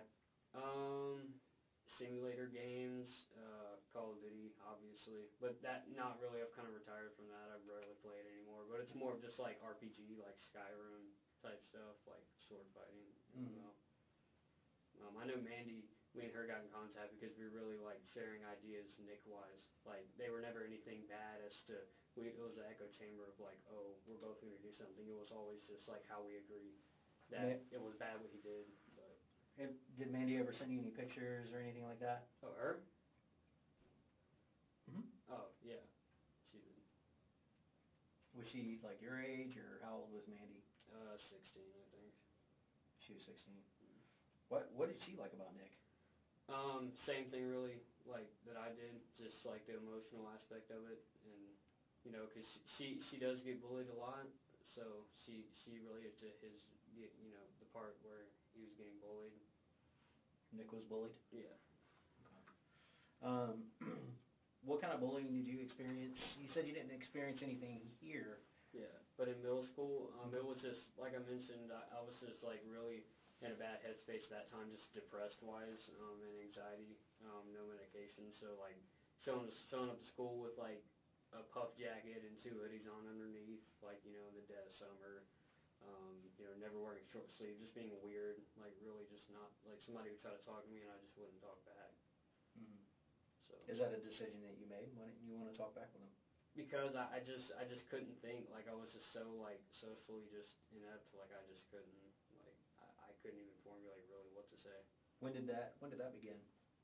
Early 7th grade.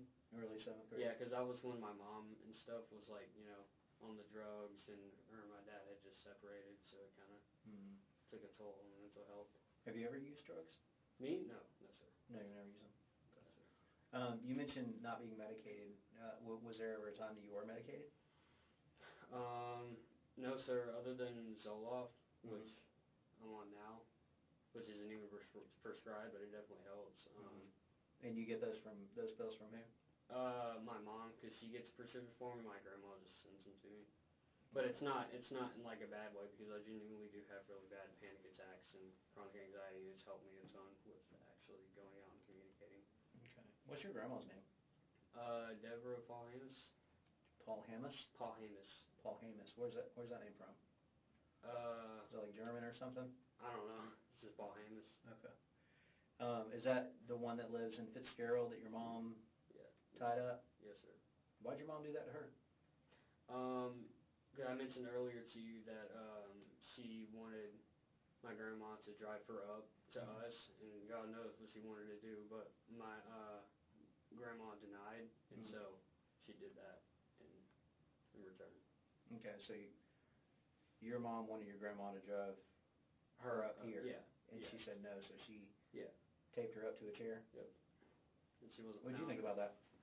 I hated it. She took a picture and everything. It said to all of us. It was, What'd you definitely say a in the traumatizing picture? experience. Nothing. It was just a picture of my grandma tied up, and and she had been there for like a day, you know, so she had like stains and stuff all on her pants. It was really nasty. It's sad to see. Yeah. The this Mandy girl online. How long have you been talking to her? Like 2 or 3 weeks. Okay, that's it. Yeah, I think so. And I know that looks bad, you know, leading up to these events, but as far as her influencing me, no, not at all. No, I'm not saying that. She was simply just a mutual online friend. Right, and you guys connected over Nick. So, what did she like about him? She just liked, I think it was more like the relation. She liked how he looked. She found him attractive. But it was more of like the relation, emotionally, that I think really like made her like him. Was there anybody else that you connected to on Discord? Not really. I mean, I had my sister added, Mandy, this other guy who I played played Modern Warfare with, a COD game. He's really, really pushy, like, oh my god, I love you. He's a guy too. Does your computer have a password? Yeah, I think so. Would you mind sharing that with us? It's Colt 2010 exclamation point. Okay. Write that down. Colt 2010 exclamation point? Yeah. Capital C? Yes, sir. Okay. Is that the only other device you have besides your phone? Is your tell me about your computer. What kind of computer is this? Just Windows. I built it myself. I used an MSI motherboard. I got an RTX graphics card. Usual RAM. Just you know, the normal stuff like with computer is definitely expensive, but as far as like operating system, it's Windows 10. Is it good with games? Yeah. Not laggy at all? It's really good. Okay. Do you, other than playing, what other kind of simulation games do you play? I like Minecraft. I meant to mention that to you. I played Minecraft with my sister a lot. Do you? That's kind of been my main. Also like Red Dead Redemption 2, which is like a cowboy type game. Open world. Definitely like open world games. Okay. You ever play video games with your dad? No. I tried to get him to, but he just couldn't get the hang of it. And he's a lefty, so the controllers, like... Well, they make lefty stuff. Yeah, they do. I should get him. He just wasn't into it? Yeah, I could tell. He was just so caught up in being like, oh, I'm so bad at the game that he just kind of gave up. Okay. You don't have any tablets or anything like that? No, sir. No tablets? No, sir. Okay. Anything we need to be concerned about in your room? No, sir. Okay. Sharp objects, bomb-wise, no. Okay.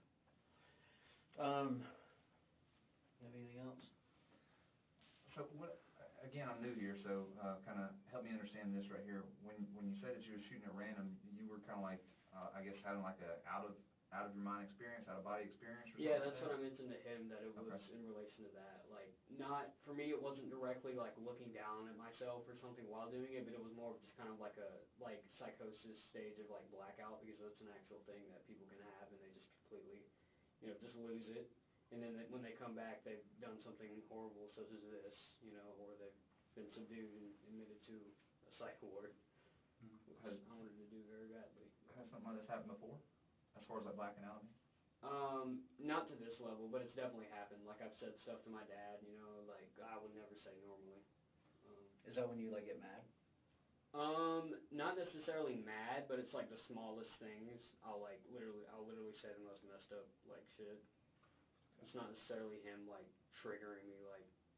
So how are you, I guess, enlightened as to what you had done, what you did? Like, how do you learn what you did? Like I mentioned to him that it was more of just like the reality of the situation. I was obviously on the floor for quite a while, so I kind of got the gist, and you know, hearing police chatter and stuff like that, looking back and seeing like the bag, that kind of led me to the correlation that I had obviously heard people. Well, let's back up to the situation with your dad. Did your dad say, hey, you know, what's going on here, or something like that? Did he kind of say, hey, this is what you're doing? What do you mean, this is what? The situation where you were saying things to your dad where you said you normally wouldn't say those things. Yeah, but it was more of on the lines like he knew I still had some part of me left that I would be able to control myself back.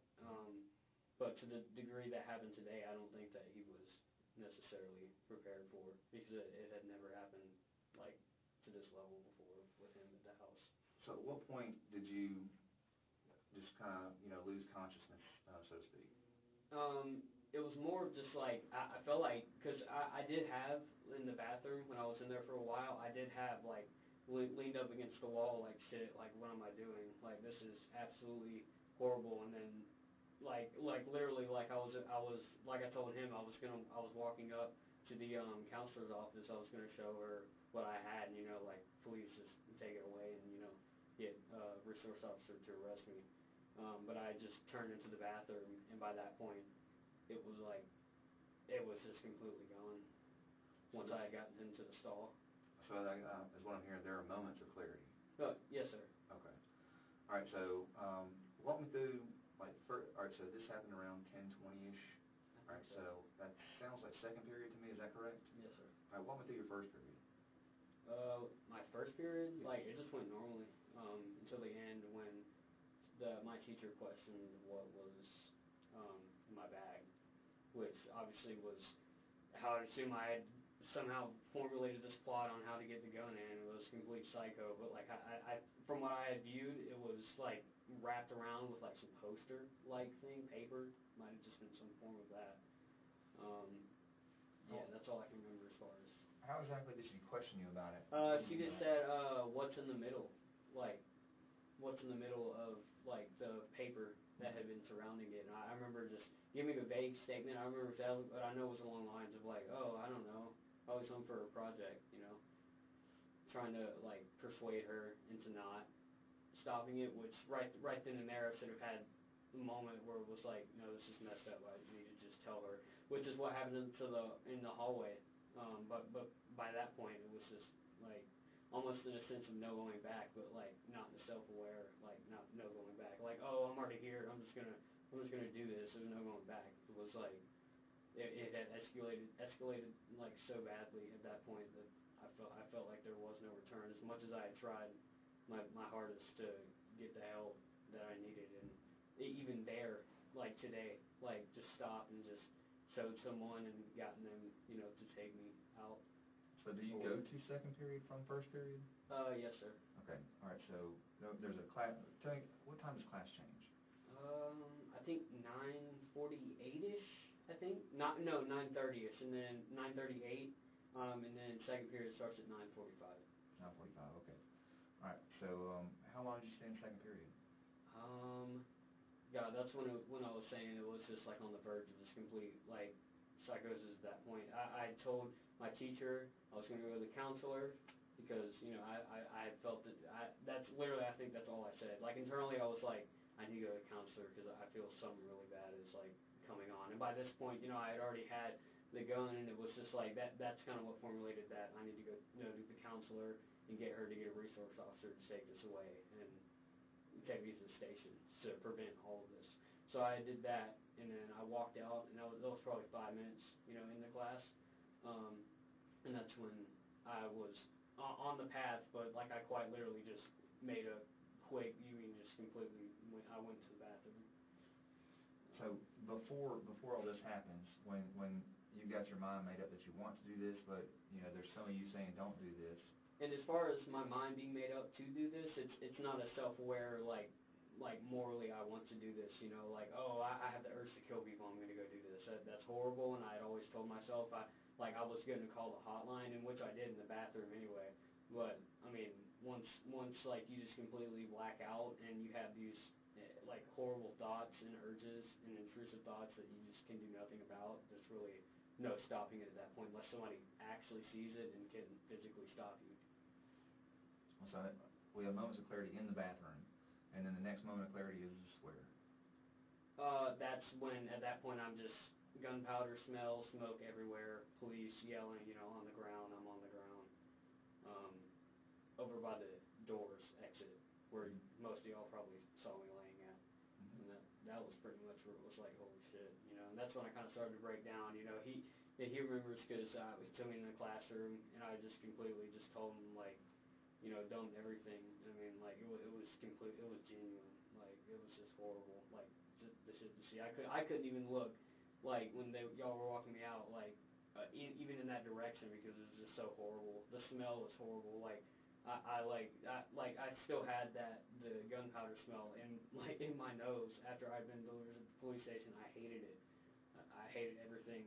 I hated the dust that was on the floor that fell from the ceiling. I didn't like any of it. I didn't even like the clothes that I was on. Yeah, that was. That I see had that on. in the video. The dust that came down. Yeah. Oh yeah. Tell me about the dust. Like I said, actually, physically, I don't remember, but I do remember whenever I was on the ground that a lot of it had fallen. Yeah. But yeah, as far as the video, I'm assuming at that point it completely covered the video, like it wasn't even visible. Going back to before school, all right, so we talked about grabbing some mags. The gun was in a box? Yes, sir. So Covered in clothes.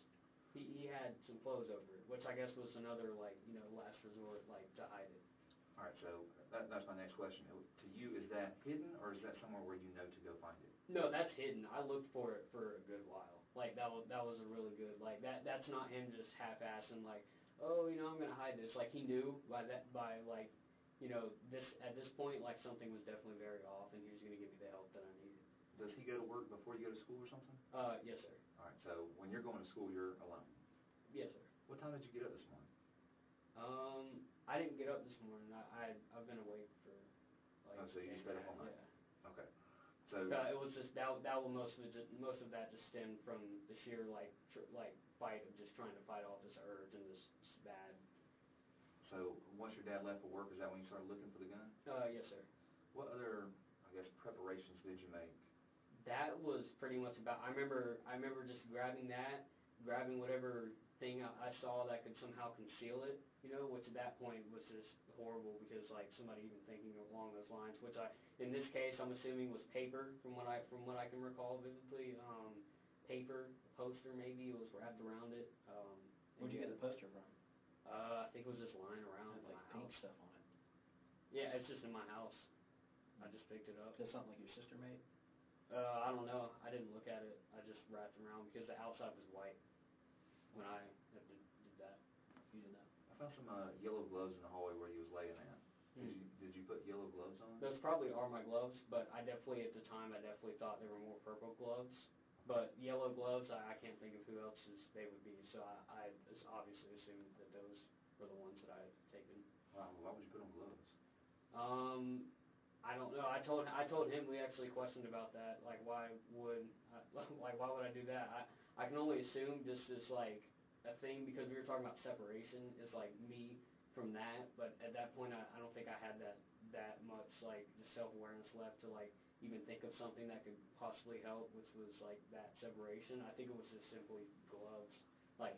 I can think maybe, honestly I really don't know, maybe the heat of the gun, maybe that's what they were thinking, I don't know.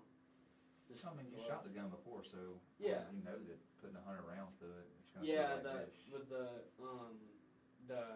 guard, I forget what they call it, the handguard on the specific SIG model that I have, heats up really quickly. That's the only downside from what I've seen. What do you mean he took really quickly? Heats up. Oh, heats up. Yeah, you put 15, 20 rounds through it. That's why most people get a grip on it. Yeah.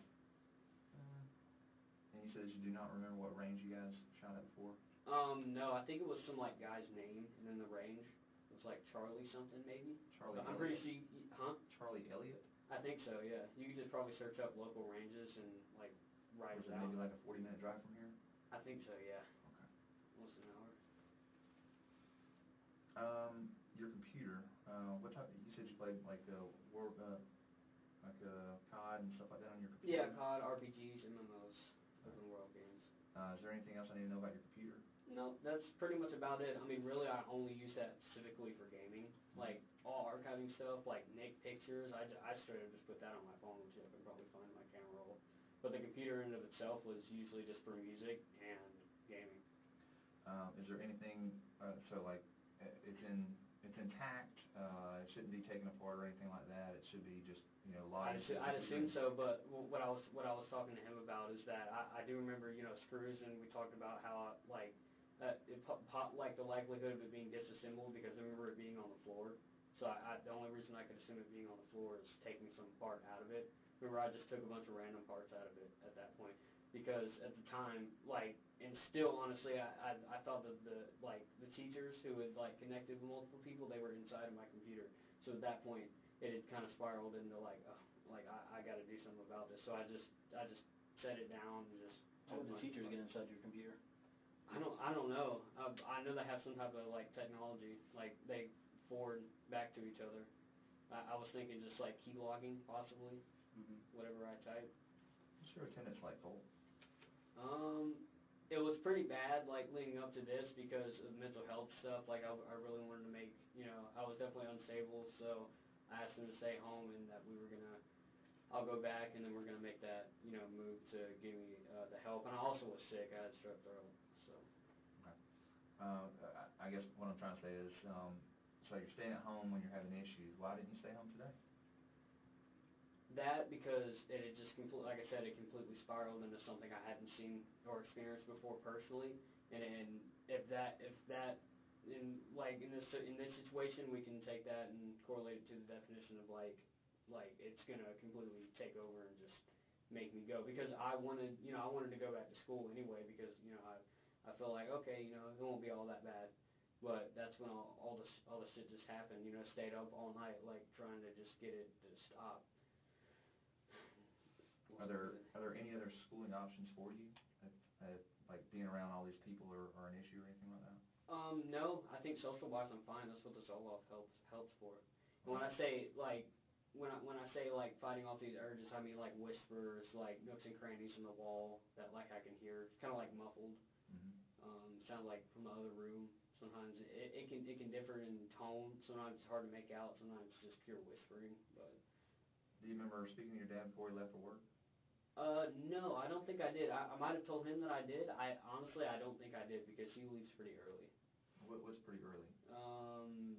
6:30. That's not super early, but I mean. Did he? When I talked to you this morning, you mentioned that he had taken your brother to school. Yes, sir. He did take your brother to school? Yes, sir. What time does your brother go to school? I don't know, but I do know that he usually takes him. He might have put him on the bus, but I know that whatever time my dad was getting up, which was around 6 or so, that my brother's school starts. Does he have one car or more than one car? He just has a truck. He just has a truck? Yeah. Okay. When his was his truck there when you left for school? No, sir. He'd taken his truck obviously to go to work. Okay. So you mentioned that you still don't remember where you found this box at. No, sir. In the house. I was trying to think like correlating like maybe the toolbox in the back of his truck, but then I started connecting dots, and it's just like, no, that wouldn't make sense because he was already there. That's just kind of a glimpse, like how much just diluted everything is. But that obviously kind of, it's like, okay, it was somewhere there. Okay. It was definitely covered up by like a bunch of clothes and stuff. So you mentioned earlier like that you did all this background research on Nick. And as far as research, I know what you guys are thinking. You're thinking like, what I looked up, what rifle he used and what round. That, as far as that goes, I didn't. All I did was, go to different sources that might have mentioned stuff like that, but it was only for like the emotional aspect of it.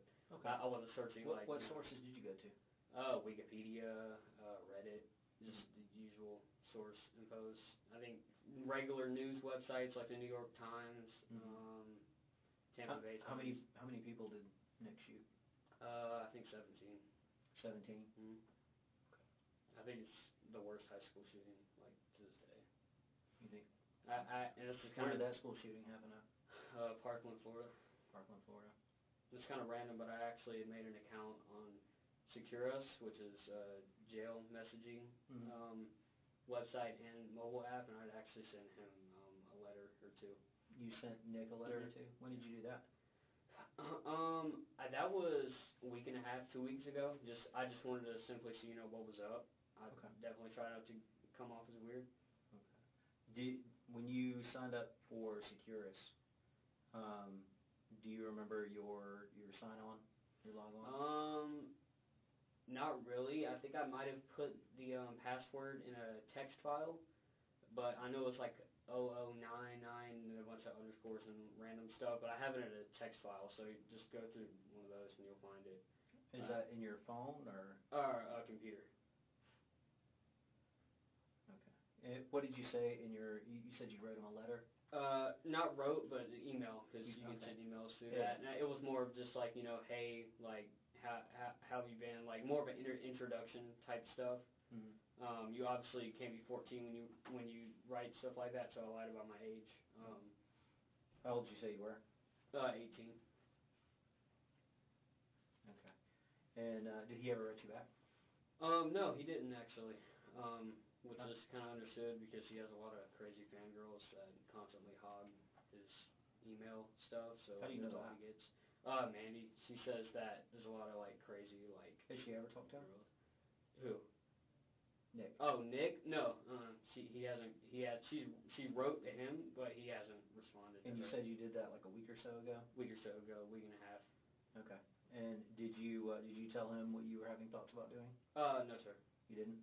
You just kind of introduced yourself? Yeah, just like a mutual like friendship thing. Okay. It's actually still there. You could probably just go to my sent folder and it's there. Okay. Okay. Did you say anything else in your email to him? No, it was more of just an introduction. The second one was more of like, like a hey, I don't know if you got my first one, but if you did, it'd be cool. Just write me back anytime. That was all the second one was. It was pretty short. Did you talk to him about any of the? You mentioned that you and him there were a lot of correlations between you two. Yeah, but I didn't bring, because usually with that, he doesn't even know me, so I obviously had to, start, normal with introduction and stuff. And I wasn't going to say really any of that openly because it probably just make him feel more guilty. Did he suffer from schizophrenia too? He did, like, he had, like, a psychosis symptoms, but he was notorious for faking his schizophrenia and the interrogation thing, like, he was, like, looking around and stuff. But as far as, like, that level of schizophrenia, I don't think he has, but I think he definitely has some form of, like, antisocial personality, like... Why do you think he has that? Just him killing animals, threatening people, I mean... Have you ever killed an animal other than hunting? No, sir. Not that I can remember. What animals have you killed hunting? Just a deer. It's actually on my wall. Is it? Yeah. Okay. What others? I know you mentioned the trauma and all the things like that you had in common. What else did you guys have in common? Really, like, it was just the emotional stuff was really just gist of it. I'm trying to think of possibly other stuff. I know we had like same interests, gun related, and like we both like JROTC and Army stuff. Were you in JROTC? No, but I was planning on joining it. Were you? Mm. Okay. Where do we go from here, Cole? What should happen to you?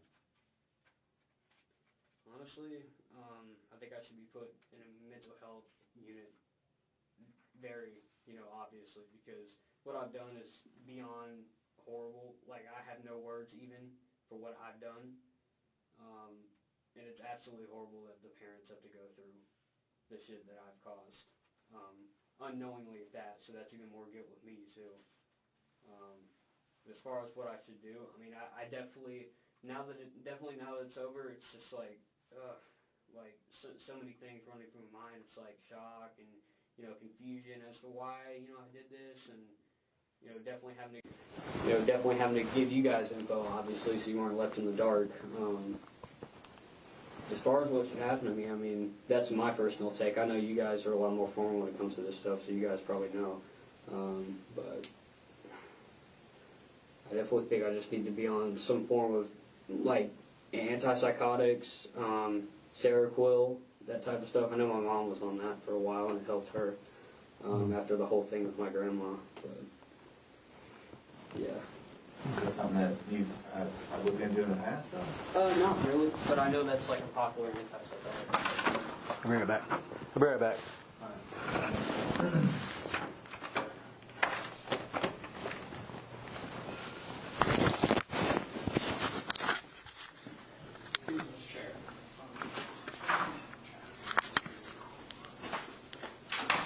And time, 1916 hours.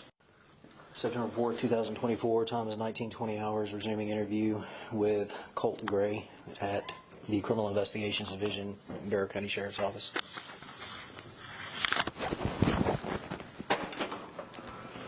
Okay, sorry about that. like I said, there's a lot of different people that are involved with the investigation, so I just wanted to clarify some things, that you have shared with us. Now, you mentioned that you destroyed your computer, right? And you took it apart. Yes, sir. From what I can tell, that's the right. only What did you do with your hard drive? Hard drive, I didn't have a hard drive. You never had a hard drive? No, like the disk hard drive, no, I never had a hard drive. As far as drives, I wouldn't know anything about that. I know I just took graphics card, I think, because I remember like the 2 bands on So the how do you store anything? How do you save anything? Drives, really. Right. I know SSDs, they're like little slots. Okay. Should be below the graphics card. Below the graphics I card? remember taking that out. Okay. And I also wanted to ask you about you mentioned being on Discord. How long have you been on Discord? This account that I've made has only been like a month I've had it. Okay. What account did you have last year? I can't remember. You don't remember that? Specifically May of last year. I don't remember. You don't remember? I know I've had previous Discord accounts, but I don't remember like the name of it or anything. How many previous accounts do you think you've had? Like 4 or 5. Okay. Why do you keep making new ones? Just the paranoia. Like, it really is not fun, computer-wise, because constantly making new email accounts, thinking people are tracking them. Do you remember when I asked you if you had ever made any threats on Discord? Yes, sir. You remember your answer to me? No, sir. You don't remember? You told me that you hadn't. I hadn't made any threats. Yeah, that you had made comments about possibly wanting to shoot up the school, but your friend on there kind of talked you down from that. Sir. Remember that? Okay. Well, last year. Last year, I remember this incident, yeah. Okay, tell me about that incident. That was, I was in a server that was revolved around true crime, and pretty much what happened was it got raided. By like people raiding means like a bunch of people influx, whether it be bots or real people, and they spam stuff. And pretty much what they did, or at least from what I've had people tell me, like on that past account, which I can't remember their names anymore, but they told me that pretty much they were saying they were gonna like flash, like report us like to the FBI and stuff, you know, for simply talking. What would they report you for? Me, I guess whatever else they would have, probably like planning to do something. Probably planning to do something. Yeah. I think you're right. You did plan to do something last year. It's foggy. It's foggy. Yeah. Yeah. You made a thread on Discord last May that you were going to shoot up a school. And when I talked to you originally about your I guess self-diagnosed schizophrenia and the voices and everything, you said it started happening about a year ago, right? And so that would be around last year, but that's a little bit more outside of the time that you had claimed to have been. Yeah. Why did you, if you weren't experiencing the mania and the voices then? As much as I have that now, that time in and of itself, I was extremely suicidal and depressed. And I was in a very bad online community that revolved around true crime. So it kind of echoed back and just. So the recent threat that you made to Mandy about wanting to shoot up a school, and that was because of the voices. But the one in May wasn't because of the voices. The one in May was because of depression. Yeah, not only that, but if you were listening, like the complete echo chamber of just like having that constant stuff feeding into an already unstable mind doesn't really mix well. Mm-hmm. And I knew I wasn't going to do it. Like it was more of just like I liked the attention because I had boasted about that, and the attention I got, that was more. So it was also that correlated a lot. I think you're right about that. I think you did like the attention. How many times do you think you've in the 4 or 5 Discord accounts that you've had, and do you have any other social media? Nothing I know of. You don't have a Facebook account? No, like as far as like chat, social media, no. I've never used those. Okay, no Instagram, Snapchat. Any account that I've had previously is probably wiped, deleted. Okay. But not recently, no. Why did you wipe and delete your accounts? I'm talking like months ago, so honestly I don't know. I mean, that's just a habit. I mean, that's like making new emails, like thinking. How many different emails do you think you've had? It's only limited for phone numbers, so like 6. Okay. What's your current email address? I have 3, I think. That you know of? Yeah. What are your 3 email addresses? They're at Gmail, but I know 2 of them I can't remember, but I know the other one was more of like a burner. I think it was a Declivity Decentralized, and I can't remember the set of numbers. Okay. Declivity? Yeah. What does that mean? I don't know. It just shows like really unique words. Okay. Now you mentioned that you hadn't made any friends here. You didn't talk to anyone at school? No, sir. I just kind of waited around. I eventually was because I was going to go out to clubs and stuff. I just kind of waited to see, kind of let the introduction happen. Okay. Did you, this girl that you were going to talk to, that you told me about earlier, do you remember her name? Who? The girl that... No. The girl at school. Oh, no, I don't remember her name, but I was going to, go up and introduce myself and stuff. Okay. Where'd you see her at? Going out the buses. Going out the buses? Yeah. Okay, but you never knew her name? Mm-hmm. Okay. And did you have any problems with anybody at school? No. No? Okay. Other than the very obvious signs that they were, like, correlating some kind of plot with the teachers that, I don't know what that entailed, but I knew that it was something along the lines of trying to hurt me. What do you mean? Like I mentioned, I don't know if they were going to take me somewhere or belittle me, but they were going to, I don't know if it was on my way home, but they were going to somehow, I don't know, because I remember I mentioned, footsteps on the porch. I tended to hear that a lot, so, I got paranoid that Did you ever tell your dad about it? About the voices? What, like the schizophrenia? Yeah, I told him that. And also, I mainly brought up mania with him because his big thing was just the stuff that I said. What was his response when you told him you heard voices? Mania? Mania thing was just a big that he understood and that he was going to get me the help. When did you tell him that? Which part? The Mania. Mania, 2-3 weeks ago. Okay. And when did you tell him about the voices? Around that same time. Okay. So about 2 or 3 weeks ago, he said he was going to get you help. And when was your appointment scheduled? You said, was this Thursday? He said, yeah, that it was going to be next week, I think, or this week. I can't remember, but he said that he had scheduled it. So when we were going to do it over the. What made you wait so long to tell your dad? About that, because I was just scared. I thought that me reaching out and telling him, or really anybody, was gonna trigger a response from teachers and people that were after me. Did you tell your mom? I think so, but I only brought up the mania to her. When did you tell her that? Around the same time I did my dad. I kind of came out to that about them, but as far as the paranoia and what I thought was going to happen to me, I couldn't just. I couldn't. So you mentioned you were scared of your teachers, right? Mm-hmm. And what they were going to do to you. When did you first go to the counselor and tell her about all what was going on with you? A week and a half ago. Okay. So a week and a half ago, you weren't nervous that she was in on it with the teachers? What? Wait, what do you mean? So you went to the school counselor, right? Yeah. Remember our conversation this morning? And you said that it was about a week and a half ago or so, whatever, that you went and talked to her. Mm-hmm. But that was pure crisis. That's right. But you weren't worried that she was on the side of the teachers? No, because I trusted her. I met her when I first went to my school, when I first started going there, and she was really nice. Okay. She really gave off that impression of me. Okay. But all your other teachers, what about them?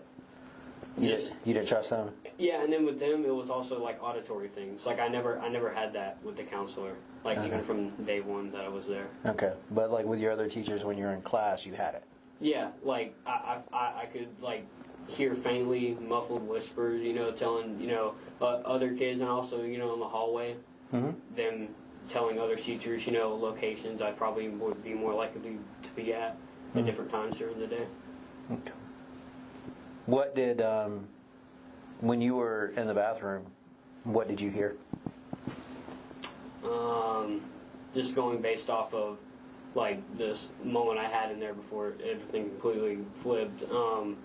It was more of just it was just times that it was that, and what I mentioned to you earlier, it was today was the day. Sometime this week was going to be when they were going to attack me and do whatever the hell they had plotted against me. And when you say they, just to kind of clarify, Teachers, possibly students, like ganging up on me, and them all like being in on that, and having it kind of circulate if I didn't do anything about it. Okay. How many times did you go see the counselor there? Twice. And you said that she was a black lady? Yeah. Okay. Butler, I think. Butler? Okay. And how many times did you see her total? Ms. Butler? Twice, I believe so. Okay. What did you tell Ms. Butler? Did you tell her about the voices? Oh yeah, like that was like complete crisis. That was like probably my last like true like crisis like I was feeling before this whole stuff. It just completely heightened. And now, was that the first time you talked to her, or the last time that you felt the crisis? Last time that I talked to her. Like, it was? Yeah, but I had already been feeling that, but at that time it was kind of like the situation where it had been heightened, and I felt unsafe, so I went to her to talk to. I went to talk to her about it. What was her advice to you? I was kind of disappointed because she didn't give me a lot of advice. She just simply called my parents and said, you know, like, do they need to come get you? And of course my dad was at work, so he couldn't. And so she kind of just like, you know, put me into the conference room and just said to sit there until you feel better or stable. Did you feel better or stable? Yeah, eventually everything kind of calmed down because I do have that reluctant of like, you know, affirming myself like, hey, it's okay, you're okay, and it also helped when other people did it. But it's just when it spins out of control and there's really nothing there to actually affirm that these are simply just so-and-so, that it kind of just spins out. And I know it seems like I contradict myself because why would I be thinking that now? But I know now that it's for sure because in the past, like, the affirming, I feel like I was just simply deluding myself. Like, now I know, like, how real it was. Okay. And so you were able to talk yourself down before, but you weren't able to this time? Yes, sir. What was different? Really everything. Like, having, like, at this point, like I said, I'm not using this as justified, but, like, just almost to the point of having, like, no control whatsoever. Just complete, like, hysteria almost. Okay.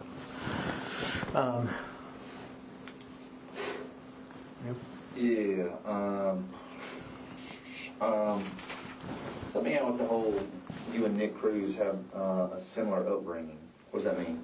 Well, trauma-wise, like from an early age, he definitely had a lot of family issues and stuff. His mother, his birth mother, gave him up for adoption, and she abused drugs while she was pregnant with him.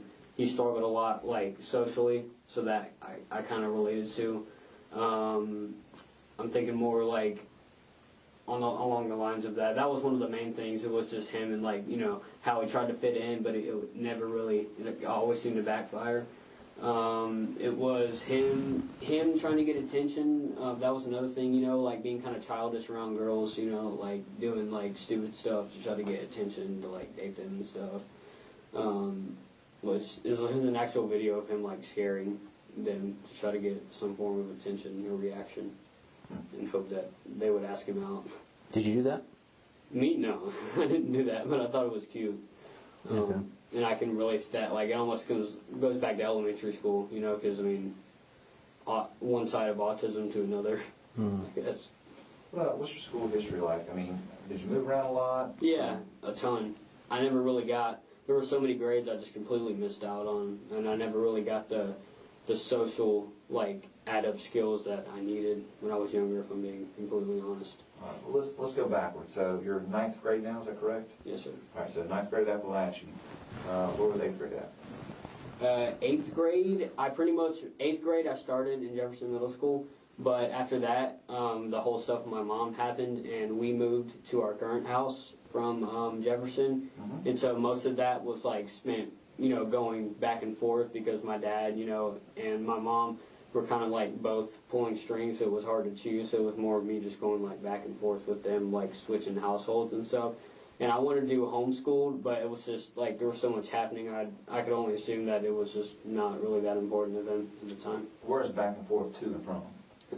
My grandma's house, or no, my grandma, her grandma had or her mom had a house that she had still owned after she passed away. So my mom was living there. Where's that at? Fitzgerald. Okay. So, and that's South Georgia, correct? Yeah. Okay. And so you're back and forth between Fitzgerald and where? Winder. So you're... Or Bethlehem. Your dad's house over there, Harrison Mill, I think it was? Okay. So how'd you... All right, so your mom was in Jefferson. That's why you went to middle school there? That's why you started middle school in 8th grade?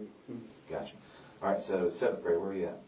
7th grade, I was at Jefferson Middle School. It's kind of the same situation. Like 90% of it, I was at Jefferson Middle School, but the beginning of it, I was at West Jackson. And then my entirety of 6th grade, I was at West Jackson also. And then 5th grade was Ben Hill Elementary. Ben Hill? Yeah. And the very late start was at Ben Hill also.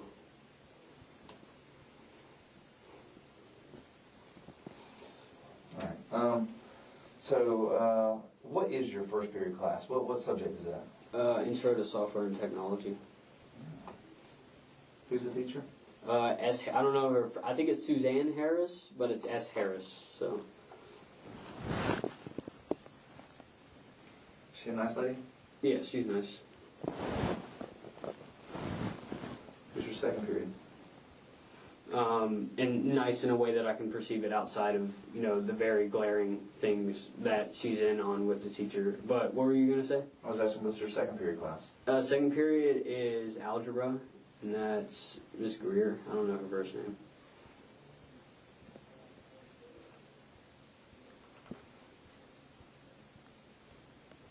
Both of those are Mrs.? Yes, sir. Okay. All right, we didn't go to third or fourth period or anything like that. Do you have a locker? No, sir. Is that something that you don't have because of a specific reason? Or? I don't know exactly, but I know nobody uses a locker. We all just carry around our book bags. Okay. Describe your book bag to me. Black. I think it's Sport something, the brand.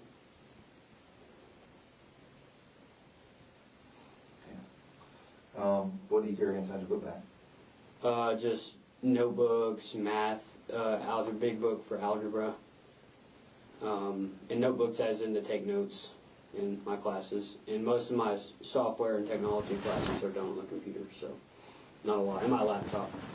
And your laptop's in your book bag also? I think it's at home.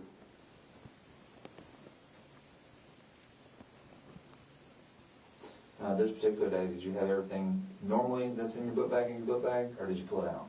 I pulled out my laptop, I think. I don't know why I did that, but everything else I think was normal. Okay. Do you normally carry your phone in your backpack or in your pocket? Pocket.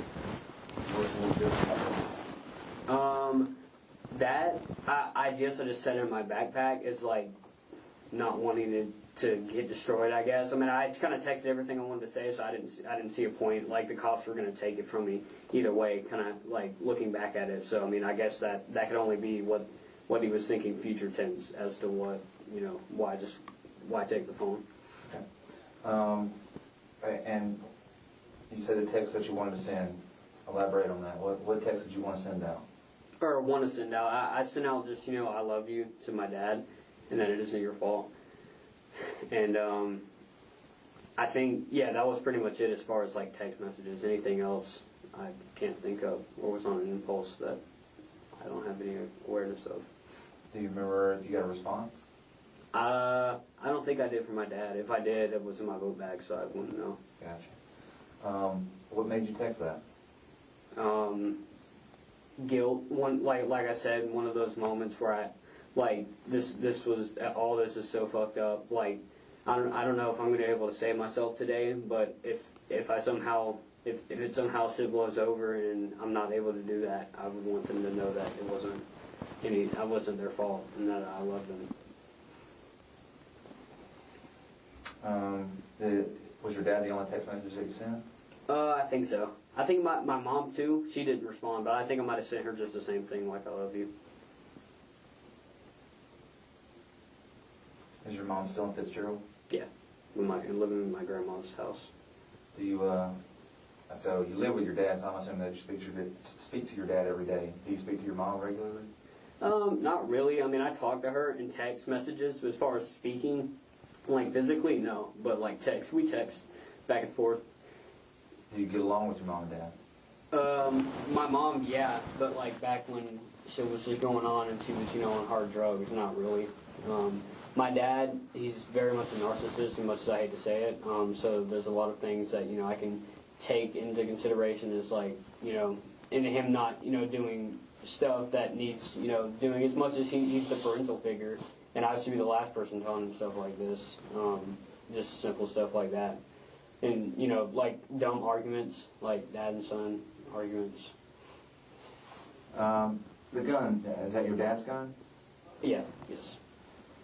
How long has your dad had that gun? Since Christmas, I think. He bought it as kind of a present for me, but it was him. Like, he always kept it. What do you mean as a present to you? Like, just for hunting, because we used that gun actually, or it might have been a 450 that we used to own, but he sold it. We were going to use that for hog hunting and coyotes, so that was kind of like the present. But.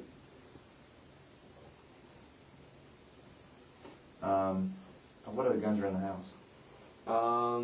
His 40, I'd assume. He carries his 9, and I know he has a kind of almost my exact rifle, but it's like a long range, like he uses for hunting and stuff, and also a shotgun he uses for self-defense, home defense.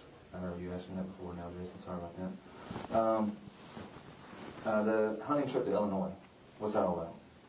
He had been planning it. He has a mutual guy at work that had some land up there, and that he said that we were free to go up there.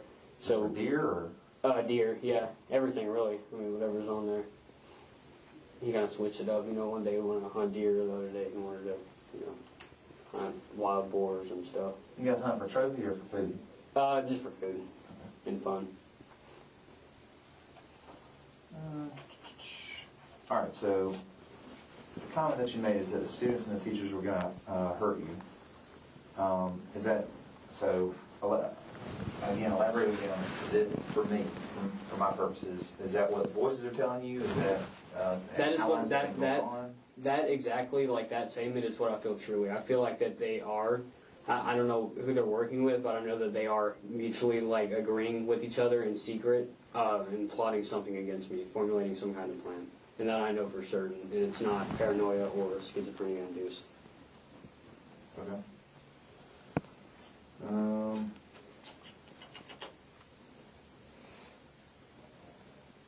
What future plans did you have? Future plans as in? You're into technology and stuff like that. You seem very bright. What were you planning on doing? Going to the tech industry, maybe fixing up computers, getting that as kind of a starter job, and then kind of having to formulate it into like maybe an IT guy, somebody who works in that department.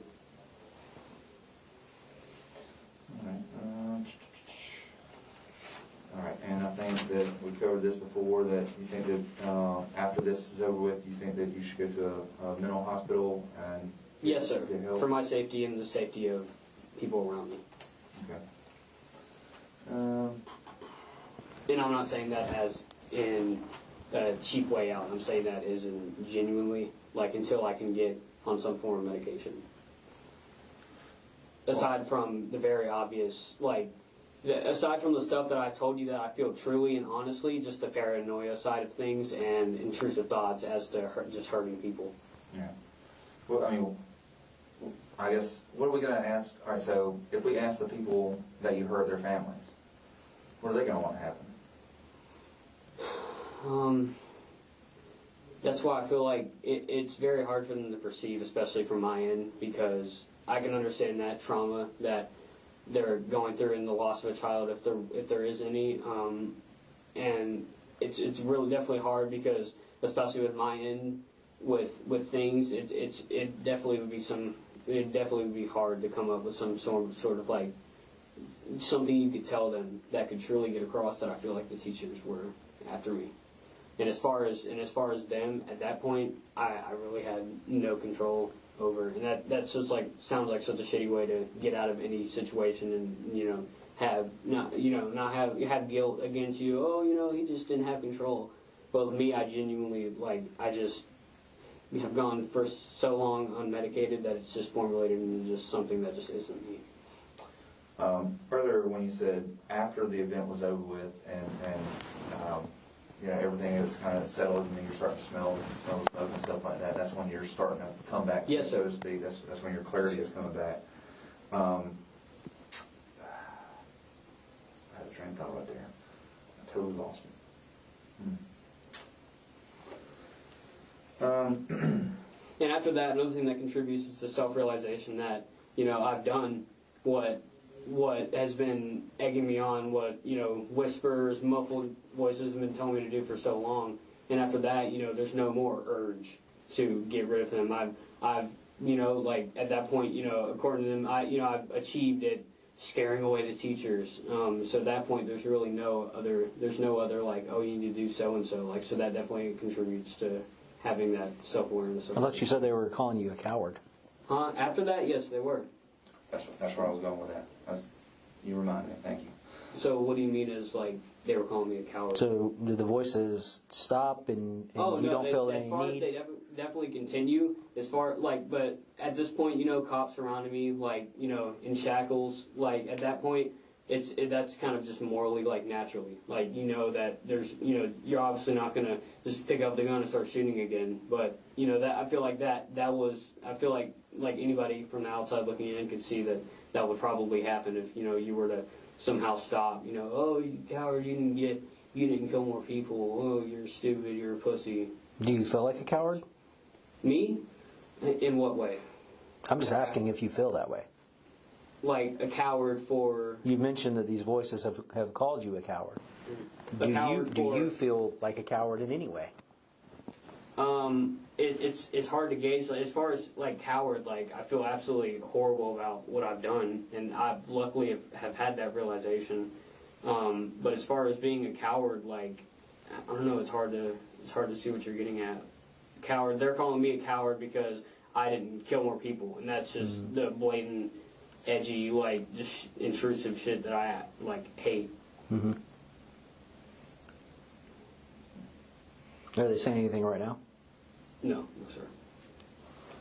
At this point, as cringe as this sounds, I'm pretty much contained in shackles and in under y'all's possession. So, at this point, it's hard to tell. This has already been so much emotions flowing through that it's probably gotten up in the mix. When I'm sure as I try to go to sleep tonight, it'll probably start right back up, but not in the severity that it was today, because I don't know what happened today. And I don't Do you think it's because, you mentioned this earlier, about the attention. Do you think it's the attention that keeps the voices away? I personally thought that every true crime that I researched, people doing it for notoriety and attention, that was just absolute bullshit, and I thought it was really childlike. As far as attention, I only brought that up because I thought, posting, shit about, oh, I'm going to shoot up my school was cool. Because the people in that server, their appeal was, school shooters. So, if you say you're going to do something like that, they're all just like, yeah, that's so cool. Okay, so you only like the attention online? Yes, sir. Not in the real world? No, not at all. Okay. I'm not proud of what I've done. But you're online... And online is I didn't do that often. Right, but your threats online manifested into the real world. What threats, though? The May one? Well, you said last year that you were going to shoot up a school. No, that like I said, there was a lot of different formalities in that, like the depression and being in a really bad mental state and having a bunch of things going on. That didn't formulate into anything because I had an online space that I could echo back and forth with other people who had, some of the same illnesses that I had. Mm-hmm. So that definitely. But it did this year. This year, yeah. At this point, I feel like it's completely evolved into whatever it is, and it's hard to tell because most of it I think is honestly real. But as far as the paranoid schizophrenia, which I can kind of tell out from the rest, and the intrusive thoughts, that is definitely okay.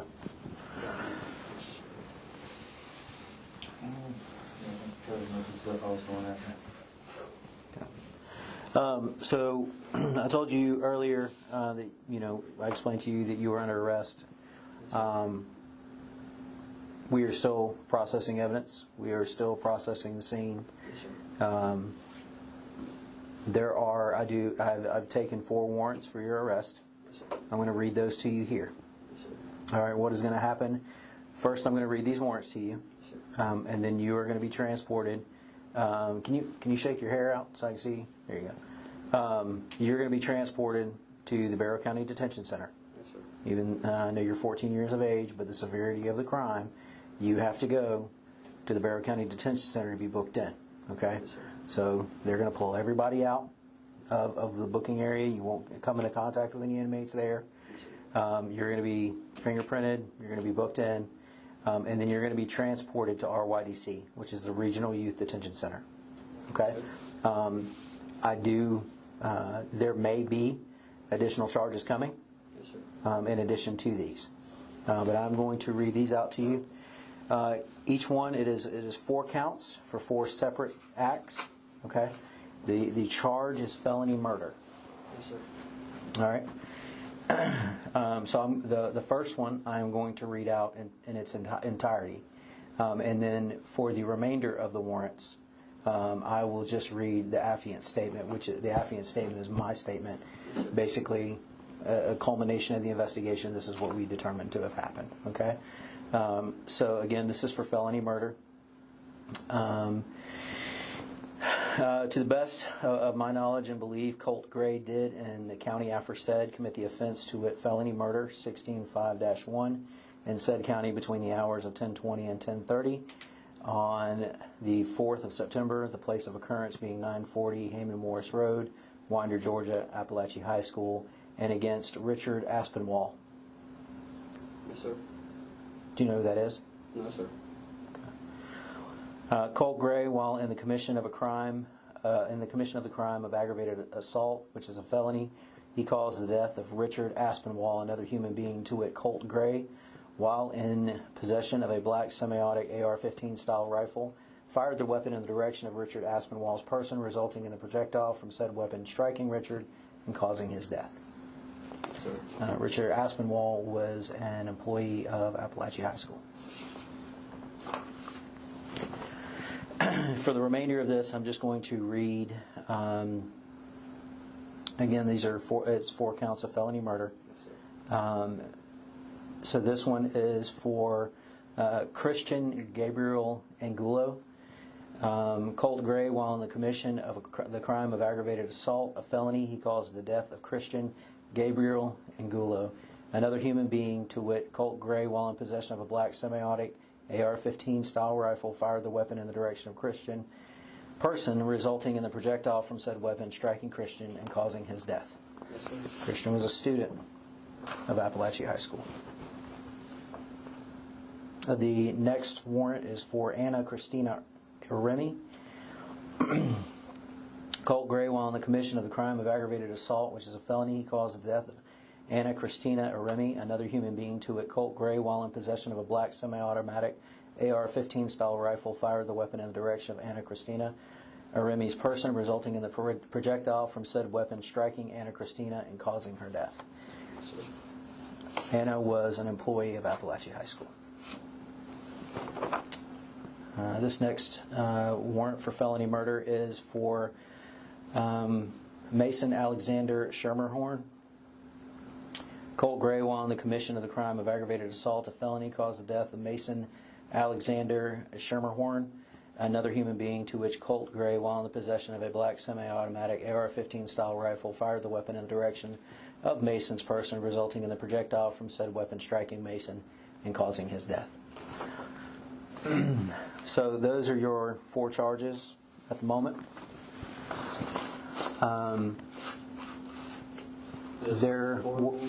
My condolences, truly.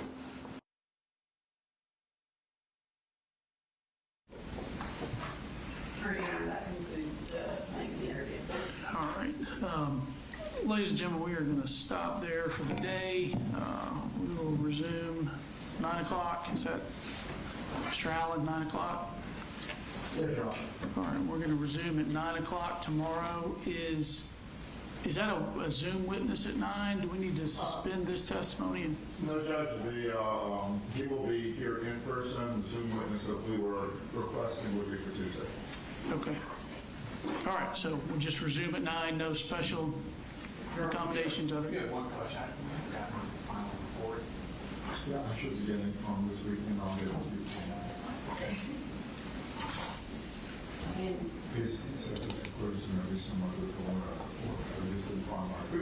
We had a preliminary report from their doctor. We haven't had time yet. Okay. And, Mr. Allen, you think you can get that to him this weekend? Oh, yes, Judge. I will be meeting with him this weekend, and hopefully Saturday I can email the report to him. Okay. Ms. Brooks, you were... I was going to say, that was my final question for Investigator Smith. I know Mr. Allen indicated he has cross-examination. Do you know approximately how lengthy that will be just for planning purposes? Probably under an hour. All right. Just wanted to make sure Investigator Smith knew it. Anything else we need to address before Monday? No, Your Honor. All right. Thank you. We'll be adjourned.